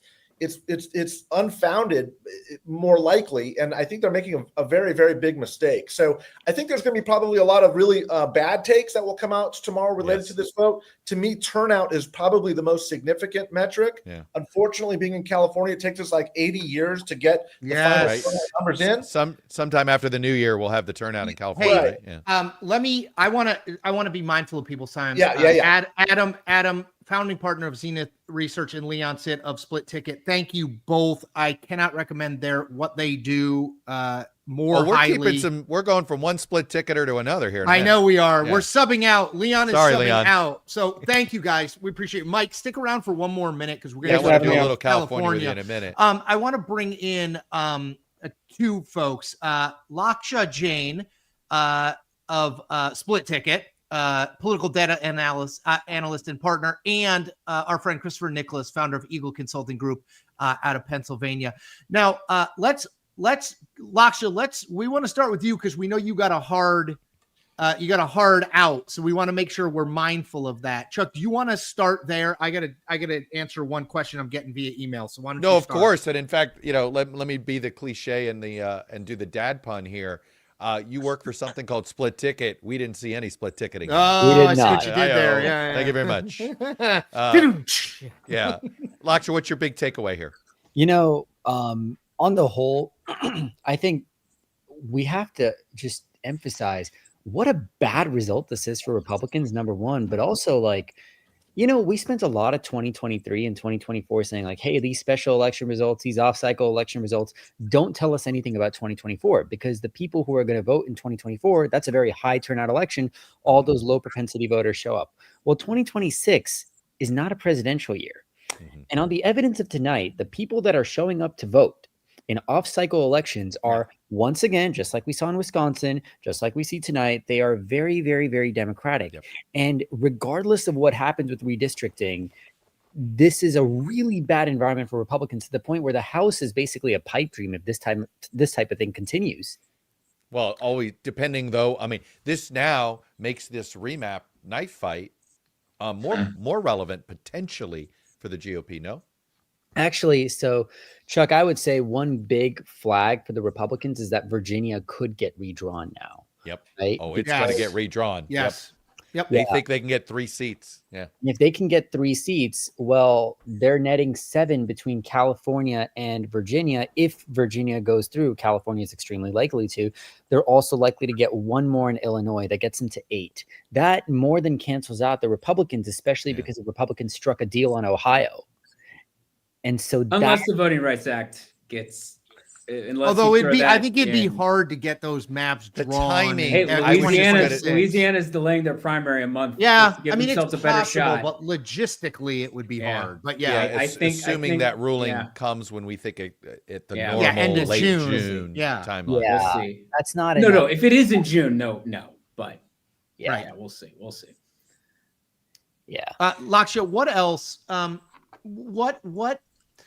Let's do this. Let's go the other. And Chris, I'm coming to you next on the same question. If you're a Republican and you wake up tomorrow and you look at this, is there a bright light there? Is there a somewhat like what's the, beyond Zoran Mamdani is a Democratic socialist and now is the mayor of the biggest city and most high profile city in the country. Is there something in here that you see at this, look, it's almost 11 o'clock, but is there something you see in here that you say, well, okay, that's not that bad? It is hard. Usually I will find any bright spots I can for the other side because I love playing devil's advocate. It is really hard to see a bright spot here. I suppose if you squint, you could say that Mikey Sherrill's performance, is a little bit underwhelming relative to what fundamentals would suggest. But even that's not that underwhelming. Sherrill's going to win by 12, and that's basically in line with a D+6 years. So I don't think so. I think, in fact, in defense of her showing, she was trying to replace a term limit Democratic governor. Yes, 2 terms. That's exactly right. There was sort of cross currents here. There were 2 types of winds blowing. I don't think there's anything positive for Republicans to look at in this wave of results. I think the only thing that I might say is like some of them are going to look at the Texas map and be like, well, at least we locked in a couple seats there. Right. But like, really, we're looking at the. I don't know. I'm smelling a dummy mander. I think you could push it too far.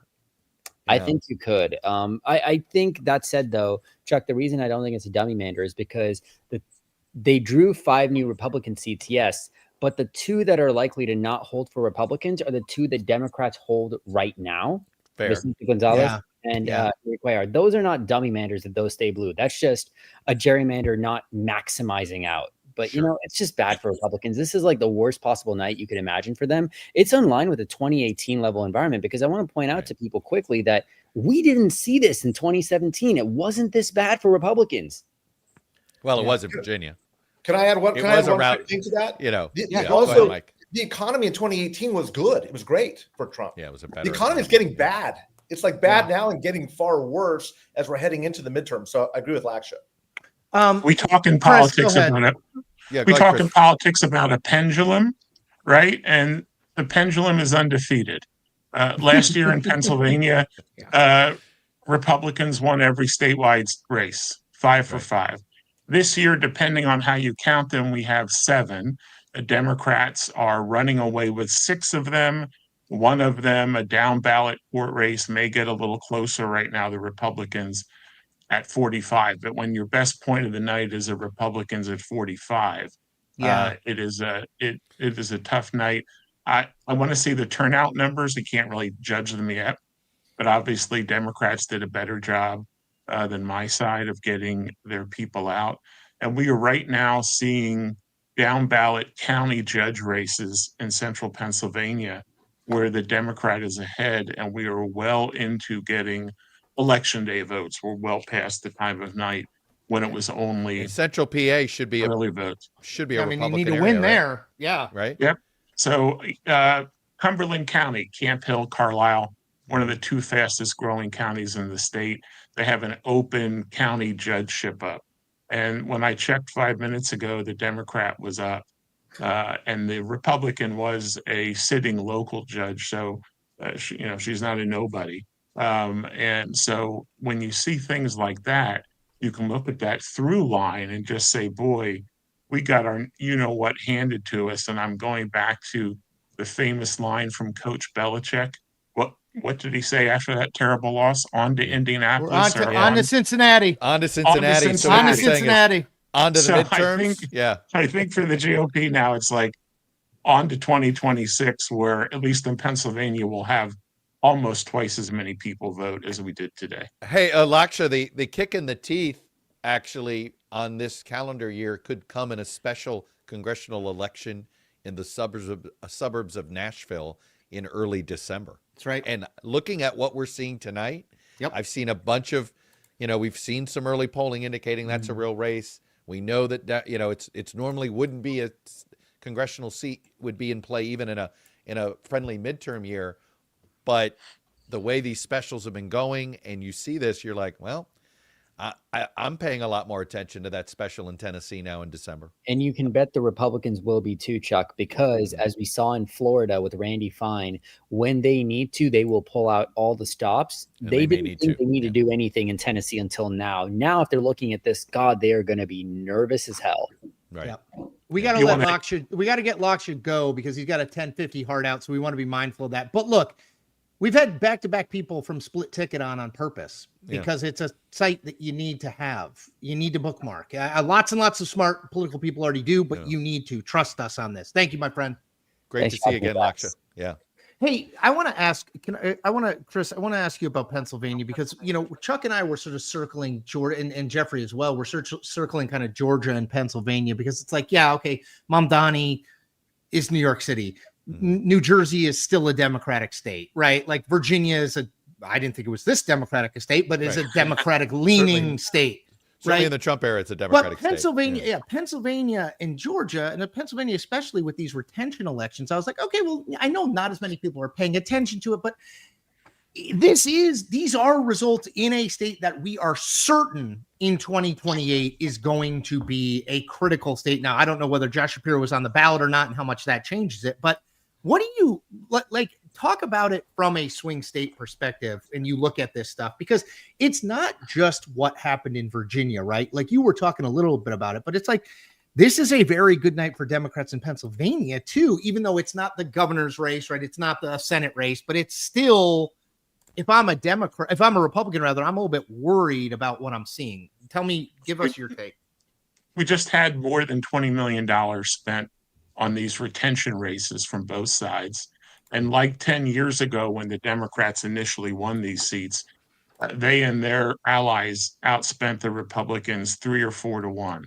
So that still matters. Democrats always have cared in Pennsylvania more about judicial races than Republicans, and that is still a factor as well. And next year, obviously, we have a governor up for re-election who's already got one foot pretty squarely in the presidential race. Yep. And so you have that kind of double whammy for that. And in 2022, our Republican nominee for governor, who was just terrible, got outspent 10 to 1, 70 million to 7 million. So part of this is we're just, we're losing the air war and the ground war because the other side is spending a lot more money. Now, the nominee next year for us for governor, our state treasurer, Stacey Garrity, is going to be heads and tails better than than the 2022 one, but and she won't be outspent 10-1, but she's going to be outspent. She's going to get outspent. Yeah. So unlike last year, where our Senate candidate Dave McCormick was able to outspend Bob Casey, et cetera, we're going to be fighting from behind on the money angle in a state that has 6 media markets, yada yada yada, East Coast, Midwest split as we see, and we might have a couple specials in the second quarter. There are some state house members who are running for local office today, but that's going to be a while. So, well, we're going to keep. It sounds like it could be a tough 6 to 9 months. Yeah, but we will look. Well, I have Chris Nicholas on speed dial, so I will continue. I mean, is speed dial even a thing anymore? I mean, I have him in my contacts. So he's in your phone. He's in my phone. Everyone is speed dial. I was going to make a Rolodex reference, but that trend's Super Bowl. Chris, we're going to let you go. Chuck, I think you got. I wanted to keep Mike around. We're 7 minutes till the polls officially close. Hurry up and drop your ballot off if you're somehow live streaming us while you're in your car on the 405. We'll find out what happened in 6 months. Mike, realistically, we're our guys, we think we know where this is headed. Yeah. Why did the Republican, or let me put it this way, why did the opposition campaign to this redistricting just never gel? I mean, I for a brief period with an Arnold Schwarzenegger in one spot, Charlie Munger Jr.'s money in another spot. Kevin McCarthy was claiming he had a bunch of money he could raise. We don't know where that went. Right. But it just fizzled quickly. I mean, and it collapsed. What's your explanation for it?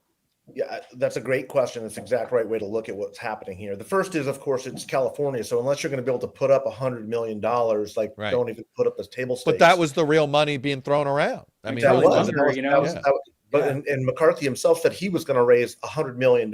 Remember, in California, you can have independent committees that can coordinate. Right. So the commitment was Munger would come in with $30 million, and he did. And he would hand the baton over in the last 30, 45 days to McCarthy, giving him a little bit of time to raise that money. That money never materialized. So the campaign effectively ran out of cash in the last 30 days of the election. Like that's not an important time, is it? People are paying attention. People are paying attention. Yeah. You don't need ads at the end. The top driving issue in California was a rejection of Trump, which we've got a history of doing. We passed that multi-gazillion dollar stem cell bond to stick it to George W. Bush back in the day. Remember. So we've got a history of doing this. And I think that it's still California. It's still the biggest, bluest state. The partisanization of it was just not going to let go. This is the first time people have the opportunity to vote with their middle finger at Donald Trump. They've been chomping at the bit to do something. So turnout's high, and this is what they did. I think based on the I was just gonna say, I think based on the way this night is going, I think we know what's going to happen. I have to think it's going to beat 60%. Absolutely. No, it'll be closer it'll be closer to 60 than it is 50. That's for sure. I think it could break 60, which is breathtaking. It's huge. Mike, look, you've watched Gavin Newsom for his entire career. Yeah. There are times that I think that Gavin's unelectable, unnominatable. A former mayor of San Francisco is never going to carry the state of Pennsylvania, state of Michigan, and Wisconsin. But man, oh man, whatever, he is a man of 9 lives. He has remade himself numerous times. He did it. He was written off. He'd never be governor after the failed first campaign against Jerry Brown when he flopped and had to drop out and become LG. Are we underestimating this guy? Yes. Chuck, he was written off in March when he platformed Charlie Kirk and Steve Bannon. That's right. That's right. He got written off for about 10 days. His on career's that one, over. Right. Like the national consensus was his career's over. He'll never. What is he doing with this stupid podcast thing? Why is he platforming Bannon? Right. I will say that, and I've been very publicly complimentary and critical of Gavin Newsom, depending on the scenario. Let me say this: to really understand Gavin Newsom, this year has been completely instructive. The way that they handled the LA fires, when they got completely steamrolled by Donald Trump and the misinformation deluge, I've never seen a governor in my 35 years in California struggle as much as he was to just get basic facts out. They won't let the water out, Mike. That was the message. It's ridiculous, but it worked.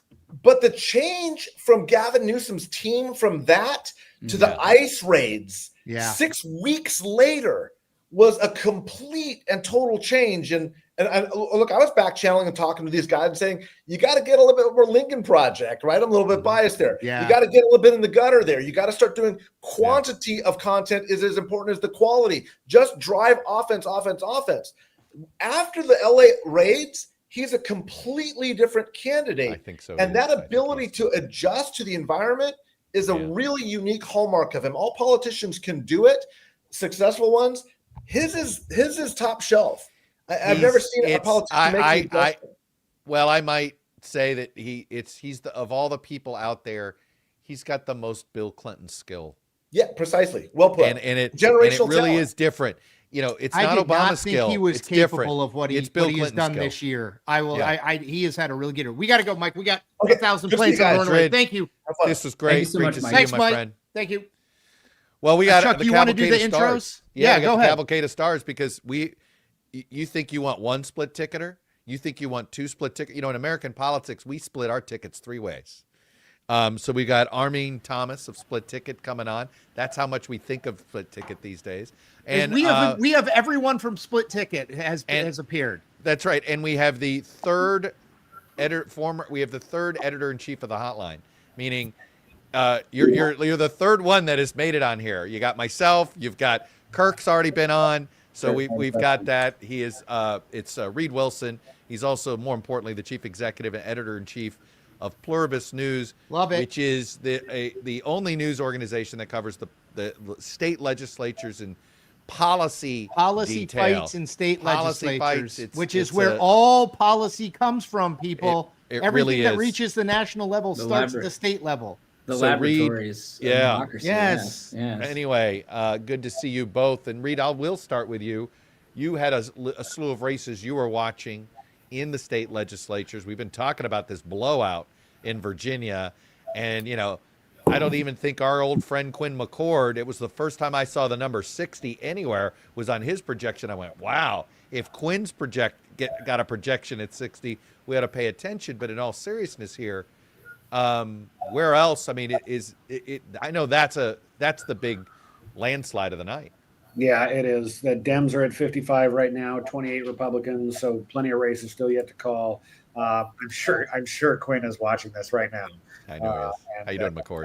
Yeah. Probably desperately trying to find a link to get into the chat, but I'll send it to you later. Yeah, I mean, this is.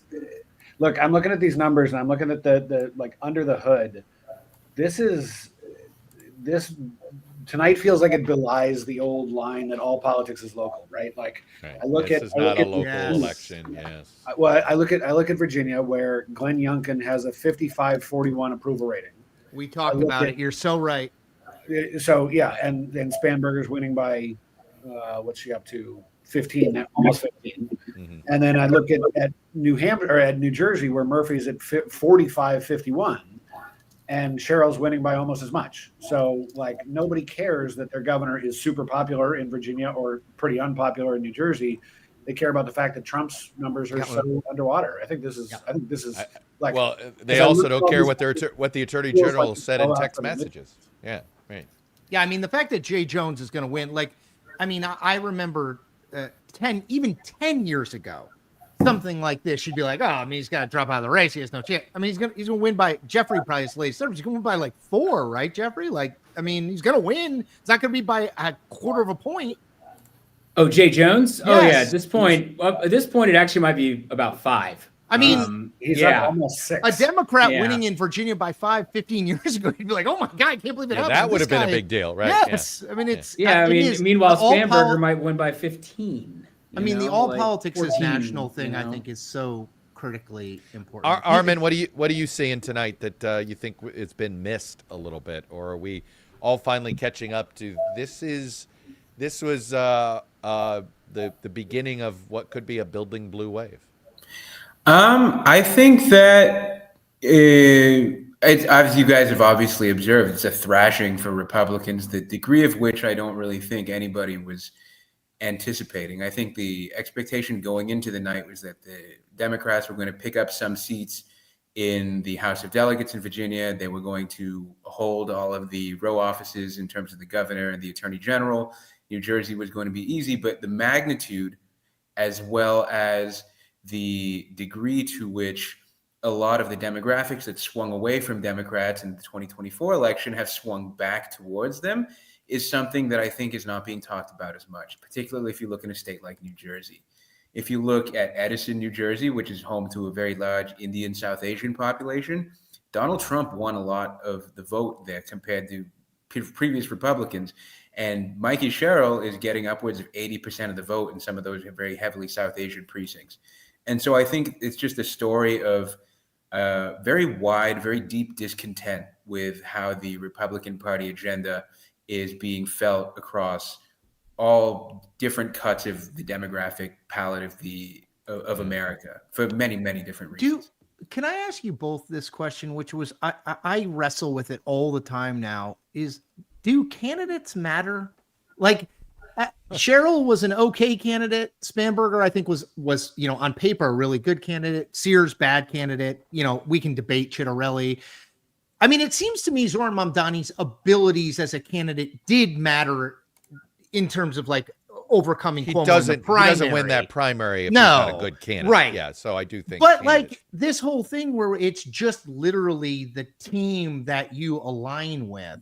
Reed, you want to go first on it? Like, I mean, I was always taught like it matters if the candidate is like good or bad. Is that still operative? Because I don't want to just assume that all the things I was taught 20 years ago still apply. Yeah, no, I think it matters on a case-by-case basis in a sense. Like you're right.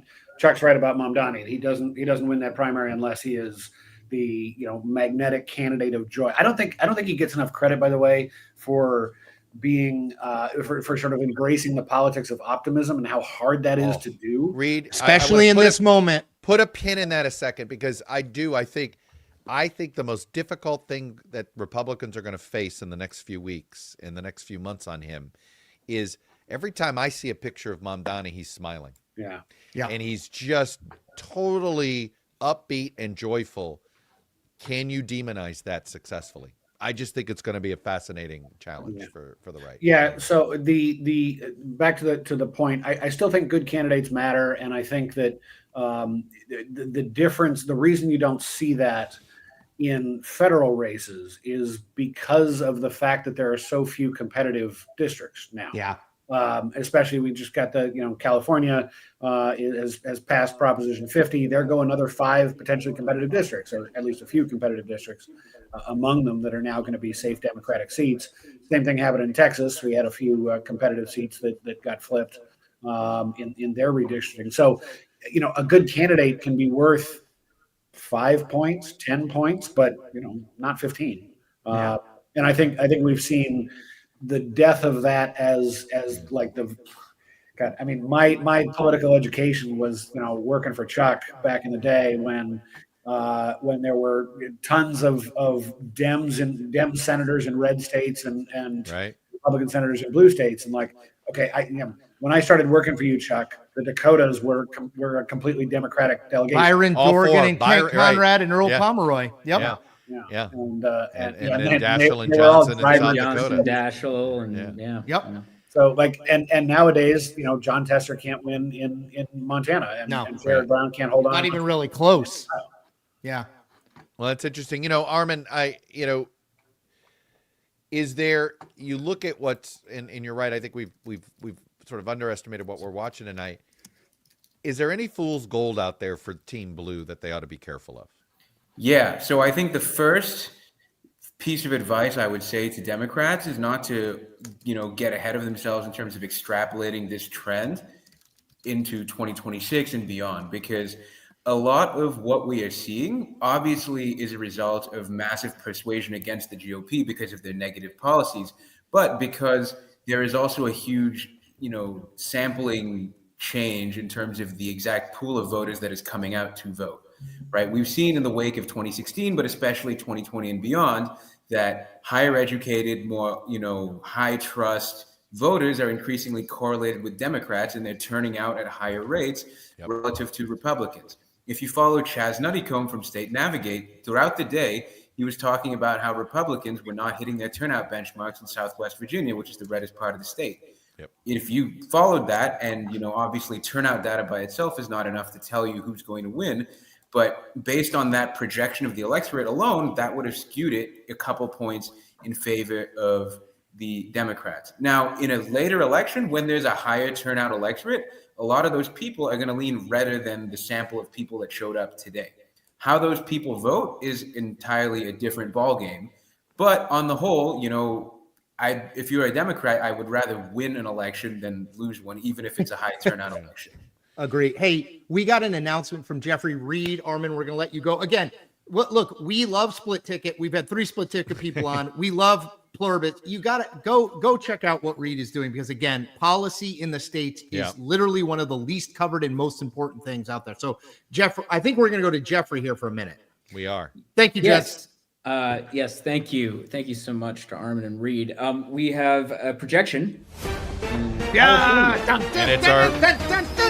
it's perhaps our last one of the night. Here it is. Believe it. You'll never believe it, but the Prop 50 has passed. We're projecting, Decision Desk HQ is projecting that Prop 50 will pass, which means California will have a new congressional map for the 2026 midterm elections, potentially one that I think, if you look at the math of it, could get them 4 or 5 seats net for Democrats. So let's step back here, Jeffrey. You did this terrific during a sort of, I don't want to totally share too much here, but you did this terrific briefing for an internal group of us a few weeks ago on the redistricting wars, right? And as this was before we thought Virginia would come online, right, at the time. Yeah, I mean, I'm from Virginia, and I didn't quite see that one coming. Oh, please, I did not see this coming either. All of a sudden, you now have Kansas is not going to happen. But Maryland and Virginia might. What are the chances that Democrats end up netting more seats now out of this fight that Donald Trump started? I mean, this is the classic case. Be careful what you wish for. Totally. All of a sudden, you're like, okay, if you want to have this fight, Democrats will do it too. And sure enough, here we are. Yeah, I mean, I think it's there is a Pandora's box element to this. Mm-hmm. I will say that Republicans still are in a stronger position to quickly move. Now, the Virginia case does point out that if there is a way, you might find it. But Republicans just control more states where the state legislature is still in control of redistricting at the statute level. So you don't need to pass the constitutional amendment. So in that sense, I think Republicans still have an opportunity here. There's still talk about Indiana's probably going to hold a special session. Yeah. I think pressure will build, especially if Democrats are going to try to do Virginia. There'll be some more coming. Yeah, and we still have North Carolina. Yeah. Yep. Yeah. So, but maybe it's going to be closer to a wash than it initially looked. Yes, because we thought like +6 to 8 Republican, right? Jeffrey? And let me ask. Yeah. Let me do this, which is, and maybe we could. What is a number now? What is a Trump performance number in a district that Democrats could feel comfortable targeting? Is it 57% Trump districts? Is it 56? Yeah. Jeffrey, what's your sense of, because we know there's Trump fall off in a midterm, is it, do you think you can net 7 points? Is that where you would go, wherever he's 7 or 8 above the 50 mark? Yeah, I mean, okay, so I'm just thinking about this quickly. Virginia looks like Hashmi might win by 11. And if you're just sort of taking that as like generic Democrat or something, that's a 5-point swing from the presidential election. I'll pull that up, Jeffrey. Go ahead, keep talking. If I'll pull up the lieutenant governor's race. If it's a 5-point swing, a seat that Trump won, I don't know, 52-46 or 52-45 suddenly is, or 53-45, suddenly those are all, and maybe even up to 55% in the right context. Yep. There you go. And those are suddenly more in play, which does definitely expand the map. And, in 2018, as a worthwhile example, maybe a comparison here, we did see Democrats win in some places that seemed like, no, they won't win the Oklahoma City district. And they did, that kind of thing. Yeah. That's right. And then they did. Right. Now, it was super tight, and they lost it 2 years later narrowly. But, it just speaks to the point that those kinds of districts could be in play. So suddenly you're looking at environment. Right. You got Virginia 2. You're going to have 3 of the 4 Iowa seats now. By the way, You have Hashmi ended up carrying Virginia Beach. Okay. So once the final votes came I in, can't. I was just going to say I would by lose 5. all my. So It'd be stunning if she yeah. if she won by 12 statewide and lost And Virginia couldn't win Beach. Virginia Beach. Our Yeah. math in Virginia, our math. Hey, Chuck, can we bring in? Yes. We got a bunch of people. And since we're talking Virginia, let's bring in Chaz Nuttycombe, founder and executive director of State Navigate. Amazing site. Awesome. You heard Armin from Split Ticket just mentioned Chaz does amazing work. So and then let's also bring in John Fleischman, owner and president of the Fleischman Consulting Group. Yes, he does stuff Republican, all over. California A Republican in California. Yes, they do exist. So Chaz, let's and he's still on his Dodger high. He may have to deal with a Republican low right now, but he does have Dodger high. And we are trying to pull Chaz up. We'll see if we can get him. But John, let's go. This is for the kind of love-hate Nationals fan. I just thought we'll I take put it. on the We've been struggling. John, so I pulled this up. It's at, I mean, there's only 40% in. Decision Desk has already called yes, the congressional redistricting amendment. It's at 61% right now. Yeah. Was there any reason to think differently, or did you kind of see this coming down the pike? No, this has been pretty obvious. I was tuned in when you were talking with Mike Madrid, and this really all got resolved when the Republicans decided not to fund the race in California. And I think the piece that no one's talking about is that, so Newsom back on August 11th sends the tweet out to Donald Trump saying, okay, you want to fight? Well, I'm going to change the districts here. Less than 3 months later, he's changed the districts. And I keep thinking of that phrase from World War II when the Germans invaded France, Blitzkrieg, because that's really what happened. I mean, he marshaled all of his troops. He got the legislature to do what he needed them to do. By the way, giving the Senate president and the Assembly speaker brand new safe Republican House seats. So imagine how that works, right? But he drove that all the way through. He raised an epic amount of money, and we may want to talk about how this sets him up better for his presidential race. But he raised an epic amount of money. But I think what happened, a very good year.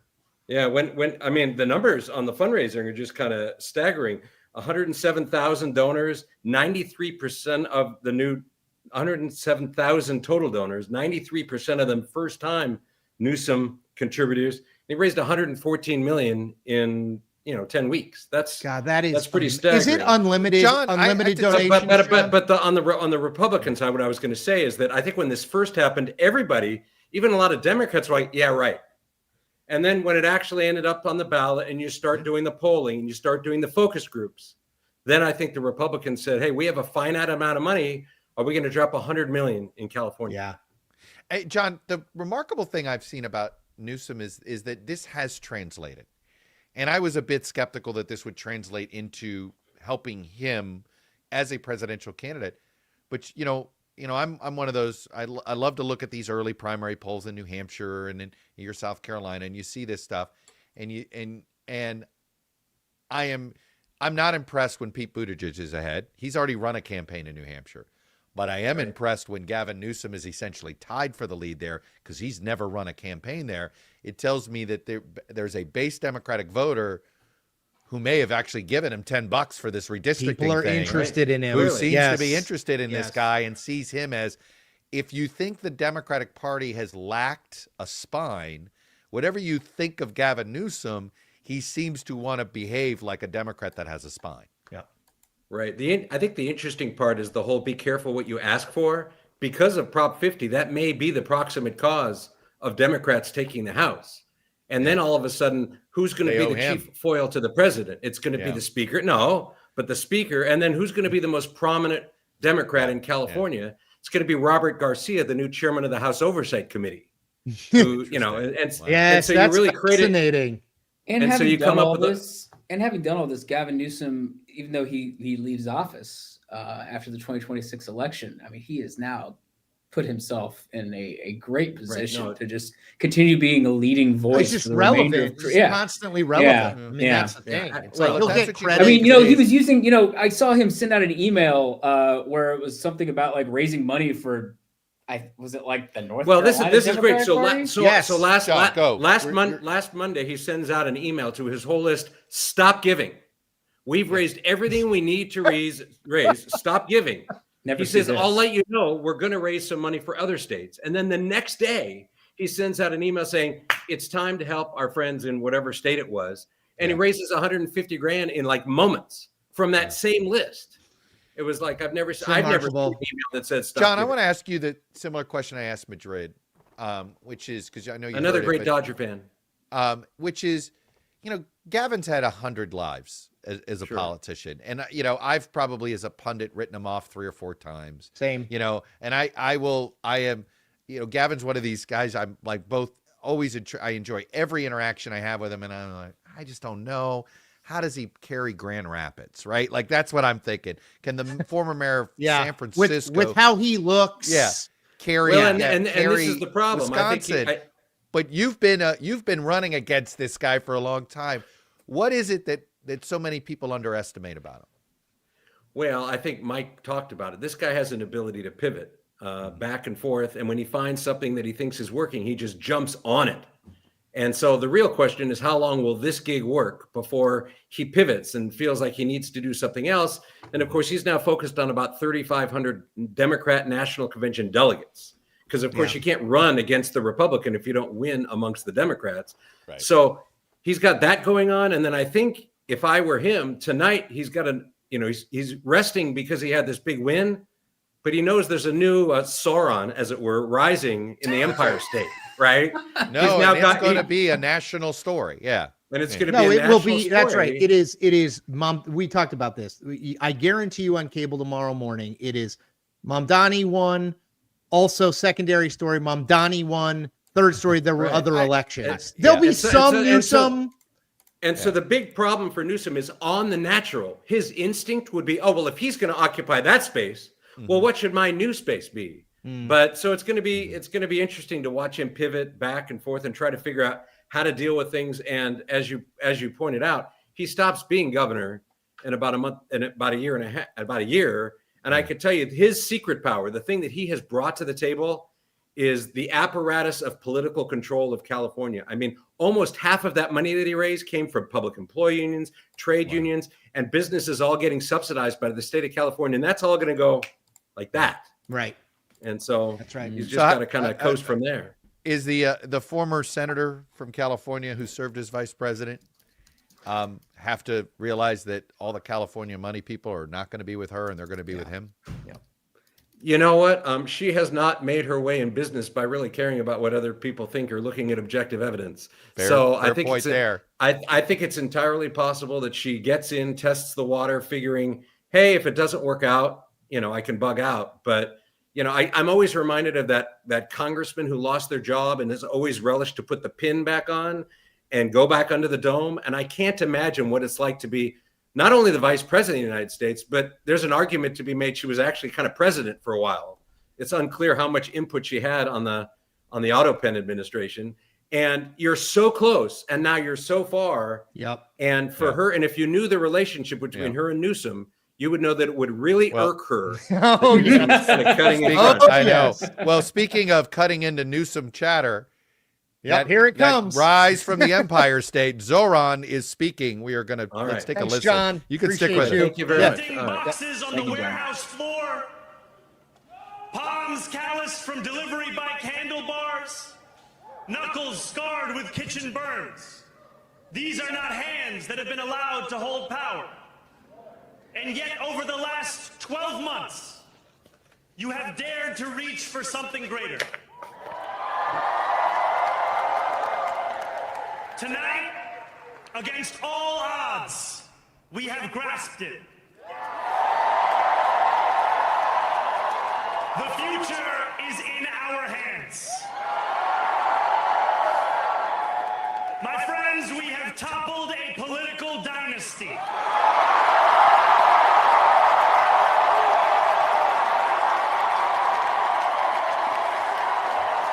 He's always smiling.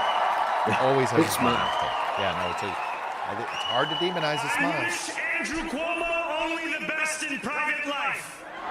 Oh my God. Middle finger. Might be the final time I utter his name. Wow. Yeah, this is not Did it the get same personal? tone. This is not the same This is tone as not the the- Virginia speech. Not the No. Spanberger speech. No, not Spanberger. Wow. Well, Interesting. it's New York, right? Yeah, true. Tonight you have delivered a mandate for change. He's at 50.6%. Hey, man. Hey. Trump claimed That's a mandate 51, with 49. Jeffrey. Oh, no, Doing no. your Oh, numbers. Yeah. That's right. I mean, he's clear of 50 right now. For a government that delivers exactly that. On January 1st, I will be sworn in as the mayor of New York City.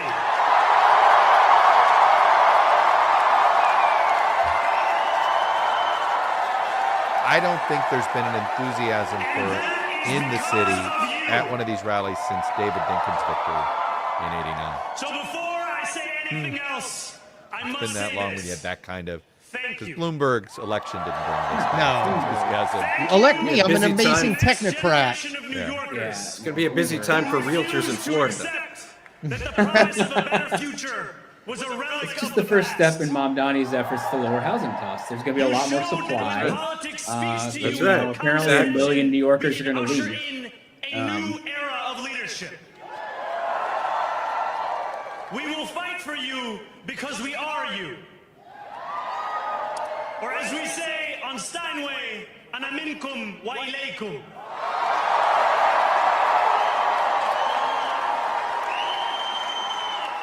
Thank you to those so often forgotten by the politics of our city who made this movement their own.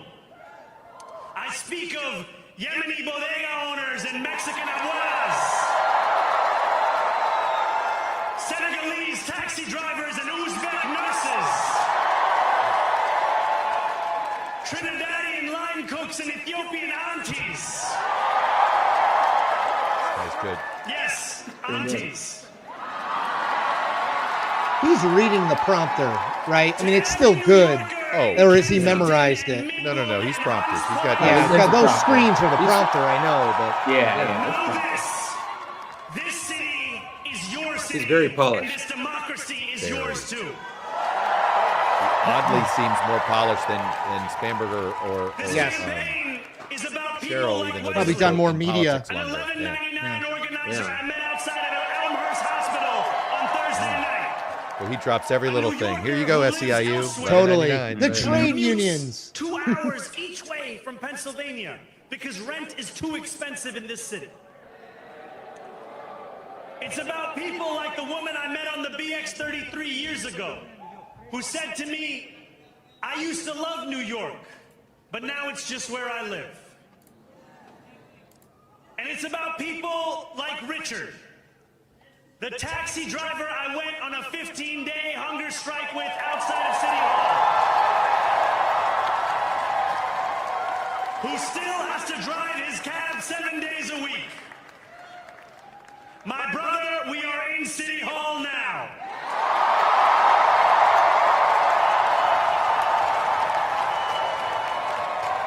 This victory is for all of them. And it's for all of you.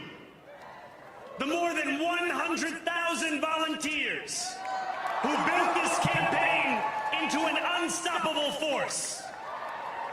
Because of you, we will make this city one that working people can love and live in again.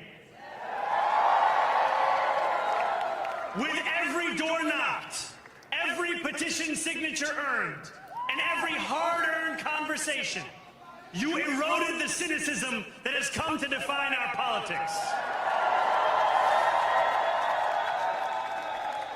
Now I know that I have asked for much from you over this last year.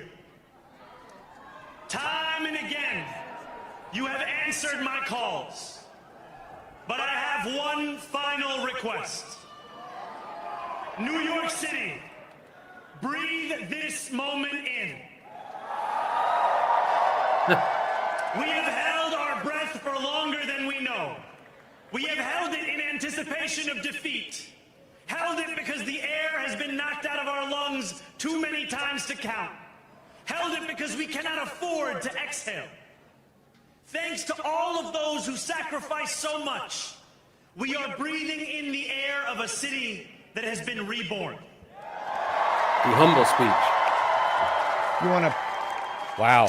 We can probably pull out of it. We can, but I have to tell he's you, really talented. I mean, for people who have not seen him before, I mean, And who took an electoral project and turned it into so much more. Lauren, we can pull out of it. I think. Yeah, thanks. Like I said, Gavin Newsom's watching that and going, ugh. No. This is really talented. No, this is a moment. It is. We were talking about earlier. Oh, Abigail Spanberger might be on the short list. Sure, I'm not going to deny that. Yeah, she's from the right state. This guy's This guy's going to be a national player. That doesn't mean he ever runs for national office. I'm not saying that, but you see, just in like, I find it interesting. He was ready to. He knew the whole world's watching, and he had a speech ready for it. This is a very polished and prepared person who's. I don't think New York City mayor's the last race he wants to run. I'll just add, we've been talking about change and outsiders. The biggest applause line outside of like, hey, we did it, we won. The biggest applause line was, we toppled a political dynasty. Yeah. That's Mamdani's word. It's very that just to wrap up very quickly with John. One thing I would say with Newsom is like, look, this is a guy who spent his entire life in politics. Like, how do you? It's like the same question I have about Josh Shapiro, the same question I have about Gretchen Whitmer. The same, like, these people have a long resume that 20 years ago you've been like, they're perfect to run for president. And now I look at it and I'm like, I think it's a problem. What do you make of that, John? I think Newsom's going to have a big challenge on his hands because he's got progressive majorities in his state legislature that are going to be so fired up. And he's always kind of tried to be their adult supervision. And now he's got, is he curbing that? Or is he embracing that? And it'll be interesting for him in his final term. It's a fine line to walk. Yeah. Well, and John, you bring up a point that so many people outside of California don't understand. Newsom, Pelosi, Harris, they're the moderates. Yes. Yeah. Right. The progressives in California, man, that's super majority. Wow. I always bring up my brother. He lives in San Francisco, and he's about as liberal as I think they come until he tells me about everyone else who lives in San Francisco. So, well, Nancy Pelosi's the most conservative person that could win her district. It's remarkable. All right, John, we got to let you go. Hey, Thank you, my friend. All right. Thanks. All right. I'm a follower. Yes, I always we see love you. John. Yeah. Chuck, you want to do last two guests of the night? We thought we were getting one, but we're getting two. Well, let's bring in our last two guests. Yeah. We will do that. We've got Garrett Herron, founder and CEO of Vote Hub, and Austin Park from Vote Hub as well. Let's get these Austin guys is the in. research director. Excellent. Appreciate having you both in. And if you don't mind standing there a minute, can you pull up my screen, Lauren? I want to go into Minneapolis mayor. Yes, I wanted to bring this up too, Chuck. I've been sitting here waiting for the right time. So let's put it on the screen here, and it looks to me, and look, this is a ranked choice voting, so we're not going to know anything. Looks like most of the votes are in. Based on our, Jeffrey, if you want to, I feel like in our limited experience with ranked choice voting, having a 10-point lead before the second round of voting, it certainly looks like Jacob Fry has a good shot here. I think here's the one problem for Fry, and we saw this in the Democratic primary in New York City. Mm-hmm. If you have other candidates on the ballot that you've cross-endorsed so that their supporters rank you, it could end up very well. And it just so happens that Omar Fatah and Dwayne Davis and Jazz Hampton have all had that arrangement. Oh, they did cross those three. So the cross. So there's a very good chance they're ranked higher. That Fatah will end up Fatah. I think it's Fatah. Oh, interesting. I think we'll end up winning because of that cross endorsement campaign. Yeah. Now Hampton and we'll Davis. see. I don't want to let's not make it, but it is. I think that's that's a huge problem for wow. So if not to bring up political markets here, but if you were on the political markets. They're making a mistake putting Fry up that high. Go buy against short. Go buy some fodder. Anyway, Anyway, the other one I wanted to bring up because it's still early, but I wanted to touch on it. We got to get to Seattle mayor. I know the early returns, but Harrell had a lead, which would be a mild surprise here. It would be the first Seattle mayor reelected in 20 years. Remarkable. And just for people who don't know, Harrell is kind of the more moderate, and Wilson is the more sort of progressive Right. The lefty. business community recruited Harrell the last time to sort of defeat a progressive mayor. He succeeded. He finished second in the initial running to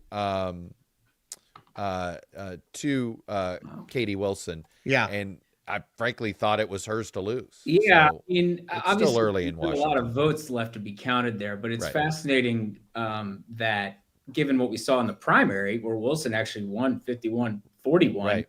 And the top two advanced.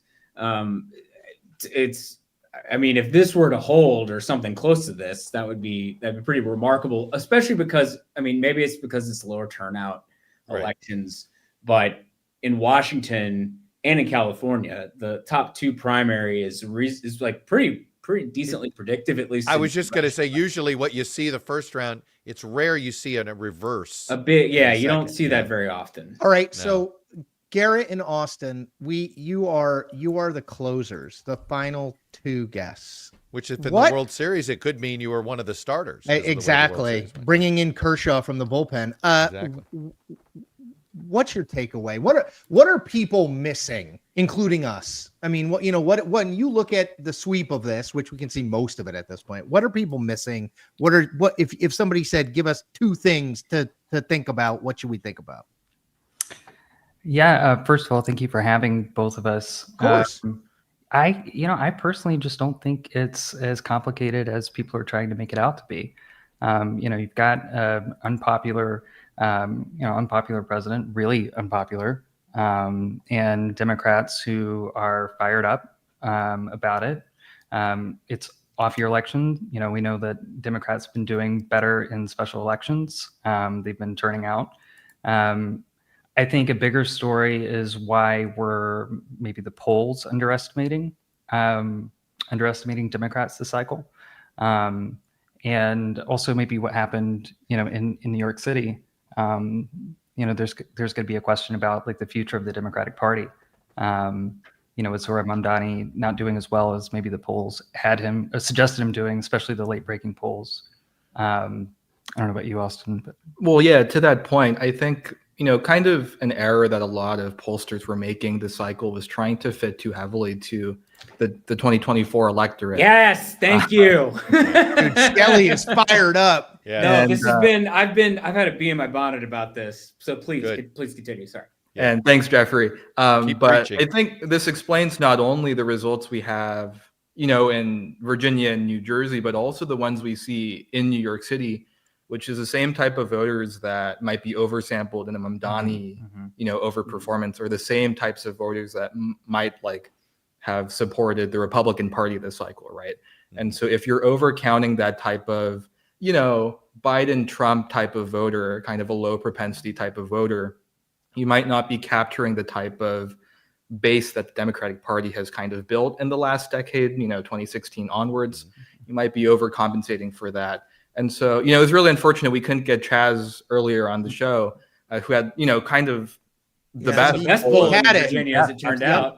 Yep, his polling was right on. Yep, totally agree.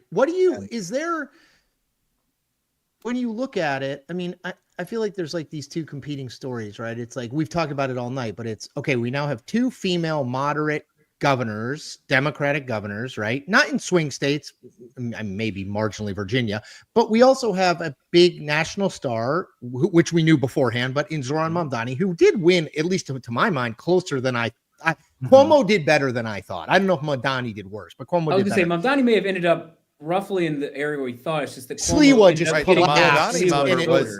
Mamdani's over 50. You're right. It's really Cuomo. I would argue that it exactly what pollsters got wrong was what was the Cuomo-Sliwa split going to be. But there's basically this turned into a Mamdani referendum, and he narrowly won it. Yeah.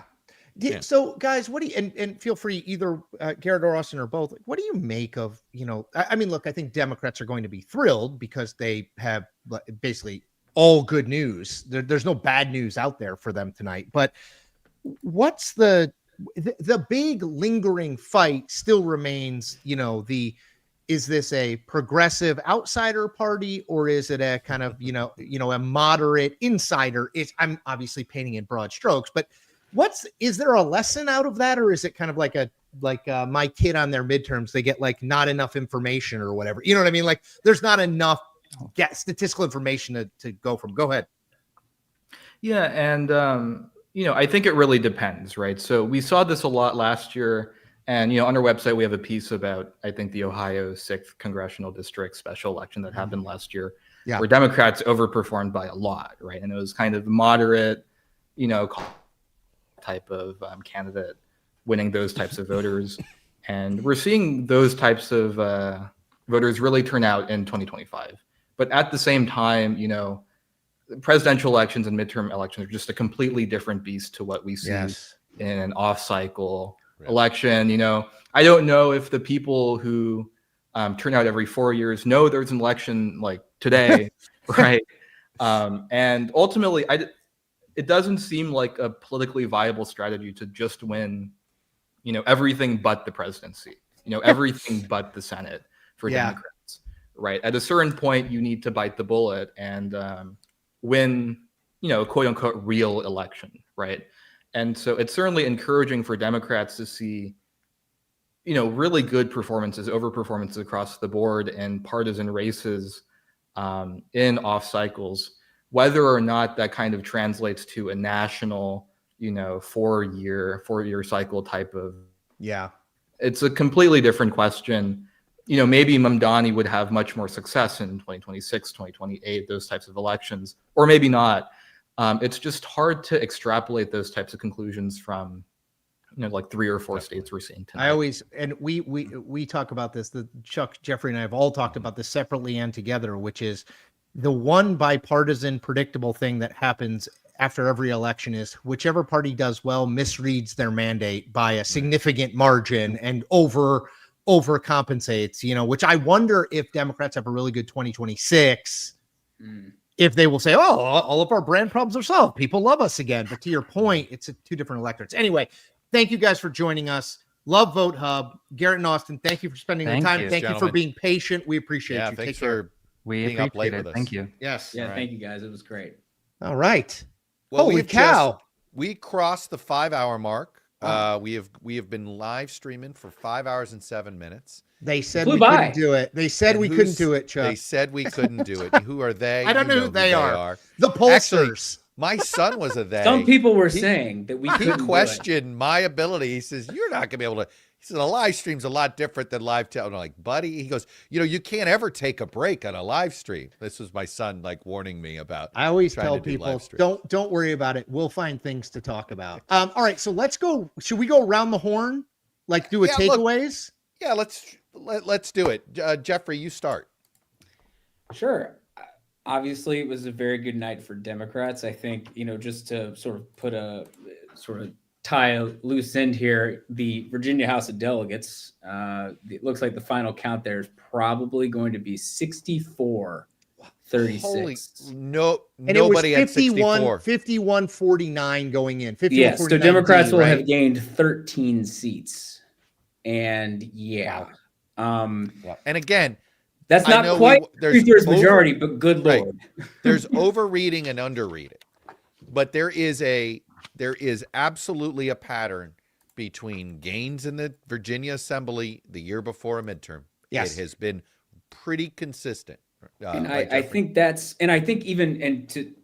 I haven't dug into all the numbers yet about exactly which ones flipped and whatnot, but I know that Kamala Harris carried 59 of the 100 seats, which means Democrats did win 5 seats that Trump carried. Now, they may have been by slim margins, but nonetheless, it speaks to a swing, and a swing, that put some light red turf in play for Democrats, which if we're thinking about, obviously, going forward, 2026 midterms, thinking about elections, even the special election coming up in the Nashville area, Tennessee, That's if you see some big swings, some races that shouldn't be competitive may be a lot closer, and some that are competitive or on the edge of competitive might be in more danger than you would have imagined. So, I was going to do Virginia, but I will pivot. I wrote down a bunch of phrases that our guests said throughout the night, and towards the end, Reed Wilson said something that I don't want people to overlook. And Chuck, you kind of highlighted it in the moment, and I wrote it down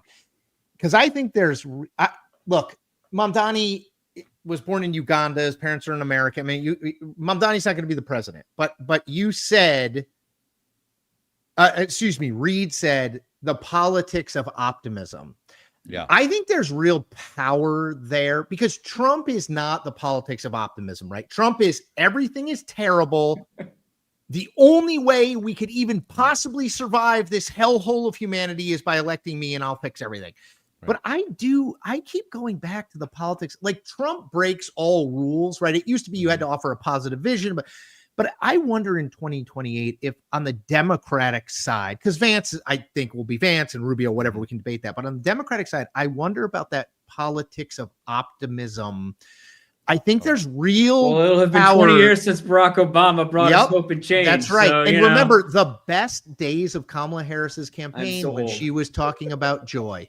You know what I mean? Like, well, there is power in that. Now it has to be around a set of policy ideas. The candidate has to authentically believe it. But that phrase, politics of optimism, is like rings in my ears.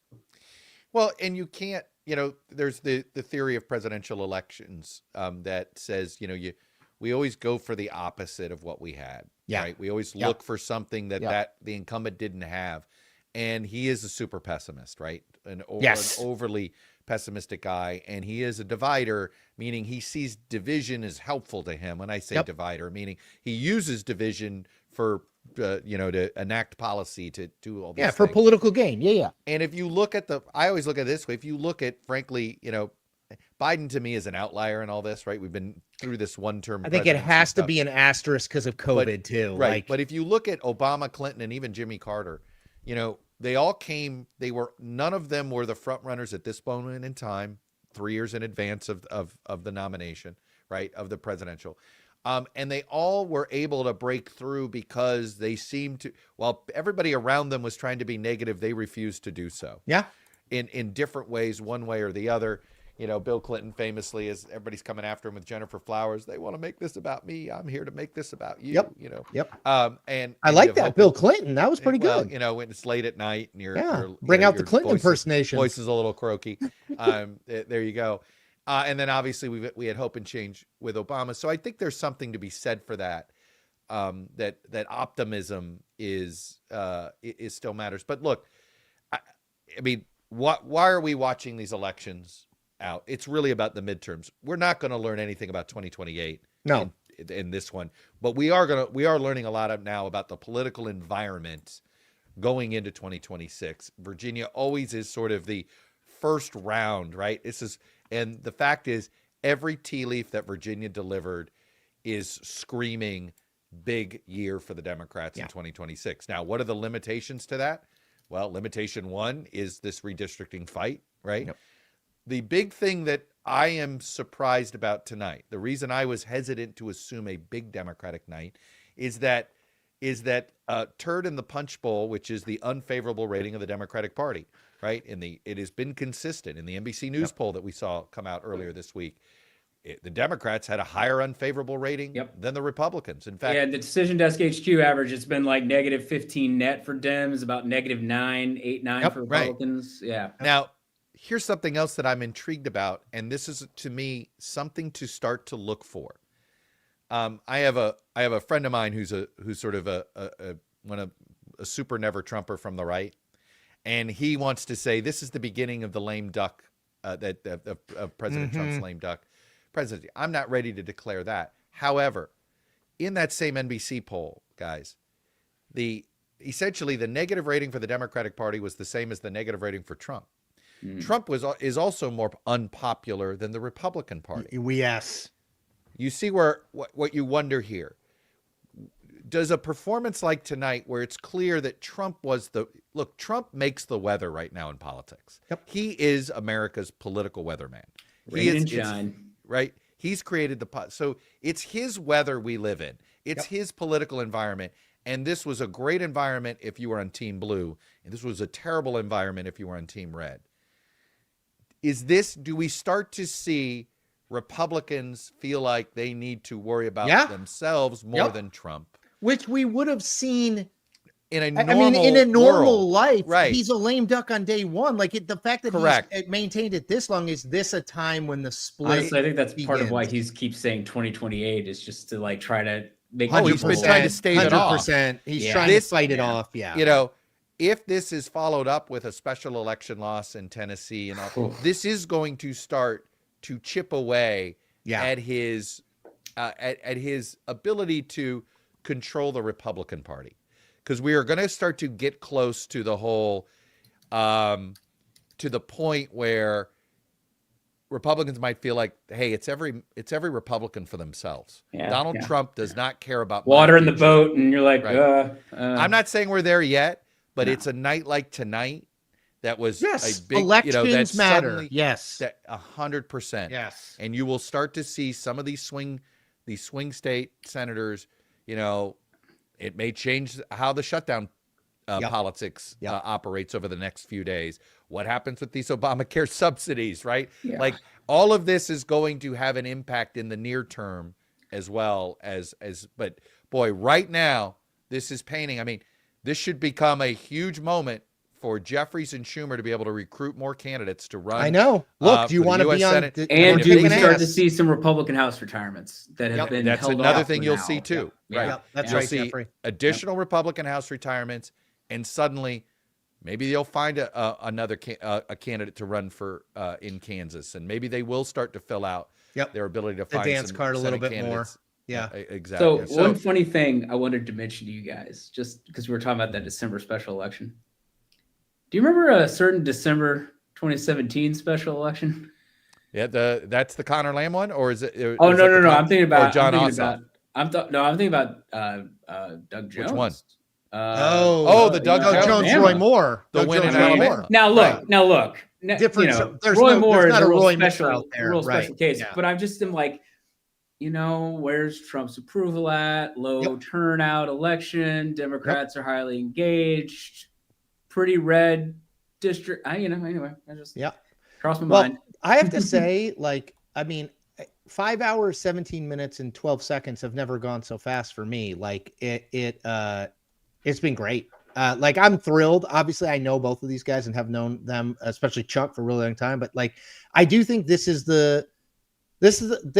I was telling people election night for people who love elections. You know what I mean? Like we're not going to dumb it. We're not going to dumb it down.